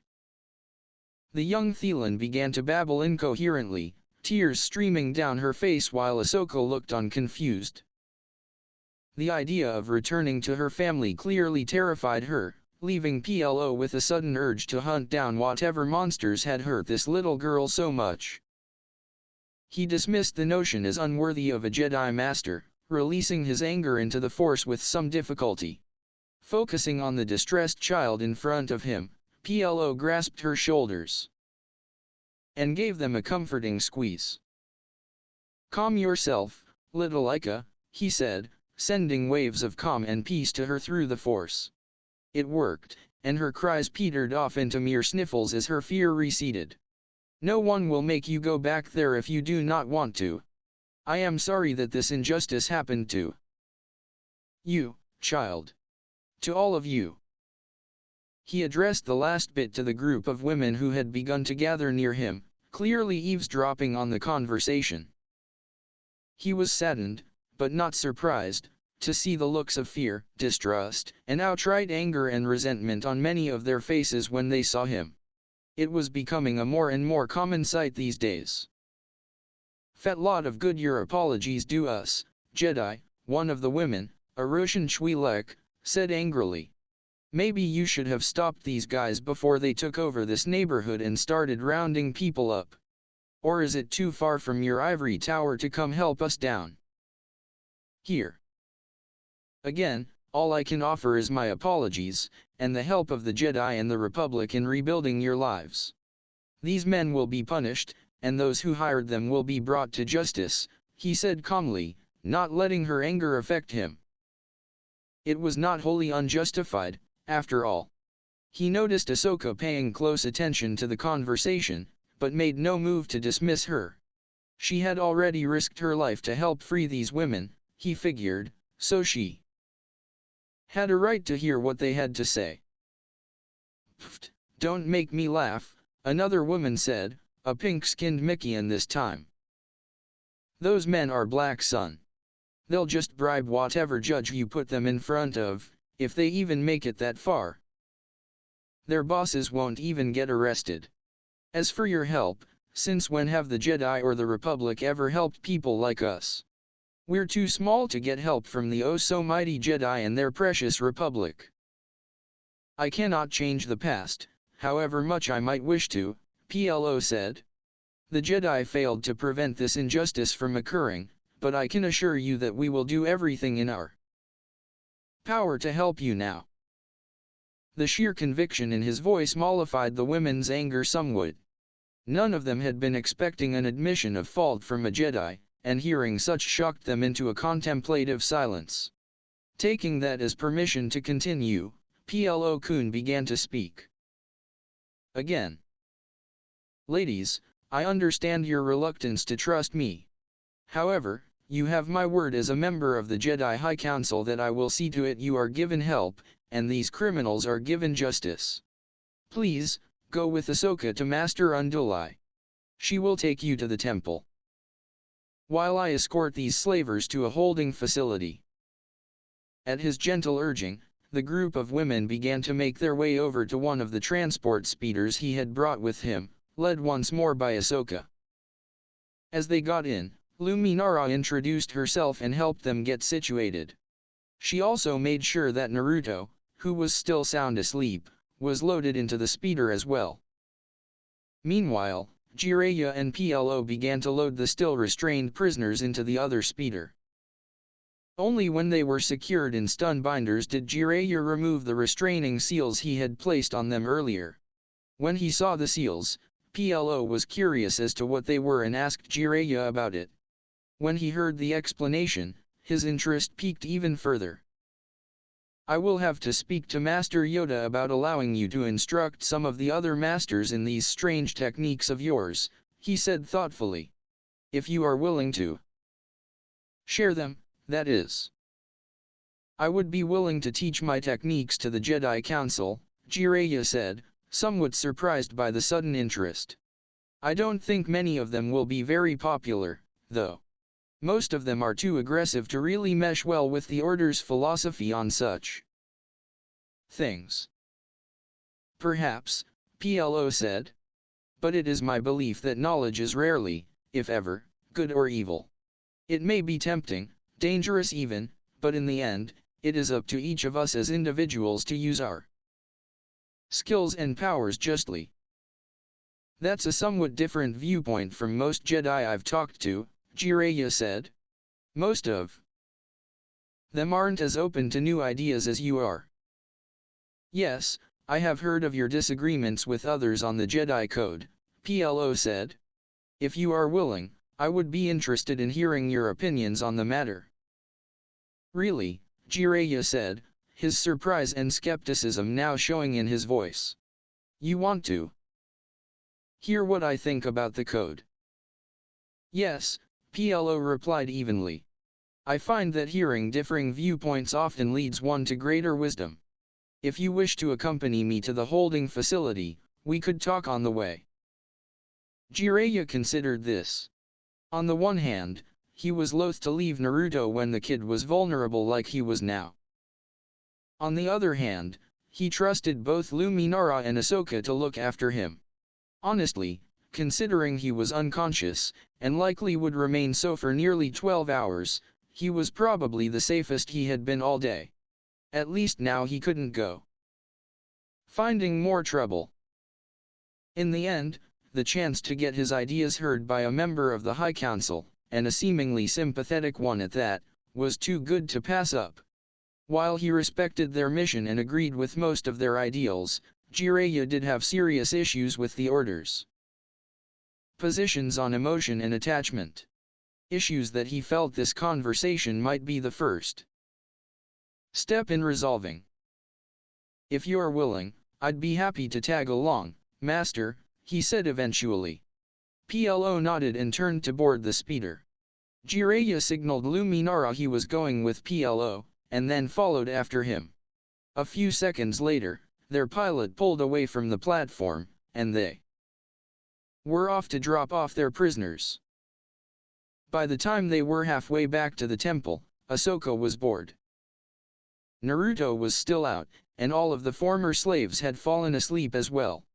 Evidently they had not had much opportunity for rest prior to their rescue, and the adrenaline-fueled escape had thoroughly worn them all out. While she didn't mind them taking a nap, it did leave Ahsoka with no one to talk to in the passenger bay. No one but Master Unduli, that is. Normally, Ahsoka would be hesitant to bother a master. She wasn't even a Padawan yet, and while they were usually very kind about it, most masters were far too busy to talk to a youngling outside of classes. In this case, however, Ahsoka was perfectly fine with talking to the Mirialan master. She was brimming with questions that she wanted answers to, and she didn't think Master Leem was the person to ask. Besides, it wasn't like Master Unduli was doing anything right now. You know, youngling, if you keep fidgeting like that, you'll likely wear a hole in the seat, Luminara said, causing Ahsoka to let out a startled gasp. Now, what is it that has you so brimming with curiosity, Ahsoka? Ahsoka blinked, shocked at Master Unduli's seeming knowledge of her thoughts. Could she read her mind? Internally, Ahsoka rolled her eyes. She was a Jedi Master, of course she could read her mind. Only when you project your thoughts so loudly, youngling, Luminara said, startling Ahsoka again. You should practice shielding your mind and controlling your emotions more diligently if you don't wish to be so obvious. Sorry, Master, Ahsoka said, embarrassed at being called out like that. That's quite all right, Ahsoka. Now, ask your questions. What has you so worked up? Well, it's about something I heard some of the slaves say after we freed them, Ahsoka said softly, not wanting to wake any of the sleeping passengers. When they heard that it was Jedi who were helping them, they seemed shocked, I guess. And angry. They talked as though the Jedi Order didn't care about them. The Republic too. They said that the Jedi and the Republic always ignored the little people. What did they mean, Master? Luminara was quiet for several moments, pondering the question. Normally, she wouldn't want to strip a youngling of their illusions at such a young age, but it seemed that circumstances had conspired to give Ahsoka a taste of the uglier side of reality. Trying to shelter her like most younglings were sheltered would just backfire now. Sighing, Luminara decided that the unvarnished truth was her best option. Truthfully, Ahsoka, many people in the galaxy feel abandoned or ignored by both the Republic and the Jedi Order, she said. There are too few Jedi to help everyone who needs it. We must focus our efforts on where we can do the most good, and that often leaves less obvious problems, like this slaving ring, unchecked. But then, why can't the Republic step in and help the people we can't? Ahsoka asked, not understanding the problem. To her mind, it was simple. If there weren't enough Jedi to help everyone, then the Republic government should pick up the slack. That would be ideal, Master Unduli admitted, pleased with the girl's grasp of the system. Or at least, what the system ought to be. But the Senate, and much of the rest of the government, is mired in corruption and bureaucracy. Chancellor Palpatine has done some good in curbing the worst of the corruption, but it is still a crippling issue. It is even affecting the Jedi somewhat. What do you mean? Ahsoka asked. With the government so paralyzed by corruption, the Jedi are often being forced to spend all their time preventing conflict from breaking out between various systems, Luminara answered. The conversation was moving beyond what she would normally consider speaking with a youngling about, but Ahsoka seemed quite precocious, and was apparently following along well. Old feuds often flourish under the nose of corrupt officials. As Jedi, we spend much of our time ensuring these feuds do not erupt into actual war. As such, the Jedi simply do not have the time to ferret out every hidden injustice. As unpleasant as it may sound, sometimes you must accept that there are some injustices that will go unpunished. If you try to fix every wrong in the galaxy, you will end up accomplishing very little. Learn where your efforts can actually bear fruit, and focus them there. I understand that. I really do, but I'm not going to be like that. I don't want to be someone who forgets about people like, well, them, Ahsoka said, gesturing to the crowd of napping women. I'll always help people who I see are in need. Luminara smiled a little at that. The conviction in the young Togruta was something to see, and she could hardly gainsay her goal. Ahsoka was young and idealistic, and Luminara couldn't bring herself to strip her of that just yet. That sounds like a very admirable goal, she said. Now, I suggest you meditate until we reach the temple. You've had a very stressful day, and you need to center yourself. I will let you know when we arrive. But Master Unduli, Ahsoka said, pouting somewhat. She had never been very good at meditation, and she would much rather have continued their conversation.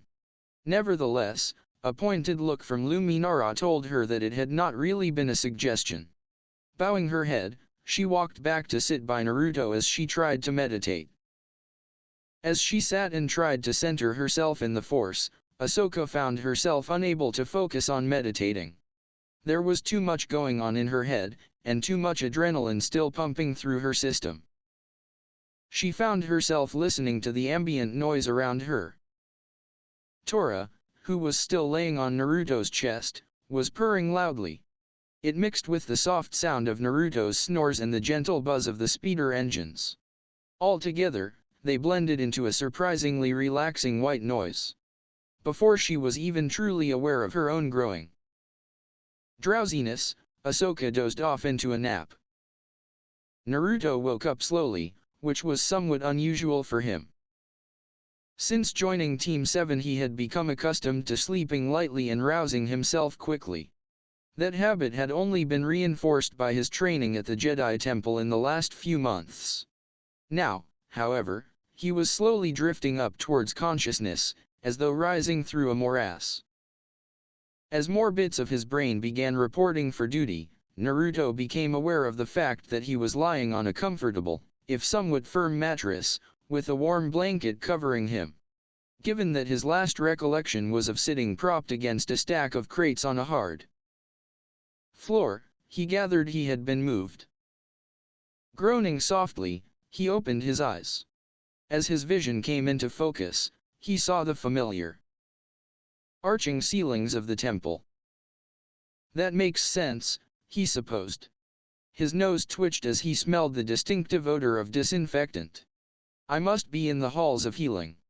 Pudu. Before he could rally his scattered neurons and begin planning an escape from the infirmary, a familiar face loomed into view. Jiraya looked down at him, smiling warmly. "Good to see you awake, kid," he said, carefully hiding the relief in his voice. "You certainly took your time. Did you have a nice nap? How long was I out?" Naruto asked in return. "All afternoon," Jiraya said. "It's nearly sunset now. How are you feeling?" "I'm fine," Naruto said, waving off his godfather's concern. "A little hungry. Where's Ahsoka?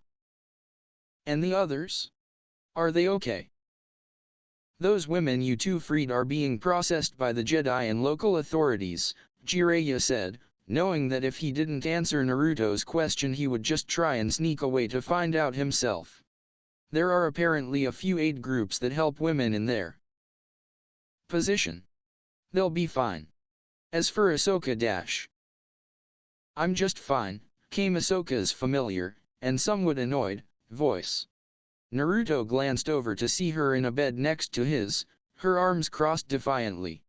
"Seriously," she said, "I'm not injured. Why do I need to stay in bed?" "Because the healer said so, and I've long since learned not to disobey a doctor," Jiraiya said with an air that told Naruto he was not hearing the first iteration of this conversation. "Master Nema said that both of you need to stay overnight for monitoring and bed rest. Deal with it." Naruto and Ahsoka let out identical groans of exasperation when they heard they would have to stay overnight. Jiraiya merely rolled his eyes at their antics.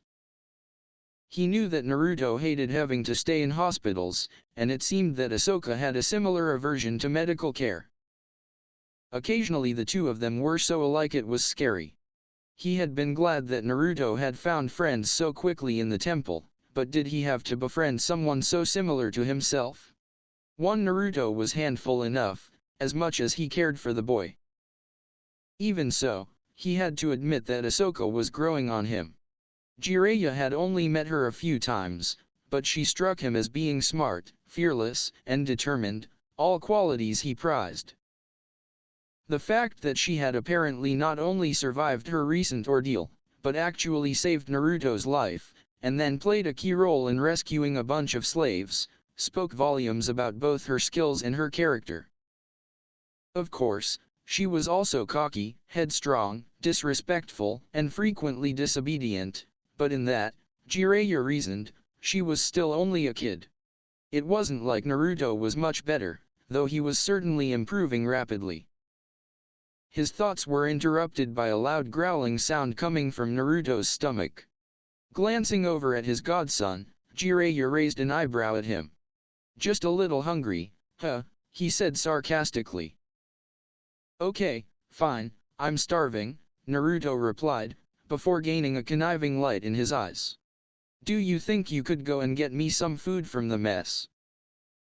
"Nice try, kid," Jiraiya laughed. "But I'm not letting either of you out of my sight until Master Nema says you can leave. I'll get a droid to bring food." "Ah, come on Jiraiya-sensei," Ahsoka whined, having caught-onied onto Naruto's plan. "Why can't you just go get it yourself? It'll be faster that way." Because I know you too, Jiraya said, fixing them both with a hard stare. The minute I walk out that door, you and Naruto will start trying to escape. Master Nema told me to keep an eye on you too, and that's what I intend to do. So live with it. Neither of them even tried to protest their innocence. Instead they just rolled their eyes and settled back into their beds with a huff. Jiraya, satisfied that he had gotten his point across, moved to a comm panel on a nearby wall. He signaled for a service droid to bring food for both of them, making sure to factor in just how much Naruto could eat when he was hungry.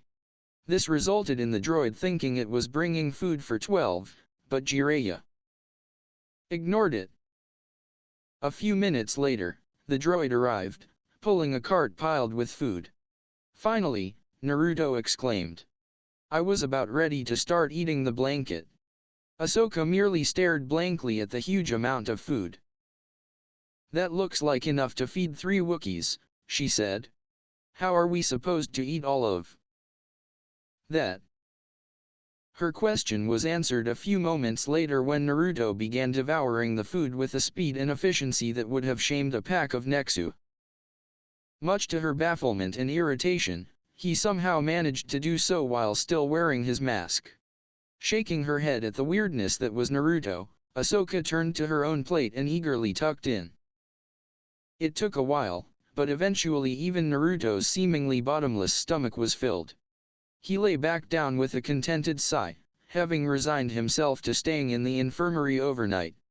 Jiraya, noticing his godson's apparent relaxation, moved to clear away the plates stacked around him. Listen kid, he said after he was done, I'm tired. You're tired. Master Nema is still around here somewhere.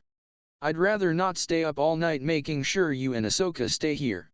If I go take a nap, do you promise not to leave? It's not like you have anything better to do. Then spend the night here. Naruto mulled it over for a bit before shrugging his shoulders. Fine, he said. I promise I won't try to escape. You can go to sleep. Jiraiya stared at him for a few seconds before nodding gratefully. He trusted Naruto to keep a promise, so he went over to one of the beds and laid down. With the speed of an experienced soldier, he fell asleep in less than a minute. Naruto sighed and stared up at the ceiling for a few minutes. Suddenly, seemingly without warning, he shot an arm out to one side. He grabbed a small orange hand that had been sneakily creeping towards his face, intending to pull down his mask. Come on Ahsoka, that was just weak, he said. Did you really think that would work? I thought you were asleep, she grumbled. I will see what's under there one of these days. And don't you say I've already seen what's under your mask. You know what I mean. Naruto laughed at that, before squeezing her hand gently. He propped himself up on his pillows so he could look at her properly. Are you really okay? He asked her, his voice uncharacteristically gentle. You didn't get hurt? For a moment, Ahsoka's normal look of cocky defiance softened into a genuine smile. She squeezed his hand back. I'm fine, she said. Really? You saved my life. Thank you. Naruto I smiled at that, though her next words cut him off. Although, I'm sure I would have found a way to get out of that, she said, her brash confidence returning. And if you ever try to swoop in to rescue me like some damsel in distress again, I'll kick your butt from here to Nar Shaddaa and back, got it? Naruto just rolled his eyes and waved her statement off. She snorted at that, before going back to her own bed, exhaustion once again rearing its head. Naruto was already asleep by the time she laid down. As she began to drift off herself, she had one last, horrible thought. They were going to have to report to the council the next day, weren't they? Thank you for your report, Master Unduli, Mace Windu said. We have no further questions for you or Jiraiya. You may both go. Tell Naruto and Ahsoka to wait until we call them in.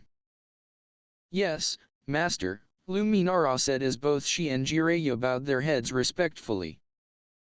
They had spent the past hour recounting their version of the events of the previous day, from the arrival of the messenger toad, to when they both arrived back at the temple. The council had been especially interested in Naruto's use of the force to create the wall between the Black Sun mercenaries and the slaves. Apparently they had felt the splash of his exertion in the force all the way in the temple. Luminara had reported her own perception of Naruto's force usage to the council, including its odd contradiction of being both fueled by emotions and also firmly rooted in the light. She herself was not certain how to interpret such a phenomenon, but she hoped the council did not censure the boy for it. As she had told them, regardless of how it was inspired, she was unshakably convinced that Naruto had used the light side of the force and not the dark. She had mentioned her various discussions with Jiraya, but she had kept the details of them to herself. She was not yet sure how to feel about his views, but they were difficult to ignore. Something about his beliefs resonated with her, and she wanted to meditate on it before bringing it before the council. Thankfully, Jiraya had also chosen to leave out the particulars of what he had discussed with her. Judging by the thoughtful feel of Plo-kun's signature, however, she was not the only person present who had had an interesting conversation with the white-haired man. Jiraya had, in truth, said very little during their report.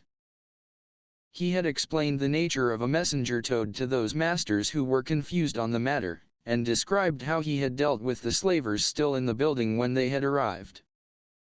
His description of the Gamaguchi Shibari technique he had used had stirred up some comment, but no real condemnation. Most of the masters were more interested in how the technique worked than they were upset at his use of it to kill the slavers. They had chosen their path, and Jiraya had killed them out of simple necessity rather than any anger or hate. Sadly, as he had explained before, the toad techniques required a contract with the mysterious beings, and that required the use of chakra.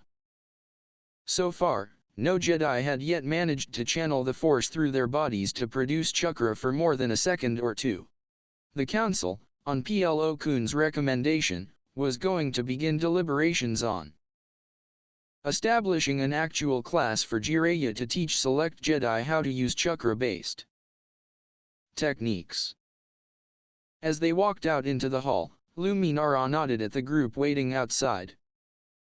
Naruto and Ahsoka were sitting on one of the benches that lined the hall for people to wait on while the council deliberated. Across from them sat Padawan Sakura.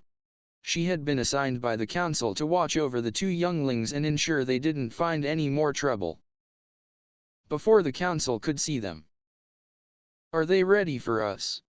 Naruto asked eagerly, impatient for this to be over.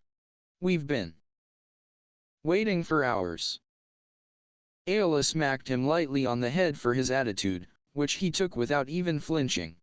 He had survived love taps from Tsunade after mouthing off before. A gentle rap didn't even come close to phasing him. "Be patient, brat," Jiraya said, sighing at Naruto's attitude. "They'll call you when they're ready. Until then, wait here. And try not to get into any more trouble than you're already in." He turned to leave when he was interrupted by Naruto's indignant voice. "Hey, where are you going?" he said, clearly irritated at being left to face the council, and his boredom, alone. "I am going to go work out and study," Jiraya said, "because I am not the one in trouble. You, on the other hand, are in trouble, so you are going to stay here." Both Naruto and Ahsoka pouted at that, much to Aola's amusement. As Jiraya and Luminara walked away, she smiled and patted them both on the head. "Cheer up, you two. If I'm going to have to babysit you two, the least you can do is not look like it's a death sentence," she said teasingly. She often was like this, dropping her serious Jedi front when around the two mischief makers. Naruto had introduced her to Ahsoka shortly after they had first met, and she had quickly struck up a friendship with the younger girl. I still don't get why we need a babysitter, Ayla, Ahsoka said, unable to keep a hint of sulking from her voice. Kid or not, she was not happy to be treated as such. The council decided you needed minding because you two somehow managed to turn a bit of innocent exploration into a death-defying trek through one of the most dangerous places in the galaxy, and capped it off by getting in a fight with a gang of slavers and making enemies of Black Sun. Ayla replied cheekily, lightly flicking Ahsoka's nose. They chose me because I once spent nearly a month in a relatively small ship with Naruto, and I managed to resist the urge to strangle him in his sleep. They probably figured that I'm as immune to his Naruto-ness as anyone they could find. Ahsoka giggled at that while Naruto shot both of them a glare. They both pointedly ignored him, enjoying watching him twitch with irritation. Eventually he decided to preserve what dignity he could and let it go with a huff. I should never have introduced you two, he said glumly. You always gang up on me. Before either girl could prepare an appropriately witty remark, a tone chimed from a hidden speaker in the wall. The council was ready for them. Well, good luck you two, Ayla said. I'd go with you, but I don't want to. Neither Naruto nor Ahsoka acknowledged her, though, as they both hurried through the door into the council chambers. It seemed the prospect of actually facing the group of masters had reminded them that they were, in fact, in trouble. Neither of them wanted to make their situation worse by keeping the council waiting. They hurried in and stood in the center of the round room, trying not to look nervous. Neither of them had ever stood before the council alone before. The fact that they didn't have a knight or a master escorting them was a good thing, as it meant the council wasn't holding a formal disciplinary hearing. It did not serve to give them more confidence.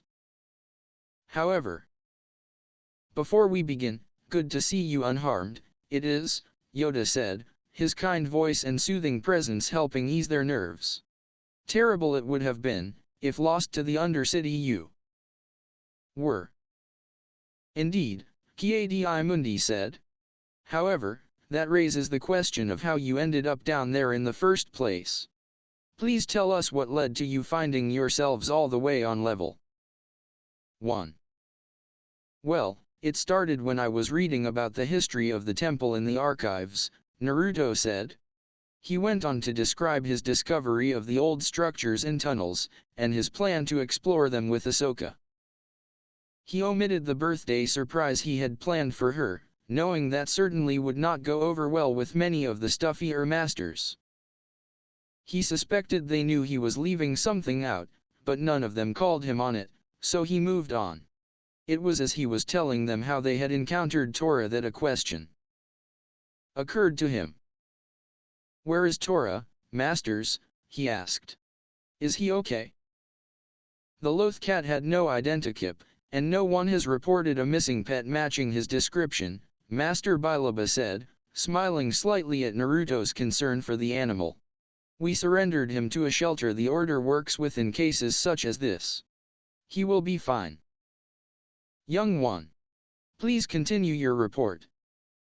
Naruto nodded, relieved that Tora had been taken care of, though also somewhat sad he would not see the loth cat again.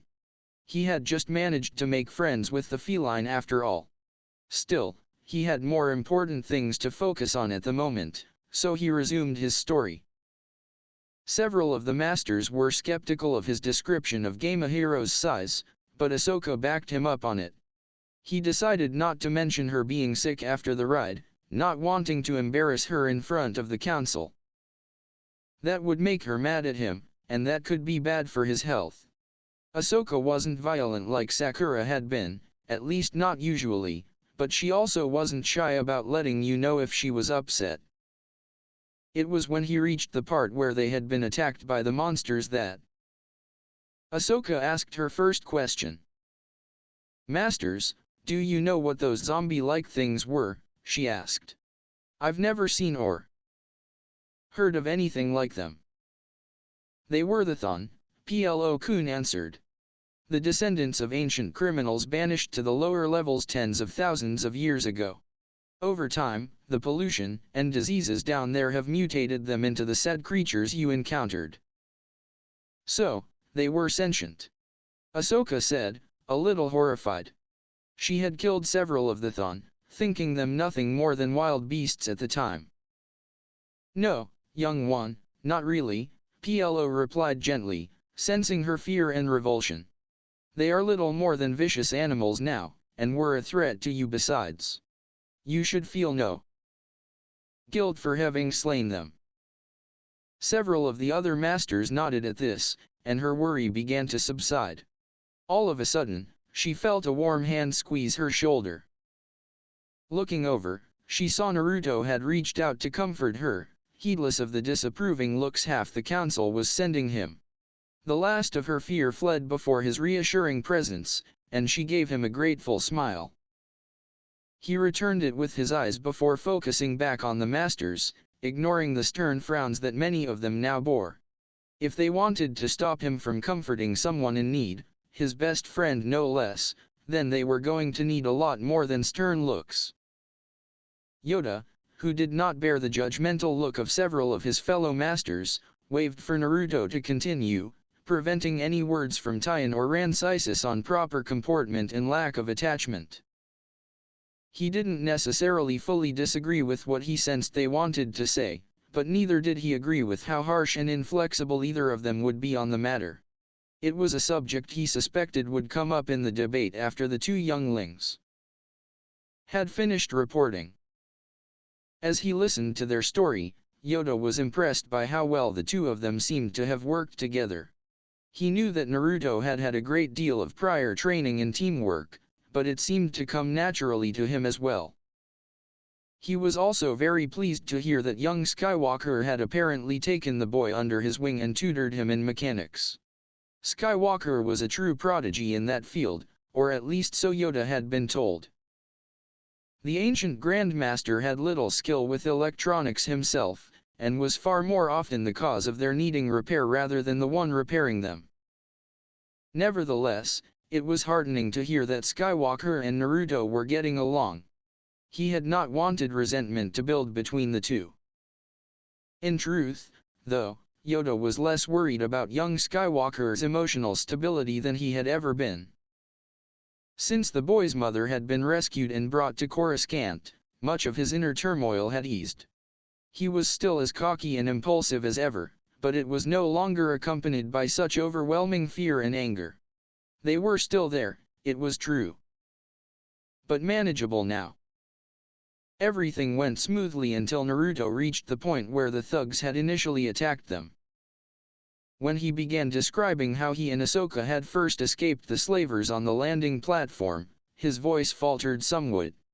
As he went on to describe how he had killed the two gangsters who had blocked their escape route, a swell of guilt rose in his Force presence. You seem distressed by something, young Naruto, Yariel Poof noted. What is troubling you? It's just that, well, I hate killing people, Master, Naruto said miserably. The Jedi teach to never kill in anger, and Jiraiya-sensei taught me the same thing, but when I killed them, I was angry. But when you killed them, did you do it because you were angry? Mace asked calmly. Or were you just angry at them at the same time as having to kill them? Huh. Naruto said, confused at the difference. Mace sighed and tried again. I have killed many beings, he said evenly, and I was angry at quite a few of them. But I didn't kill them because I was angry. I killed them because at that moment, it was the best option I had. So, tell me, did you kill them because you were angry at them? Naruto's face scrunched up in thought as he remembered back to the incident in question. He recalled seeing the two block the alley, thinking it was their only path. As he walked back through his thought process in that moment, he came to a conclusion.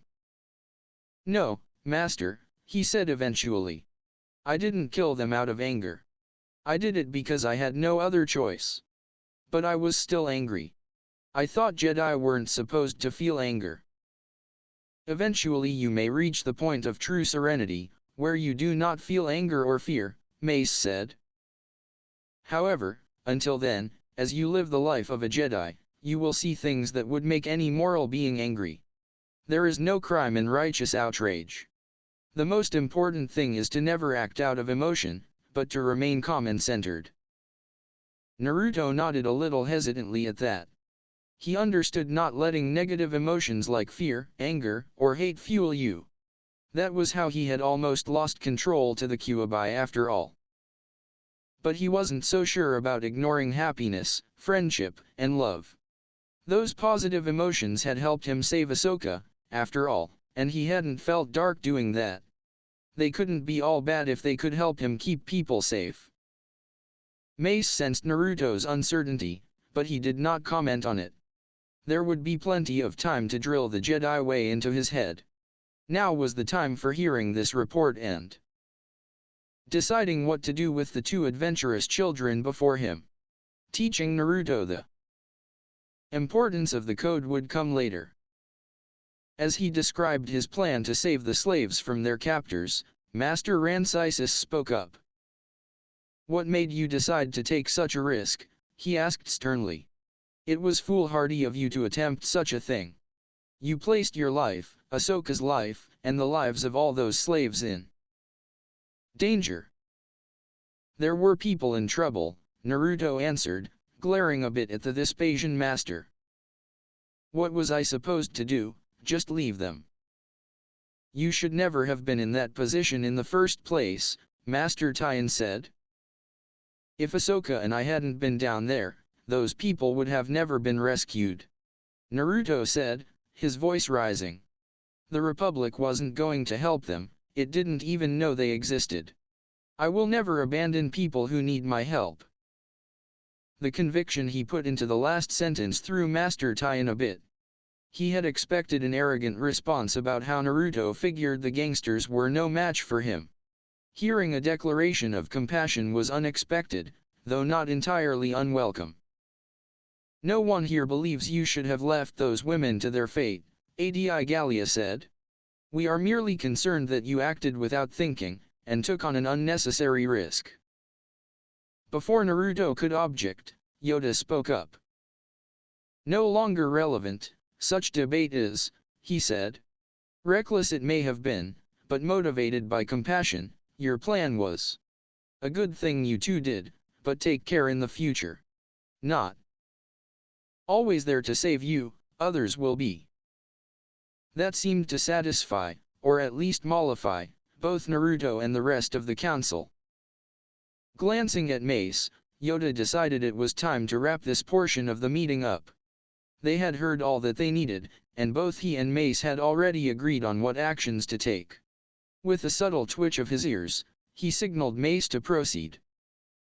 "Given what we heard here, the council will not be punishing either of you for your actions in the Undercity," Mace said, gaining looks of relief from both Naruto and Ahsoka. Those looks vanished at his next words, though. "Your blatant disregard for both curfew and sneaking out and exploring out of bounds, however, is another matter. Master Leem had been notified of your transgressions, and I'm sure she has prepared suitable disciplinary measures by now. You will both report to her in the creche as soon as you leave here. I suggest you do not get lost on the way." His not-so-subtle dig was lost on the two, as they both looked appropriately glum at the prospect of their immediate futures. Mace nodded to himself at that. He had known Master Leem many years, and she knew exactly how to assign punishments that left you both thoroughly miserable and also forced you to reflect on your misdeeds, if only out of boredom. These two would be in for it the next few days, he had no doubt. As soon as Master Yoda dismissed them, Ahsoka and Naruto hurried out the door. They rushed past Ayla with barely a word, determined to get to the creche before Master Leem decided they were late and started adding punishments to what they both knew was likely an already long list. As they were walking down the hall at the base of the council spire, Ahsoka received something of a surprise. She nearly bumped heads with Naruto, who was hanging upside down from the ceiling. This was not in itself too unusual, as Naruto frequently took advantage of his ability to stick to near any surface in blatant defiance of gravity. What surprised her was that Naruto had been, and still was, behind her the whole time. Whipping her head around, she confirmed that there were, in fact, two of them. "What's with the clone?" she whispered, worried he was going to get them both in more trouble. "I had him go get something for me," Naruto said, taking a package from his upside-down clone, who promptly dispelled. "Since I wasn't able to give it to you properly yesterday, here you go. Happy birthday." He held the package out to Ahsoka. She took it and saw that it was a bag full of candied Ronto jerky, her favorite treat. Her grin just about split her face in half, and she gave Naruto a tight hug. "Thank you," she said. "I'd forgotten you had mentioned that before. You're the best, even if you do get me into trouble all the time." Naruto smiled and scratched the back of his head sheepishly. There wasn't a whole lot he could say to that, given the events of the previous day. "Now come on," Ahsoka said, turning to hurry down the hall. "We have to hide this before we get to Master Leem. Let's go." Meanwhile, back in the council chambers, a debate was ongoing. The subject of the debate, predictably enough, was the two younglings who had just scampered off to face their just desserts. "Those two are far too attached to one another," Master Tien warned. "The boy in particular. He is too ruled by his emotions." "Perhaps," even Pyle said, speaking up for the first time that day. "But you cannot argue with their results. Surviving a trip to level 1 is impressive enough for two younglings, but busting up a slaving ring on top of that? That is truly remarkable work. I look forward to seeing what they accomplish in the future."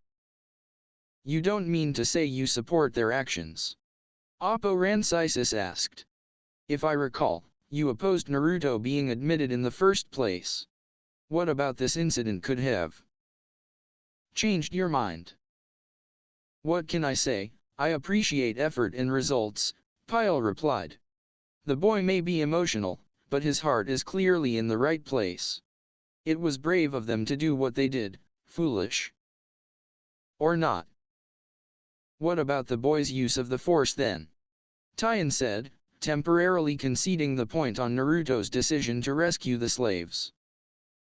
In truth, he was more or less satisfied that Naruto had made that choice for the right reasons, if not with the appropriate amount of caution. We all felt it, even here. He used his emotions, his passion, to fuel his power. That is the very core of the dark side. Several masters shook their heads in disagreement, and Yiddle actually snorted at that.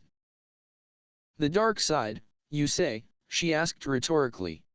"The dark side was it, that we felt, Not what I felt, that was the light," young Naruto used, "yes.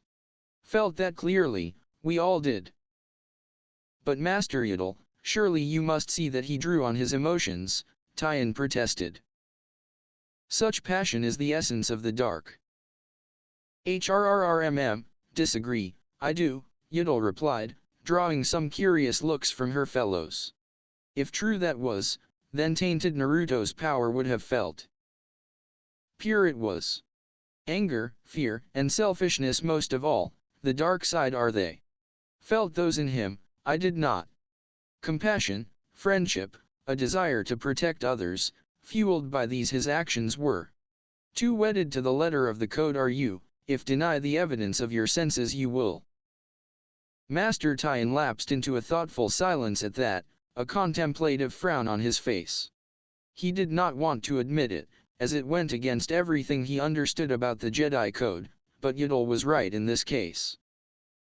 While he had indeed felt strong emotions fueling Naruto's use of the Force, he had not felt any accompanying darkness. The Force signature lacked the burning cold, the slimy taint, and the oppressive weight that typified the dark side. Much as Luminara had reported earlier, it had instead shone in the light in a way Tien had never seen before. I agree with Master Yodel, Yariel Poof said. Indeed, were it not for Master Windu's prior claim, I would take the boy as a Padawan myself. As it is, I suspect you will have all manner of fun to look forward to in the future, Master Windu. His last sentence was laced with not so subtle humor, and had Mace fixing him with a deadpan stare. Internally, Mace had to concede the point, sarcastic though it may have been. He was definitely in for one hell of a ride with Naruto as a Padawan, he could feel it. Indeed, in some ways he was looking forward to it. Mace was, at heart, a straightforward man. He always sought to do what was right, regardless of the personal consequences. He could appreciate seeing the same traits in Naruto, and he looked forward to working with someone who shared his moral convictions. That being said, based on the boy's current record, that work would come with a certain dose of insanity that seemed to follow Naruto like a puppy.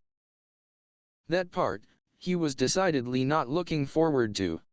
A part of him was quietly thankful he kept his head shaved. Otherwise, Naruto was no doubt going to turn his hair gray. That does raise one question, Ethkoth said. With respect, Master Windu, as Master of the Order, do you truly have the time to devote to training a Padawan? That is something I have been considering myself over the last few months, Mace said, quietly grateful for the change of subject. I believe it would be best if I stepped down from my position as Master of the Order once Naruto is ready for me to take him as a Padawan. There was some surprise at this, but not much. While Yoda's position as Grand Master was usually hands-off, and left him with just enough time to take apprentices from time to time, the same could not be said for Mace's job. The Master of the Order ran the Order day to day, deciding policy, arranging missions, and generally making sure the Jedi Order as a whole kept functioning. It was a full-time commitment and then some, and there was a reason Mace had not taken a Padawan since being elected to the post. I believe we should hold a vote now, to determine my replacement, Mace continued. It would be best if I were able to help them become accustomed to the position before stepping down. There was general agreement on that point, and the process of electing a new Master of the Order began. Initially Yoda was put forward as the obvious candidate, but he refused. He had held the post before, and felt that a new voice was best in this case. He was already Grand Master, and did not wish to bind the Order too much to his singular vision if he could avoid it. In the end, after several more hours of debate, Yariel Poof was elected to replace Mace when he stepped down. Yariel had nearly been elected to the post before, but had lost to Mace, as he was considered somewhat eccentric and unconventional by the Council's standards. Yodel privately looked forward to seeing what changes he might bring to the Order, especially with Naruto and Jiraya bringing changes of their own. The next day, Anakin was walking past one of the temple's training rooms when he felt something odd through the Force. It was as though someone was repeatedly stretching out their presence before shutting it down almost completely. Normally he would have dismissed this as some master practicing some obscure meditation technique or the like, but the Force signature was definitely not that of a master, despite its power. It was sloppy, wild, and untrained, tinged throughout with boredom and a hint of frustration. Moreover, it was familiar to him. Peeking his head through the door, Anakin's suspicions were confirmed. Sitting on one side of the room was Naruto, surrounded by cleaning equipment and a half-dozen training sabers. As Anakin watched, he saw the cause of the odd feeling in the Force.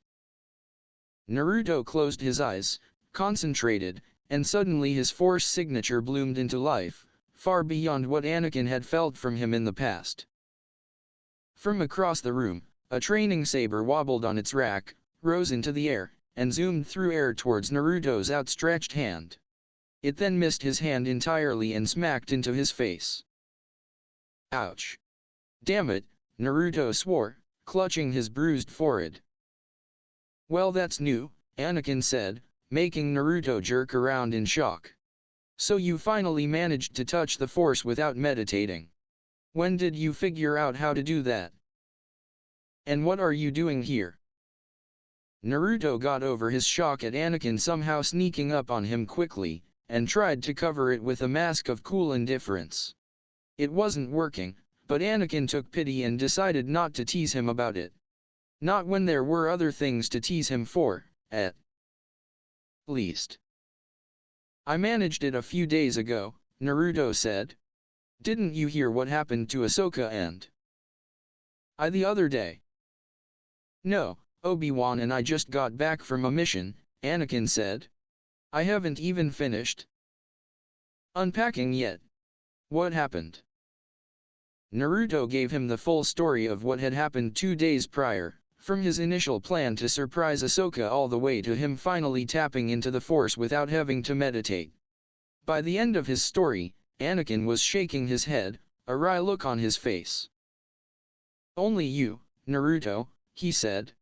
Wow, that even tops most of the stunts I pulled back when I was your age. You're going to have to introduce me to this Ahsoka one of these days. If she can manage to fly something you fixed up, then I definitely want to race her one of these days.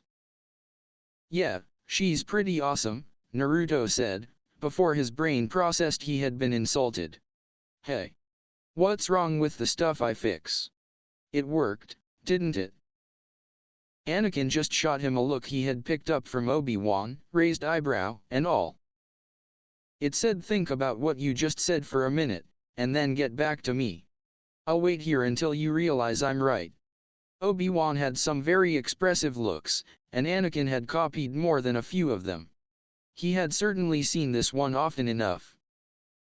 Naruto stared back defiantly for all of about 10 seconds before he glanced away, an embarrassed flush poking over the edges of his mask. Okay, fine, maybe it wasn't my best ever repair work, Naruto admitted, before looking up slyly. But you're the one who taught me, so doesn't that make it your fault more than anything? A student is only as good as his teacher after all. Why you little dash, Anakin spluttered furiously, unsure of how the conversation had been so quickly turned against him. I suppose I'll just need more lessons, Naruto said. Maybe even flying lessons. We'll see, Anakin said, before quickly changing the subject. I suppose this is supposed to be your punishment, huh? Where's your partner in crime? Ahsoka got sent to clean all the training sabers in the other half of the temple, Naruto said. Apparently Master Liam didn't trust us not to get into more trouble if left alone together. Privately, Anakin thought that was a wise decision by Master Liam. Naruto already attracted trouble and weirdness like a star attracted planets. From what he had heard of Ahsoka, putting both of them in a room with 100 lightsabers, training, or not, might just end with the temple being blown up. So what's with you using the Force like that every 30 seconds, he asked, referring to the periodic pulses that had led him here in the first place. I'm practicing, Naruto answered. I finally figured out how to touch the Force normally. But I'm not very good at it yet. Yeah, I could tell, Anakin teased, gesturing to the darkening bruise that adorned Naruto's forehead where the saber hilt had struck him. Want some tips? Naruto just about put a crick in his neck, he looked up so fast. Really? He asked, clearly shocked at the offer. That would be awesome. Thanks Anakin. Anakin smiled and took a seat next to his younger brother figure. Internally however, he winced a little. For all that he had tried to do for him, Naruto was still far too surprised when someone offered him help or praise. Not that I'm all that much better, Anakin thought ruefully, before pushing that thought down. He had better things to do than try and focus on his own flaws. For the next 30 minutes, Anakin walked Naruto through some basic exercises to help him control his use of the Force. Being that they had both come to Jedi training far later in life than most, Anakin was uniquely qualified to help Naruto make it past some of the hurdles he was facing. They didn't make too much progress, as it was by no means a quick thing to learn, but Naruto was showing definite improvement.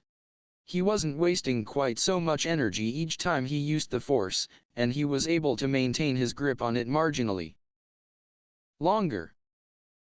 After half an hour, though, Anakin glanced at his chrono. He suppressed a groan as he saw the time, knowing that Obi-Wan would probably be looking for him by now. Sighing, he stood up and clapped Naruto on the shoulder. "Sorry, but I've got to get going," he said apologetically. "You're doing good, just keep up." "Practicing, okay."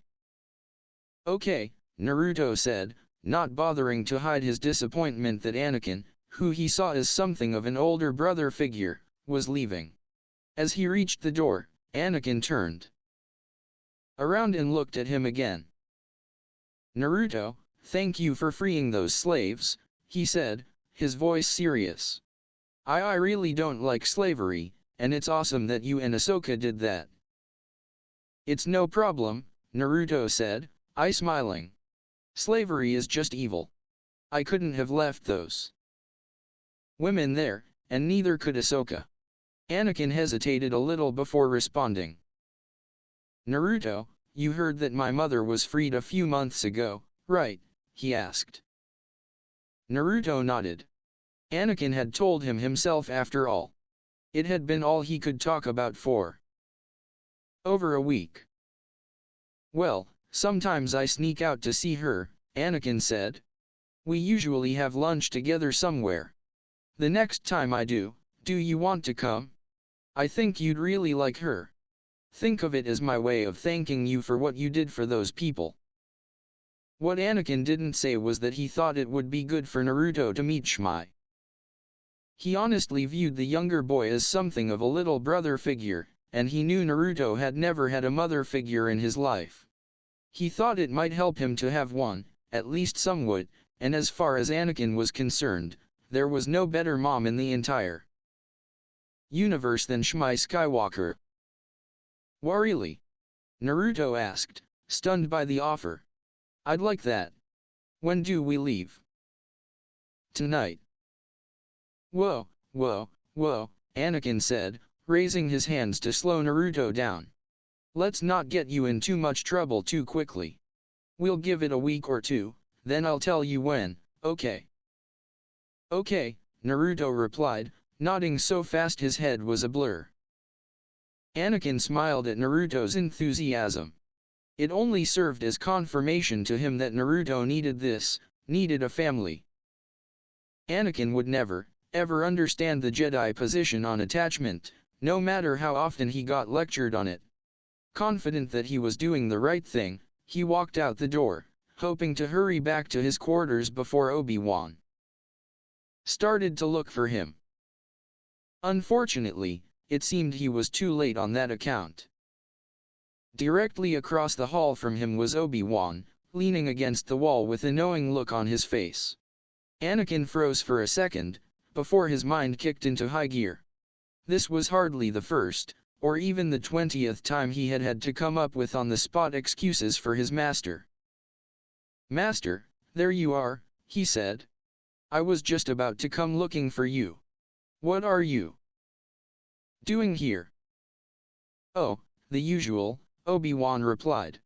"Looking for my errant Padawan, and finding him plotting to break the rules with a youngling." "Ah," Anakin said awkwardly. He hadn't expected that Obi-Wan had listened in on their conversation.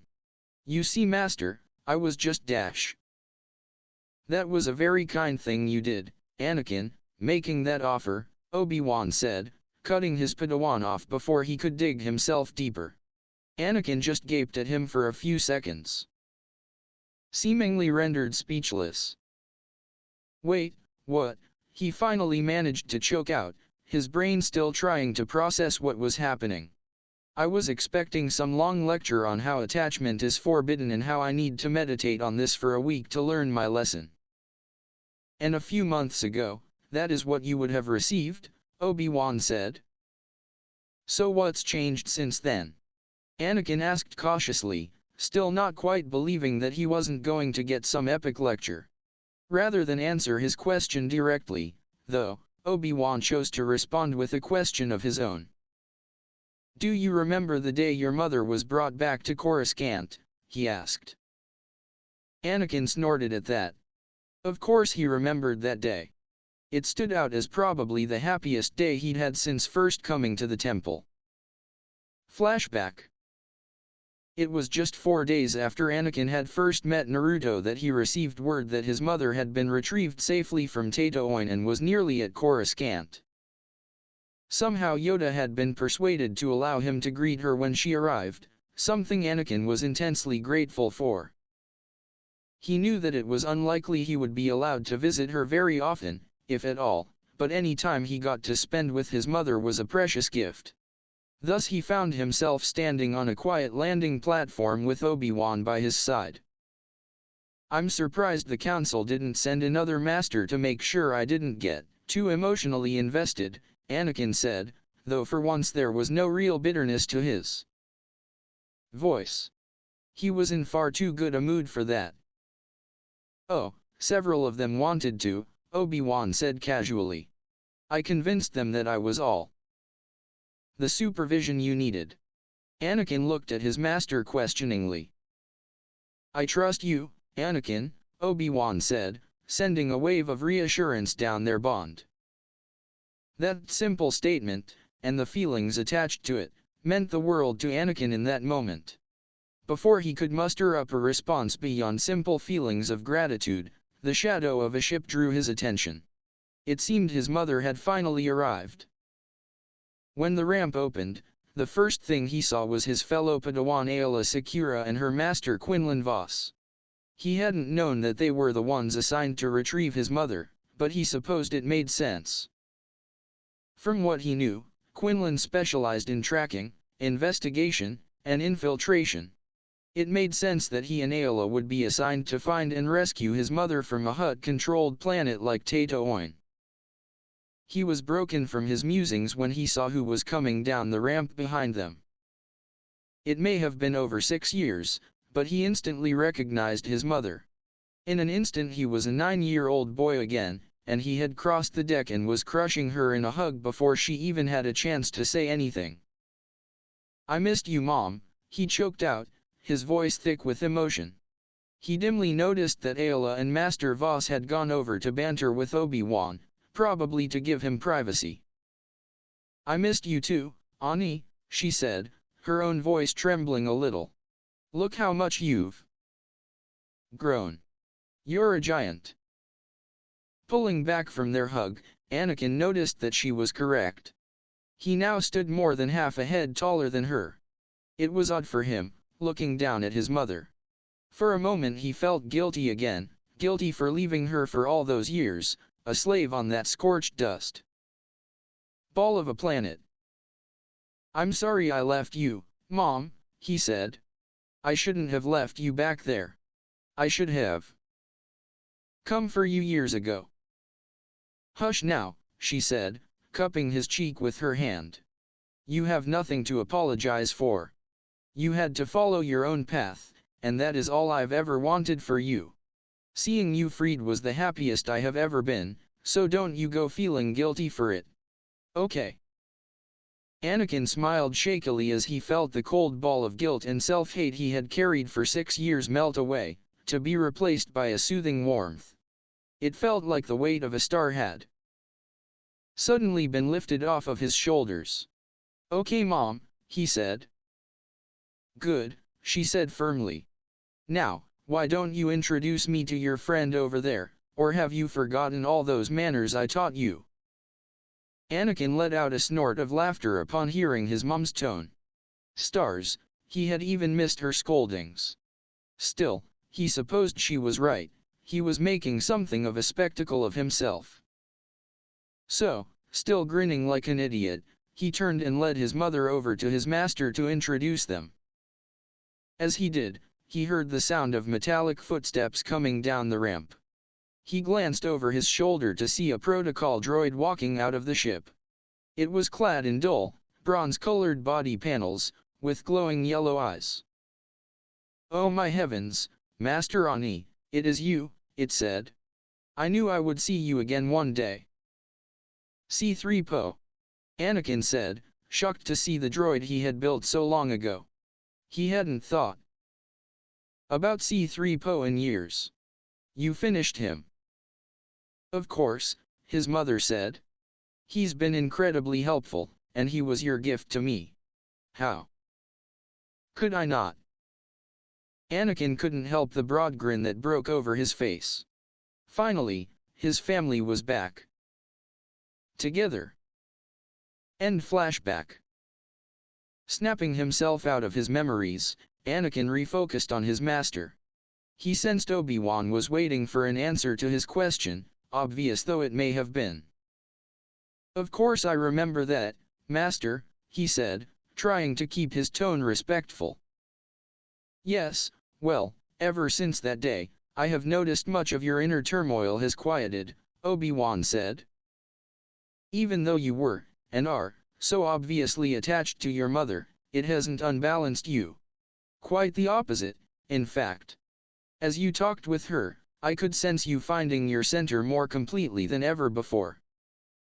"Uki," Anakin said slowly, still not quite sure where his master was going with this. Sensing his Padawan's confusion, Obi-Wan sighed. "What I am trying to say, Anakin, is that over the last few months, I have come to realize that you are probably never going to be a conventional Jedi," he said. "You started your training far later than most, so I suppose it was foolish of me to expect you to conform to a typical Jedi standard in all respects. Your bond with your mother, and now with Naruto, is clearly a source of strength for you, rather than a weakness." "So, you're okay with all of this?" Anakin asked, scarcely willing to believe what he was hearing. "Well, I can't say I'm thrilled with you roping a youngling into your rule-breaking ways, but from what I've heard, Naruto is already something of a lost cause in that respect," Obi-Wan said ruefully. "But, I am hardly going to deny you something that clearly helps you find the balance that has eluded you." "Thank you, Master," Anakin said, bowing his head respectfully. "You're welcome, Padawan," Obi-Wan responded, before continuing on. "I'm proud of you. Befriending Naruto and offering him the help that I should have offered you all those years ago is a mark of both wisdom and maturity. In truth, I owe you an apology for failing to recognize what you needed for so long. I can only hope that you forgive me." This once again rendered Anakin speechless. First Yoda, now Obi-Wan was apologizing to him. "Who was next, Master Windu?" "Gardola?" Unable to articulate a response, Anakin simply sent his feelings through the bond to his master. Gratitude, forgiveness, his own apologies for how much of a brat he had been, and above all, a desire to move forward with their newfound understanding. Obi-Wan smiled when he felt what Anakin was sending him. Walking forward, he crossed over to his young Padawan and clapped him on the shoulder. "Let's go," he said. "We still have much to do today, especially if you're going to be spending your time plotting nefariously with younglings." "Plotting? Me?" Anakin said with exaggerated innocence. "Why, Master, I don't know what you're talking about." Laughing softly, the two of them walked back to their quarters. As they walked, Anakin mused that he had never felt quite so content in the temple as he did now. Somehow, knowing that his master trusted him to do the right thing, even if it was against the code, was nearly as comforting to him as knowing his mother was safe. When he entered their quarters and went to his room to unpack his gear, it felt, for the first time, like he was home. "Thank you for informing me of this, Master Jedi," Supreme Chancellor Palpatine said, a weary smile on his voice. "I do hope the two younglings are safe and sound after such a misadventure." "They are," said Koth. He had been selected to inform the Chancellor of the incident that had occurred in the Undercity. While normally the Jedi Order kept such matters in-house, the discovery of a slaving ring with connections to Black Sun directly below the Senate District was something the Chancellor needed to be kept apprised of. Well, thank goodness for that, at least. And thank goodness that they managed to rescue those poor women. I look forward to seeing what they accomplish in the years to come, Palpatine said. Please, keep me updated on your investigations into this matter. Such barbaric practices must not be allowed to take root in the heart of the Republic. Master Koth bowed his head at that, assenting easily. He personally felt it was a good thing for the Chancellor to be aware of such things as this. It kept him grounded in the realities of the galaxy, rather than just the niceties of the Senate. They traded pleasantries briefly, before Eth excused himself and left the spacious office. Once the Jedi Master had left his office, Palpatine sat down at his desk, signaling his secretaries that he was not to be disturbed. He waited several minutes, until he felt the Jedi leave the building and board a speeder back to the temple. As soon as he sensed his departure, Sidious's face twisted into an angry grimace. So, that all but confirms what I suspected, he thought to himself. That disturbance in the Force the other day was indeed this Naruto boy. Such power. But too firmly rooted in the light to be of use, Force blast it. Sidious had felt the flare of power when Naruto had tapped into the Force 2 days ago, even sitting in his office. The power had been so strong with the light side it had actually caused him mild pain, even at that far of a remove. He had instantly suspected the boy. The Force signature matched what he had thought was Naruto's, gathered via matching his own sensing through the Force to his spies' reports of when Naruto meditated. It had been exceedingly difficult to install spy programs in the temple cleaning droids, and they would not last long, but he had gleaned enough to build a rough profile of the two newcomers to the Jedi. Both could prove troublesome to the plan given time. Jiraya, Sidious knew, was the more immediate threat. Though he would need to meet the man to be certain, he suspected Jiraya was far more talented and dangerous than he normally let on. Worse, he had been an expert at espionage and counter-espionage back in his homeland. Sidious knew he had time, while Jiraya grew accustomed to the new technology and culture he was in, but he wasn't about to get comfortable. He estimated no more than 3 years before Jiraya had a working intelligence network, if he was indeed as skilled as Sidious suspected him of being. Still, he was hardly an insurmountable threat. Even now, Sidious was working on hiding any trace of his true identity even more thoroughly than before. He had also directed Tyrannus to remove any trace of a connection between him and the clone army even now being grown on Kamino. He was not willing to have Jango Fett killed just yet, but there were alternatives to such drastic action. It had required extremely delicate use of the Force, but Jango now believed he had been hired anonymously to be the clone template. He had never been aware of the true purpose of his sons, but now there was no chance of him letting something slip. He was also, Sidious mused, still available for use as a tool in the future. Naruto, unlike Jiraya, was a much more difficult quantity to account for. He was powerful, Sidious had felt that much for certain. Perhaps even as powerful as Skywalker, though given the differences in their age it was hard to tell yet. He and his godfather both had demonstrated abilities in the Force that Sidious had never seen before. Even now he was running experiments of replicating some of their unique abilities, though he had not had much luck yet. Power alone, however, was not what made the boy a potential threat. Indeed, Sidious had often toyed with the idea of turning Naruto in the future, perhaps as a backup for Anakin. Each time he felt the boy's Force signature, though, he discarded the idea. The boy was far too firmly rooted in the light. Sidious had no real knowledge of Naruto as a person, and so had no hooks he could sink into him, no levers he could play on. What's more, I can't even try to gain such knowledge yet without arousing suspicion. With Anakin, I had the excuse of being grateful for his actions on Naboo, but my relationship with him has also drawn the attention of the demmed Council. Trying to meet Naruto, whom Palpatine has no reason to be interested in, would only incite suspicion. No, best to just have the boy killed at the first opportunity, before he becomes a true danger to the plan. He would have to wait a while, Sidious thought, before making such a move. Best for the boy to be a Padawan with some experience before having him eliminated. Too early, and his death would seem suspicious, an outlier that would be investigated no matter the circumstances. Jedi younglings, and even junior Padawans, rarely died. They were too well protected, too insulated for such a loss to be anything but suspicious. Better for him to already have a dangerous mission or two under his belt, so the idea of him being at risk was more easily accepted. It would also give Sidious a chance to gauge the boy's power and skill level, so he knew what manner of force to send against him. Perhaps a test is in order, when he becomes a Padawan, Sidious mused, running through the suitable resources he had for such a thing.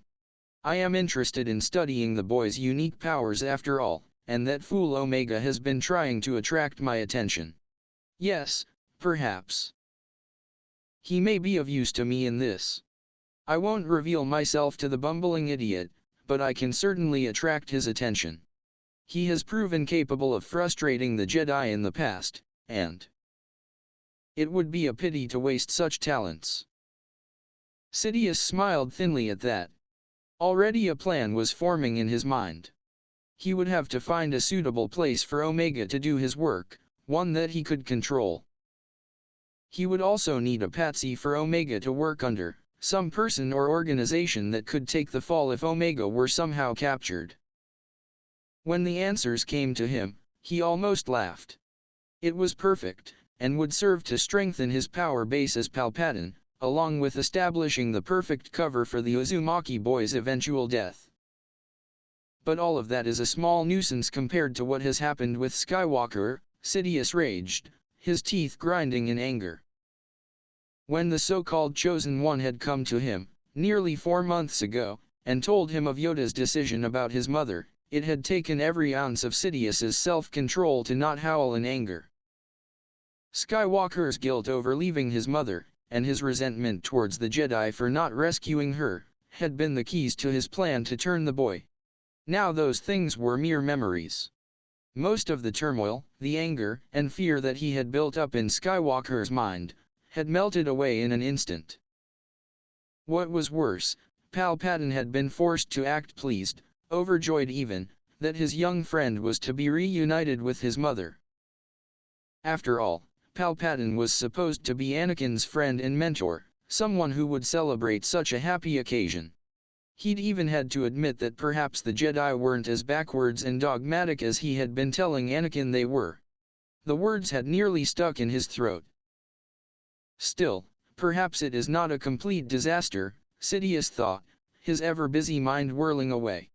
There are, after all, many ways to turn a Jedi, especially one as emotional as Skywalker.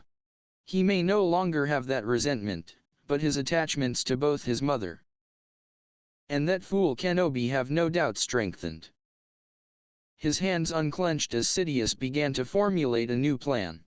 It was not perfect, not yet.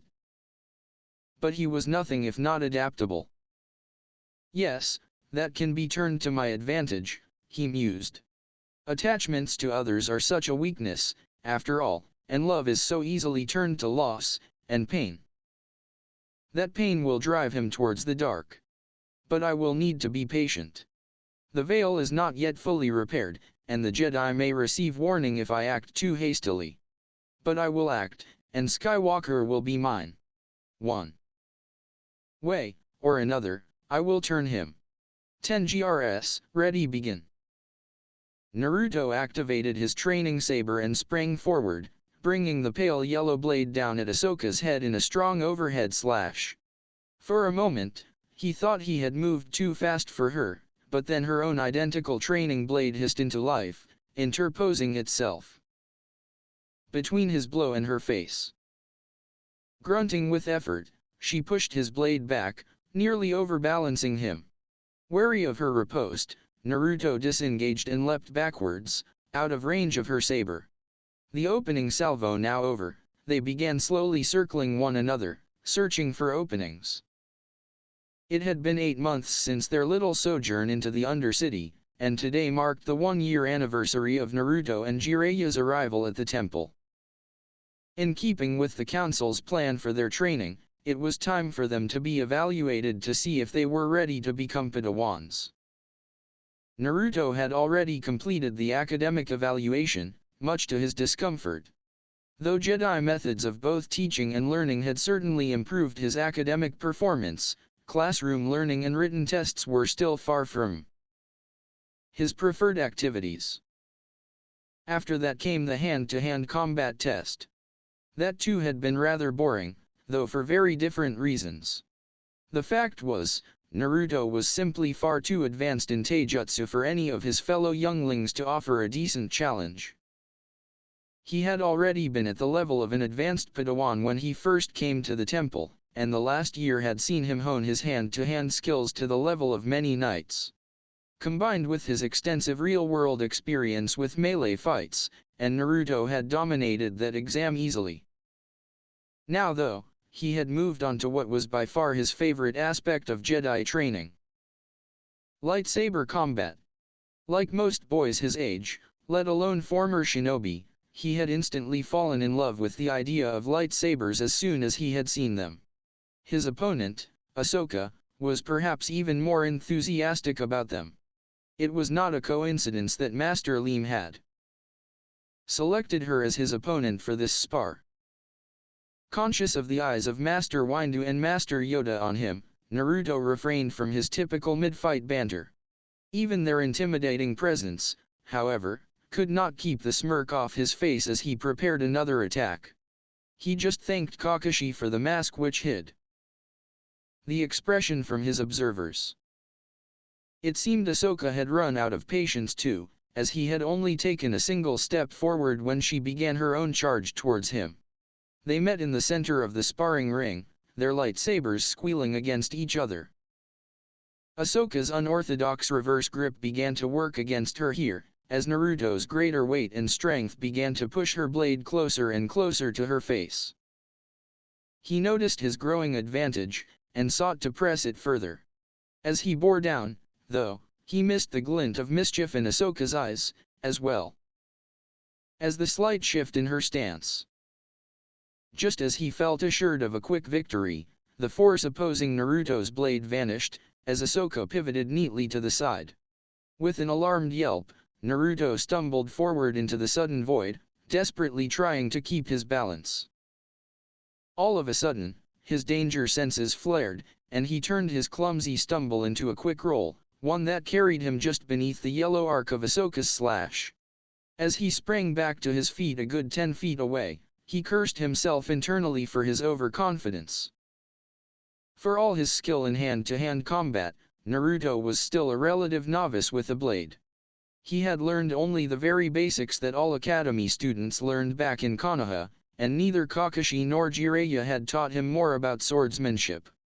While he soaked up instruction on the subject like a sponge, it didn't change the fact that Ahsoka had been training with a lightsaber since she was 6 years old, and was considered something of a prodigy with a blade.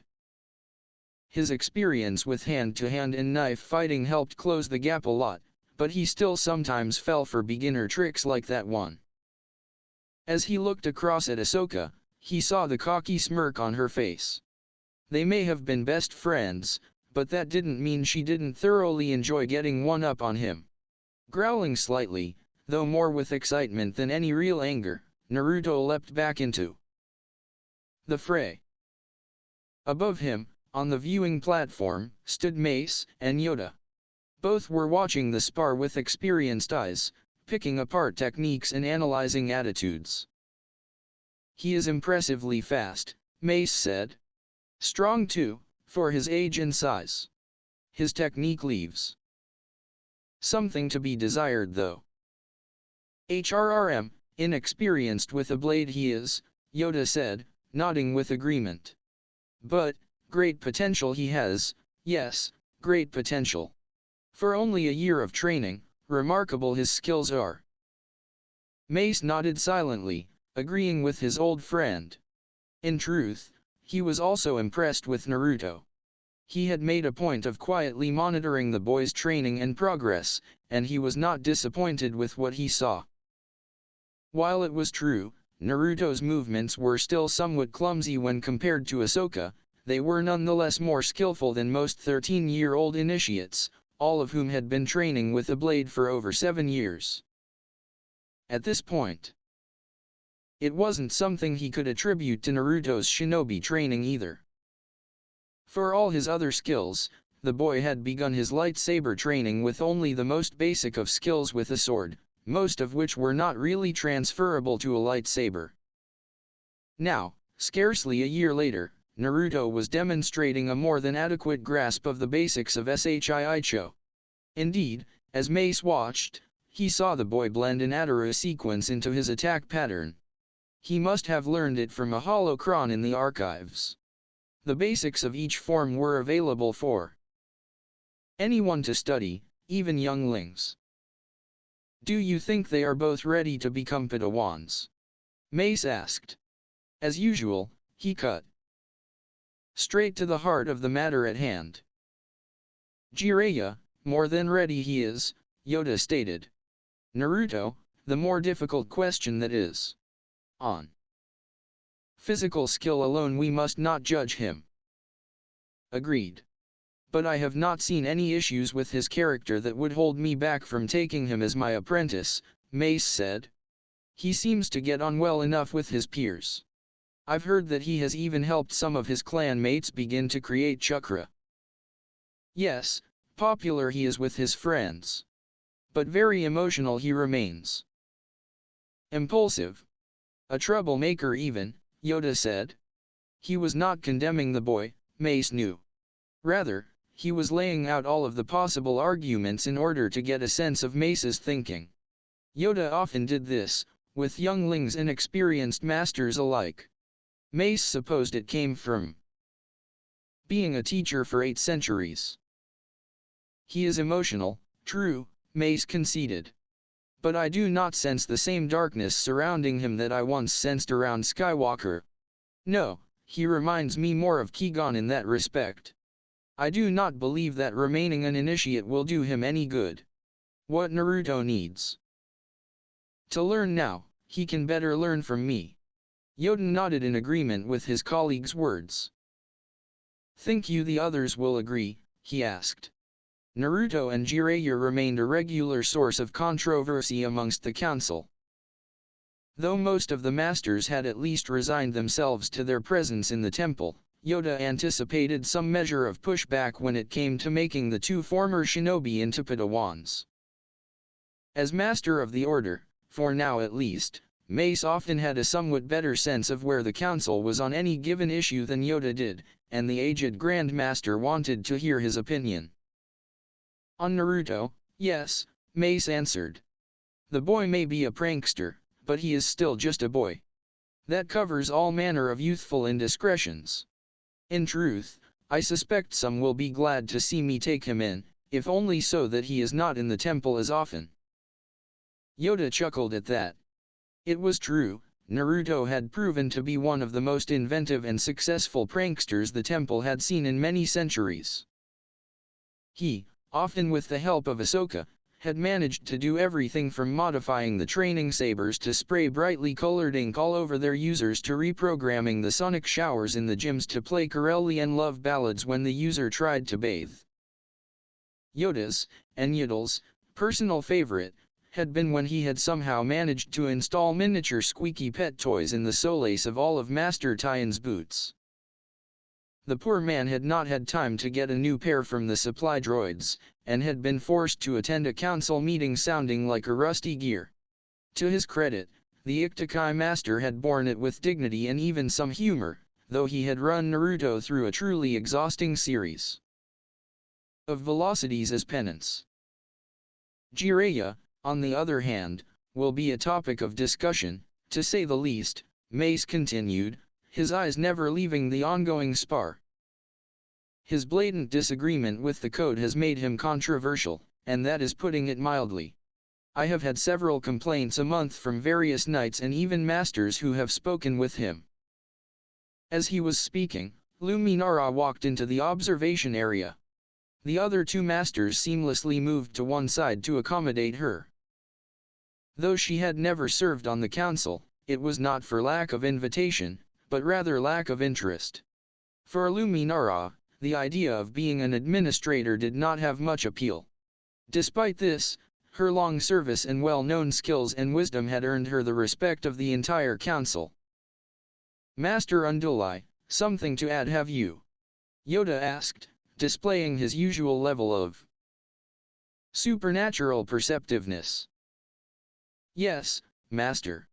I have spoken with Jiraya several times over the past few months, she said. We have often discussed his views on the code, and the order in general. They are not entirely positive. That is an understatement, Mace said. He has stated flat out, more than once, that he believes that attachments and emotions can make a Jedi stronger without drawing them towards the dark. It is a dangerous viewpoint. I can see why you would say that, Master Windu, she said slowly, choosing her words with care. I myself had a similar reaction when I first heard his views. However, the more I have talked with him, the less sure I am that he is wrong. At least, not completely. Mace gave her a sharp look, but he held his tongue. This was not some rebellious teenage Padawan, questioning the code to get a rise out of their master. This was Luminara Unduli, a Jedi Master of 45, famed for her control and wisdom. Whatever her opinions may be, he knew that she would not hold them lightly. Bearing that in mind, he motioned for her to continue. He does not believe that Jedi should necessarily be motivated by their emotions, she explained. Merely that we shouldn't be so reluctant to even acknowledge them. He believes that it is possible to use the more light emotions to fuel our use of the Force without risking falling to the dark side. I confess, I have not actually spoken to him in depth about his views, Mace admitted. But it is not his views on emotion that truly concern me. His position there is not unheard of for Jedi. Qui-Gon and Master Fei come to mind there. It is his views on attachment that give me pause. Luminara nodded her understanding at that. Yes, there he most definitely disagrees with the code, she said. It is his belief that the best way to achieve peace between people is through mutual understanding, and that such understanding can only come about by forging strong bonds between people. From his perspective, avoiding such bonds undermines the Jedi's mission. A dangerous view, Yoda said, though he had an oddly thoughtful tone to his voice. Many Jedi, fallen because of attachment they have. Yet, strengthen others, such things have too. An example of this, young Skywalker is. Speak with Jiraya on this I will. With that, he fell silent. Mace got the feeling that he was not willing to say more on the subject right then, so he refocused on the spar between Naruto and Ahsoka. He dimly registered Luminara excusing herself, his focus already on the ongoing spar. As he watched, Naruto launched a blisteringly fast series of strikes, sacrificing form for speed and power. Ahsoka fell back before his attack, blocking as fast as she could. For a few seconds it seemed as if she would weather the storm intact. Despite his rapid-fire blows, Naruto looked to be unable to land an actual hit on the Togruta girl. Her small, agile form, combined with her more experienced defense, served to stymie Naruto's efforts. It took every ounce of her concentration though, and as it turned out, that had been Naruto's plan all along. As soon as he sensed that Ahsoka had focused entirely on his blade work, Naruto sprang his trap. His control over the Force may not have been especially subtle at this point, but it was adequate for what he had in mind. Reaching out, he telekinetically gripped the edge of the thin floor mat Ahsoka was standing on. With a sudden twitch of his hand, he dragged it several feet backwards across the smooth floor. Naruto had positioned himself well, and was standing on a separate mat from his friend. As such, Ahsoka found the ground suddenly, and quite literally, yanked out from beneath her feet. With a surprised yelp, she fell backwards, landing hard on her butt, bruising her tailbone. The pain of the impact tore a sharp gasp from her throat, and, more importantly, forced her eyes shut for a moment. By the time she opened them again, Naruto had the tip of his blade a centimeter from her throat. "Winner, Naruto Uzumaki," Master Leem said, signaling an end to the fight. "Nice match," Naruto said, the smile audible in his voice. He deactivated his training saber and hooked it onto his belt. Leaning down, he offered a hand to Ahsoka, who seemed torn between annoyance and amusement. Eventually amusement won, and she took his hand, pulling herself up with a smile. "Still using your cheap tricks," she said teasingly. "You know, one of these days you're going to run out of them. What'll you do then?" "By then I'll be good enough that I won't need them," Naruto replied easily. No matter who won their spars, their post-fight banter was always a friendly tradition with the two of them. Before he could continue though, Master Windu and Master Yoda walked onto the mat. "Well fought, both of you," Mace said, falling easily into the role of instructor. "Naruto, your speed and strength are excellent, but you rely on them too much. Work on refining your blade work and integrating your hand-to-hand skills more." "Yes, Master," Naruto said, his voice unusually respectful. There was something about Mace Windu that demanded, and received, automatic respect, even from someone as allergic to formality as Naruto. "Ahsoka, your lightsaber technique is excellent for your age," Mace said, drawing a poorly concealed grin from the orange-skinned girl. "However, your focus is too narrow while in a fight. Remember, though you may have more experience with a lightsaber, Naruto has far more experience with actual combat than you. He was able to leverage that and neutralize your skill advantage by misdirecting your focus. Do not allow yourself to be drawn into only one aspect of a battle. Keep your mind open and aware of everything that is around you." "Yes, Master," Ahsoka said, her grin fading somewhat. She wasn't thrilled with the criticism, but she took it as best as she was able. Even her fiery attitude tended to falter in the face of Master Windu. Besides, it was good advice. "So does this mean I get to become a Padawan now?" Naruto asked, the optimism shining through his voice.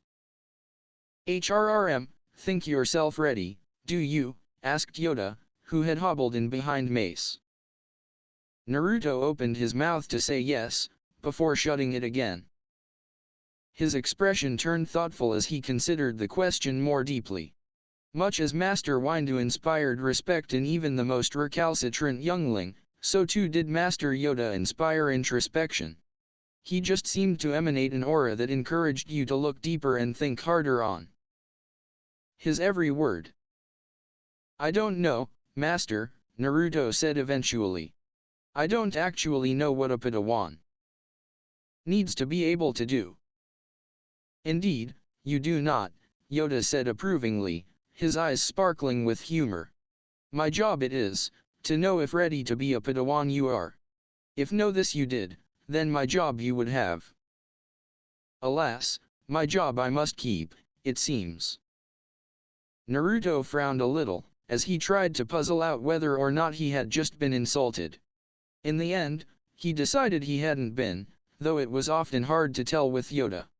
With a start he realized the diminutive Grandmaster was still speaking. "Deliberate on this the Council will," he said. "For now, back to the creche with you both. I trust you two can make it back without somehow getting lost on Tatooine or dismantling a drug syndicate." Master Leem asked, her voice dryly sarcastic. Despite her tone, though, there was a faint light of affection in her eyes as she looked at their two most rambunctious charges. It was tempered with no small amount of exasperation, but it was there. "Why, master, you mistake me for some sort of scoundrel," Naruto said, his voice suffused with such innocence it would have charmed a rancor. "Ahsoka and I would never do something like that. After all, how would we end up on Tatooine, master?" Ahsoka asked sweetly. "The ships headed to Onderon are much closer to the temple. If anything, we'd end up there." "I'm not even going to ask how you know that," Master Leem said, rolling her eyes. "On a gran, that was quite a sight. Just go, before I find something that needs cleaning. I have to go set up next week's schedule." At the implied threat of chores, Naruto and Ahsoka scurried quickly out of the sparring hall. Ahsoka was limping slightly, her bruised tailbone making itself known. With a fond sigh, Master Leem turned back to Mace and Yoda. "I do hope you allow him to become a Padawan," she said, her voice suddenly serious. "Despite his antics, he probably has the best heart of any youngling I have ever seen. He will make an outstanding Jedi one day. As will young Ahsoka, come to think of it." "The Council will have to deliberate on that," Mace said. "But I personally do not see any reason to delay his advancement. With all respect to your teaching, Max, he has learned all that he can from the creche training. He needs a more personal touch now." "I agree," she said respectfully. The group of masters chatted amiably for a few minutes, before going their separate ways. Max went to go arrange the training schedule for the Clawmouse clan for the next week, while Mace and Yoda went to call a council meeting. As soon as Naruto and Ahsoka had exited the training hall and rounded the corner, Ahsoka jumped onto Naruto's back, clinging to him like a limpet.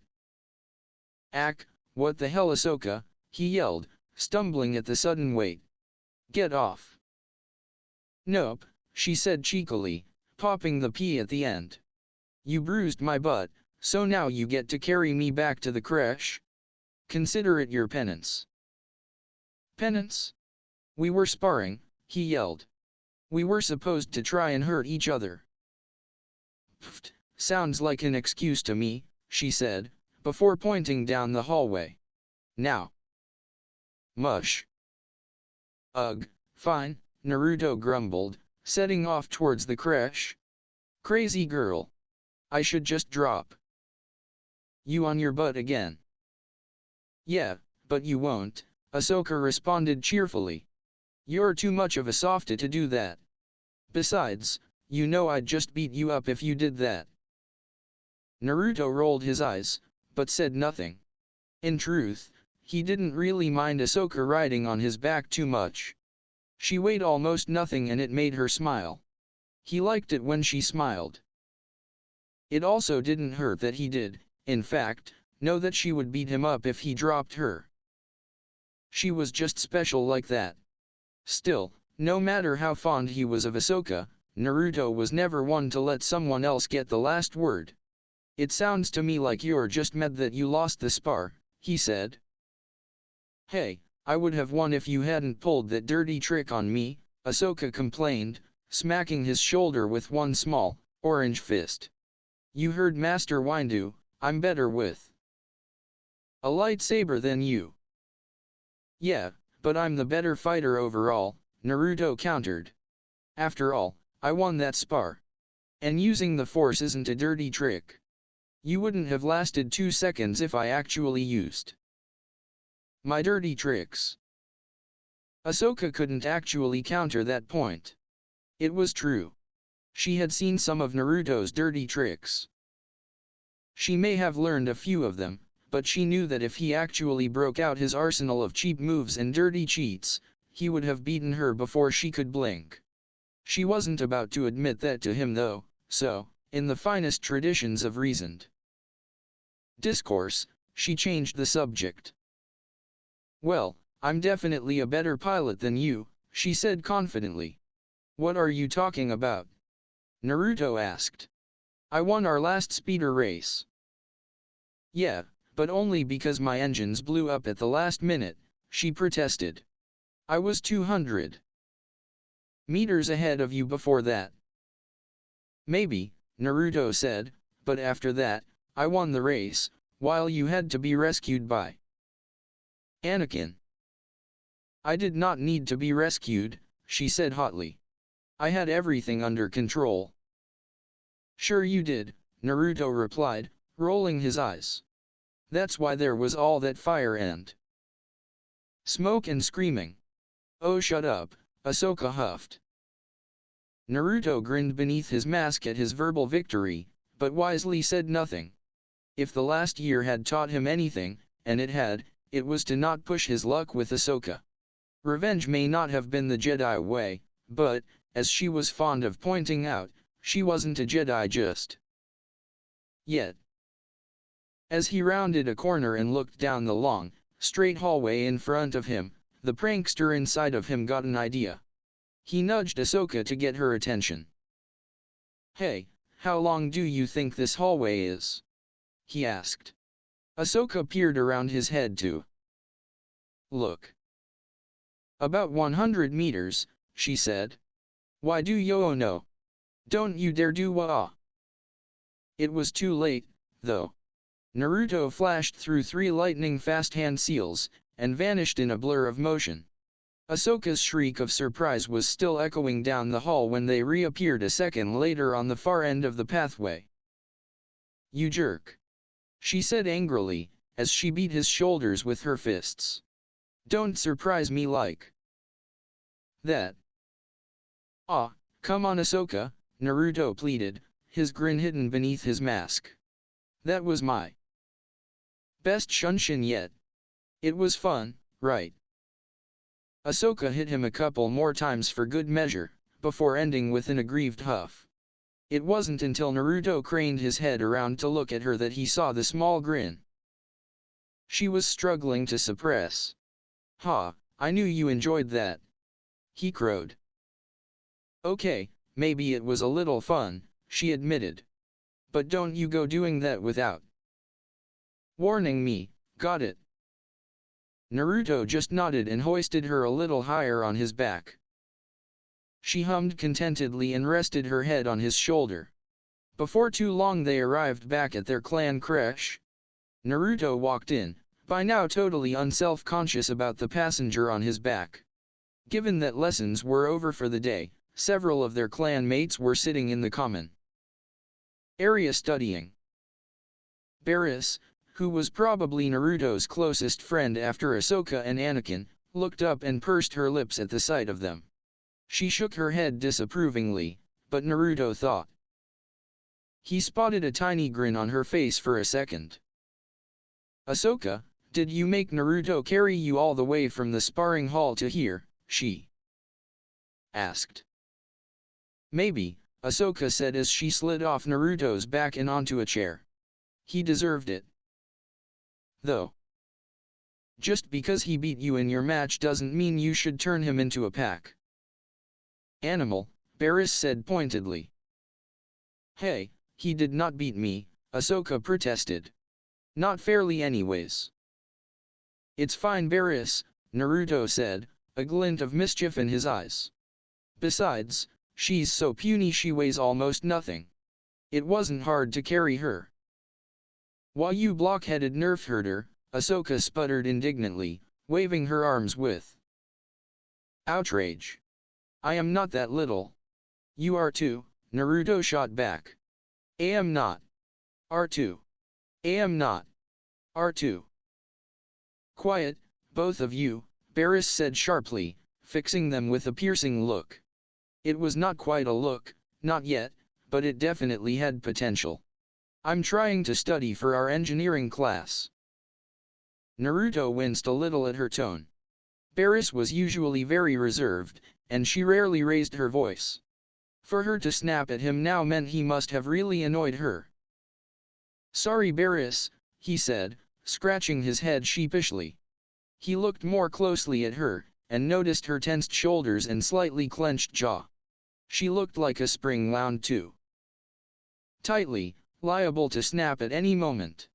"Hey Barris, are you okay?" he asked. For a long moment it seemed as if she either hadn't heard him or was going to ignore him. Finally, however, she closed her eyes and sighed. "No," she said, her voice cracking slightly. For Barris, that small tremble was the equivalent of full-blown sobbing. "It's just I don't get mechanics like you and Ahsoka do. I don't understand it, and I need to do well in all my studies. How am I supposed to be a Jedi if I can't even pass an initiate-level engineering class?" "I'm sure it'll be okay," Naruto said. "You're doing great in all your other classes, so what if you don't do so well in this one?" "No," Barris hissed, actually startling Naruto and Ahsoka with the venom in her voice. "I will not just accept failure. I know I can do better than this. I will do better than this. It's just I don't know how." At that last part Barris sounded very small and vulnerable all of a sudden. It was a bit disturbing for Naruto and Ahsoka to see, as Barris was usually an unshakable bastion of calm competence. Indeed, it was occasionally annoying how unflappable she could come off as. To see her so off-kilter was like seeing Mace Windu crack a smile, technically possible, but definitely outside the normal proceedings of the universe. However, shocked or not, Naruto was never one to let a friend suffer alone. Reaching out with one arm, he pulled Barris into a half-hug. Ahsoka walked around to her other side and did the same. Barris squirmed a little at first, unused to such close contact and comfort from other Jedi. After a second or two though, she relaxed into her friend's embrace, allowing Ahsoka's soothing warmth and Naruto's boundless joy to wash over her. For several minutes they all just sat there and enjoyed each other's presence. "How about I help you study?" Ahsoka finally asked. "I'm pretty good with electronics." Barris blinked at the offer, before shaking herself out of the haze of comforting feelings. With a twitch of her head she snapped back to cold reality. "Don't you have your astrogation project to finish?" she asked in return, her tone indicating that she already knew the answer to the question. Well, it's not that dash. It is that important," Barris said firmly. "You shouldn't sacrifice your own classwork just to help me with something I should be able to handle myself." "I'll be fine, really." "It's fine, really," Ahsoka protested. "I'll just dash." "No," Barris said, putting her foot down. Ahsoka opened her mouth to respond, but before she could formulate another comeback, Naruto spoke up. "I can help you," he said loudly, confidence practically shining out of his every pore. "Anakin's been teaching me a lot about engineering for the past year. I bet I'm almost as good as he is by now. I could totally help you out." Ahsoka and Barris both automatically rolled their eyes at their friend's typical utter lack of humility. "Really? You're almost as good as Anakin now?" Ahsoka asked skeptically, I call nerf shit look on her face. "Well, maybe not that good, but I'm still definitely the best in the clan," Naruto defended himself. "This way, you can do your project while I help Barris with the engineering stuff." Are you sure?" Barris asked. "I wouldn't want to inconvenience you." "What are you talking about?" Naruto asked, seemingly genuinely confused by her question. "You're my friend. I'll always help my friends." The words themselves may not have seemed especially profound, but the tone Naruto delivered them in was striking to say the least. The way he said it was so sure, so absolute, so completely and utterly without compromise or question that all Barris could do for a few seconds was blink in shock. She had never heard such emotional conviction from a Jedi before, even an initiate like Naruto. A part of her said that such a display of emotion was inappropriate for a Jedi, but just right then she couldn't really bring herself to care. It was a lifeline she desperately needed, and so she clung to it regardless of the rules. Finally, after several seconds, she found her voice again. "Thank you, Naruto," she said. "If you're willing to help me, I would like that."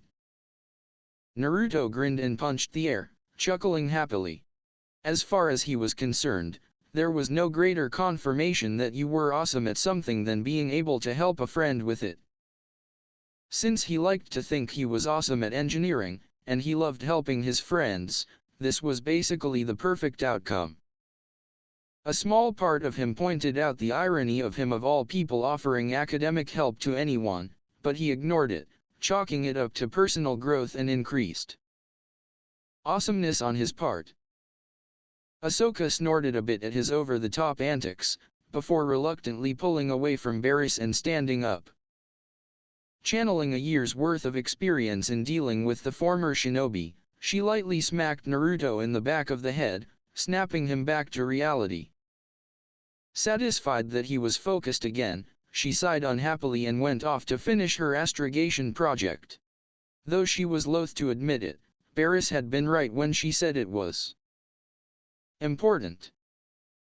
Naruto meanwhile, now that his head was out of the clouds, walked back over to Barris. Smiling at her, he stood next to her and gently tugged the data pad out of her hands, ignoring her sound of protest. "Okay," he said as he walked towards the door, "follow me." Where are we going?" Barris asked, confused. "I need to study." "Yeah, and the best way to do that is by doing stuff," Naruto said sagely, as if imparting the secrets of the universe to a disciple. "We're going to one of the engineering workshops. Master Leem lets me use one to work on my electronics skills, so it's fine. Come on." Bemused, but also intrigued, Barris followed Naruto out of the creche. She wasn't entirely sure what he had in mind, but with as confident as he was, she was willing to give it a chance. He was her friend, after all. While Naruto was tutoring Barris, an event so unusual that many would have taken it as a sign of the apocalypse, the Council was deliberating. The topic was one that had come up often in the last year, Naruto and Jiraya. Specifically, whether or not they were ready to take the next step and become Padawans. The debate had been going for several minutes already. They had finished reviewing their test results, and had moved to discussing what they meant. "I do not think there is any question on their physical skills," Plo-kun said. "Both were already at the necessary level even before they came to us. Since then, Naruto has, under Jiraya's tutelage as well as his temple instructors, progressed splendidly. He is now at or above the level of a senior Padawan in terms of agility, hand-to-hand combat skills, strength, speed, and endurance. His lightsaber skills are far less developed, but still impressive considering how recently he began training with a blade."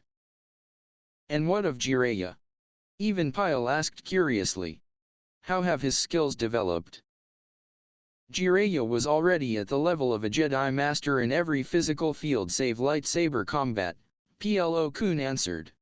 "He has maintained and even improved his overall fitness, and his sword skills are now near the level of a Jedi Knight."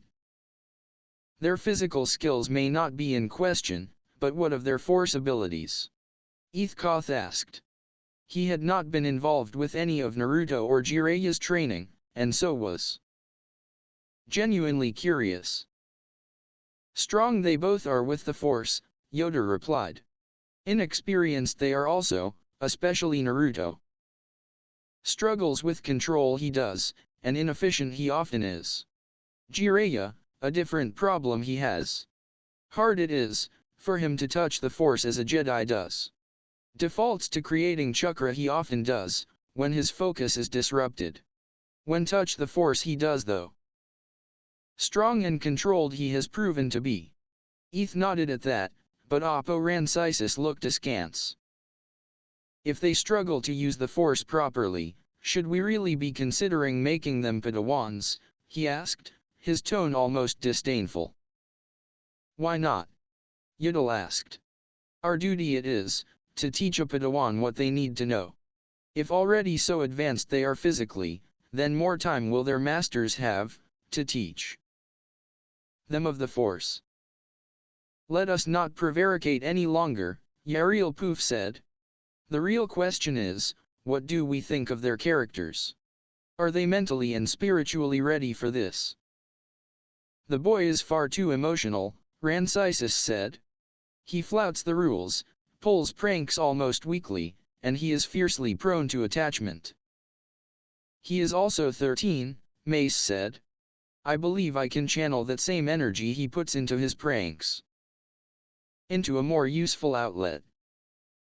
See what you expect to see, you do, Yoda said, gently chiding the other master. Those same faults, shared by many new Padawans they are. The purpose of an apprenticeship. Getting rid of them is. Rancisis frowned, but accepted the rebuke with good grace. Yoda rarely outright contradicted a fellow council member, but when he did, it was generally taken as given that you had stepped out of line. Yoda had, at one point or another, taught every Jedi in the temple, including each and every master in that room. He respected their opinions, even and especially when they differed from his own. However, he was not above laying down the law when he felt it necessary. That he did so now spoke volumes. I have my own doubts about Uzumaki, but I'm not opposed to Mace taking him on at this time, CZ Tyan said. He seems to respond better to a more personal teaching style, so it may be that being a Padawan will help him shape up in a way the temple instructors could not. My bigger concern is Jiraya. Rancisis, Adi Gallia, and even Pyle all nodded at that. Mace glanced at Yoda, who twitched his ears in acknowledgement. He simply refuses to accept the truth of the code, Tyan continued. He has challenged numerous knights and masters on the matter. His stance on emotions, his belief in attachments being a strength, these things are simply incompatible with the Jedi. Incompatible with the Jedi, or incompatible with the code? Yariel asked quietly. Tyan merely cocked his head questioningly, prompting him to continue. Are the code and the order the same thing? He asked, now addressing the whole council. You speak of the truth of the code, Master Tyan, as if it were some immutable aspect of the universe. A year ago I asked if we had not become blinded by dogma. Today I ask that same question again. Surely you cannot be suggesting we change the code, Adi Gallia said, a shocked look on her face. No. Any change to the code would obviously need to be exhaustively debated and meditated, Yariel said placatingly. I am merely pointing out that the code has changed in the past, and it would be folly to assume it will never need to be changed again. The old code was changed because it had failed us, Rancisis said. Its permission of attachment, and even families, led many Jedi to fall. And solved this problem, the new code has. Yodel asked, cocking an eyebrow. In the past 1,000 years, how many Jedi fallen to the dark have there been? Just since I have been a youngling there have been several, Plo Koon said. Tur-Edi, the Elrud Marauders, Xanatos, Bruk-Chun, and most recently Alishun Cells. Before them, Volf Karko, Alia, and Kibite Jean there were, Yoda said, his voice melancholy. Others too, there have been, but mate I think Master Poof's point is. And what is your point? Tyan asked the Kaermian master. Do you mean to say that some Jedi will inevitably fall? That we can do nothing to stop it? No, Yariel responded firmly. I only mean to say that the new code is clearly not perfect either. We clearly have not yet found the ideal code, so it would seem to be folly to dismiss or suppress differing opinions. So you believe Jiraya is right in his views? Adi Gallia asked. I do not know, Yariel admitted. I have not spoken with him on the matter. I merely propose that he is not wrong simply because he disagrees with us, and that we should not be so fragile as to be frightened of his views. Has he engaged in anything other than polite and reasoned discussion when it comes to the code and views on it? There was a general shaking of heads. Despite how radical his views seemed to many of those present, none of them could recall an incident where Jiraya had even raised his voice in anger when talking about his personal philosophy. He may have ruffled plenty of feathers, but he had done so calmly, with clear argument rather than vitriol. I see your point, Master Poof, Depa Bilaba said. But the fact remains that his views have made him a very polarizing figure in the order. Would any master even be willing to take him as a Padawan? There was a brief pause as they considered the question. The silence was broken by the tap of Yoda's Jimmer stick on his chair. If pass the trial on Ilum he does, take Jiraya as a Padawan I will, he said. Some time it has been since an apprentice I have trained. Time to do so once again it is. There was a moment of shocked silence from most of the council as they processed the news. Only Mace and Yodel seemed unsurprised by the news. Mace because Yoda had informed him of his plan weeks ago, and Yodel because she knew Yoda better than any other living Jedi and had predicted this. She privately suspected he had waited until now to announce this just to see the look on the other masters' faces. Though he did not often have a chance to indulge it anymore, Yoda had a mischievous streak left over from his distant youth. It was part of why he enjoyed teaching younglings so much. Still, petty jokes on the council aside, she agreed with his decision. From the feelings of acceptance and reassurance coming from the rest of the council, she was not alone in that. It made sense, Yoda being the one to take on Jiraya. He was well known for taking the difficult students, the misfits, the ones who didn't quite fit in with any other master. After more than 800 years of teaching Jedi, Yoda often proved able to turn even the most unlikely and misfit Padawans into excellent, if not often somewhat unusual Jedi Knights. If anyone could train Jiraya to be a Jedi, he could. Sensing the same thing as Yodel, Mace spoke up. I believe we are ready to make a decision, he said, exercising his authority as Master of the Order for what would likely be the last time. Let us vote. The vote went quickly. Yoda's announcement had soothed most of the objections from Tyan and Rancisis, and in the end it was unanimous. Both Naruto and Jiraya were to be taken as Padawans. Very well. Tell them to prepare for a trip to Ilum I will, Yoda said, as the council stood to leave. Find a master to accompany them I will also. Leave Coruscant at the moment I cannot. I may have an idea of who to send with them, Yariel said, remaining behind with Yoda. When he mentioned the name, Yoda nodded sagely. Decided it is then, he said, an interesting trip this should prove to be. That will be it for today, thanks for watching.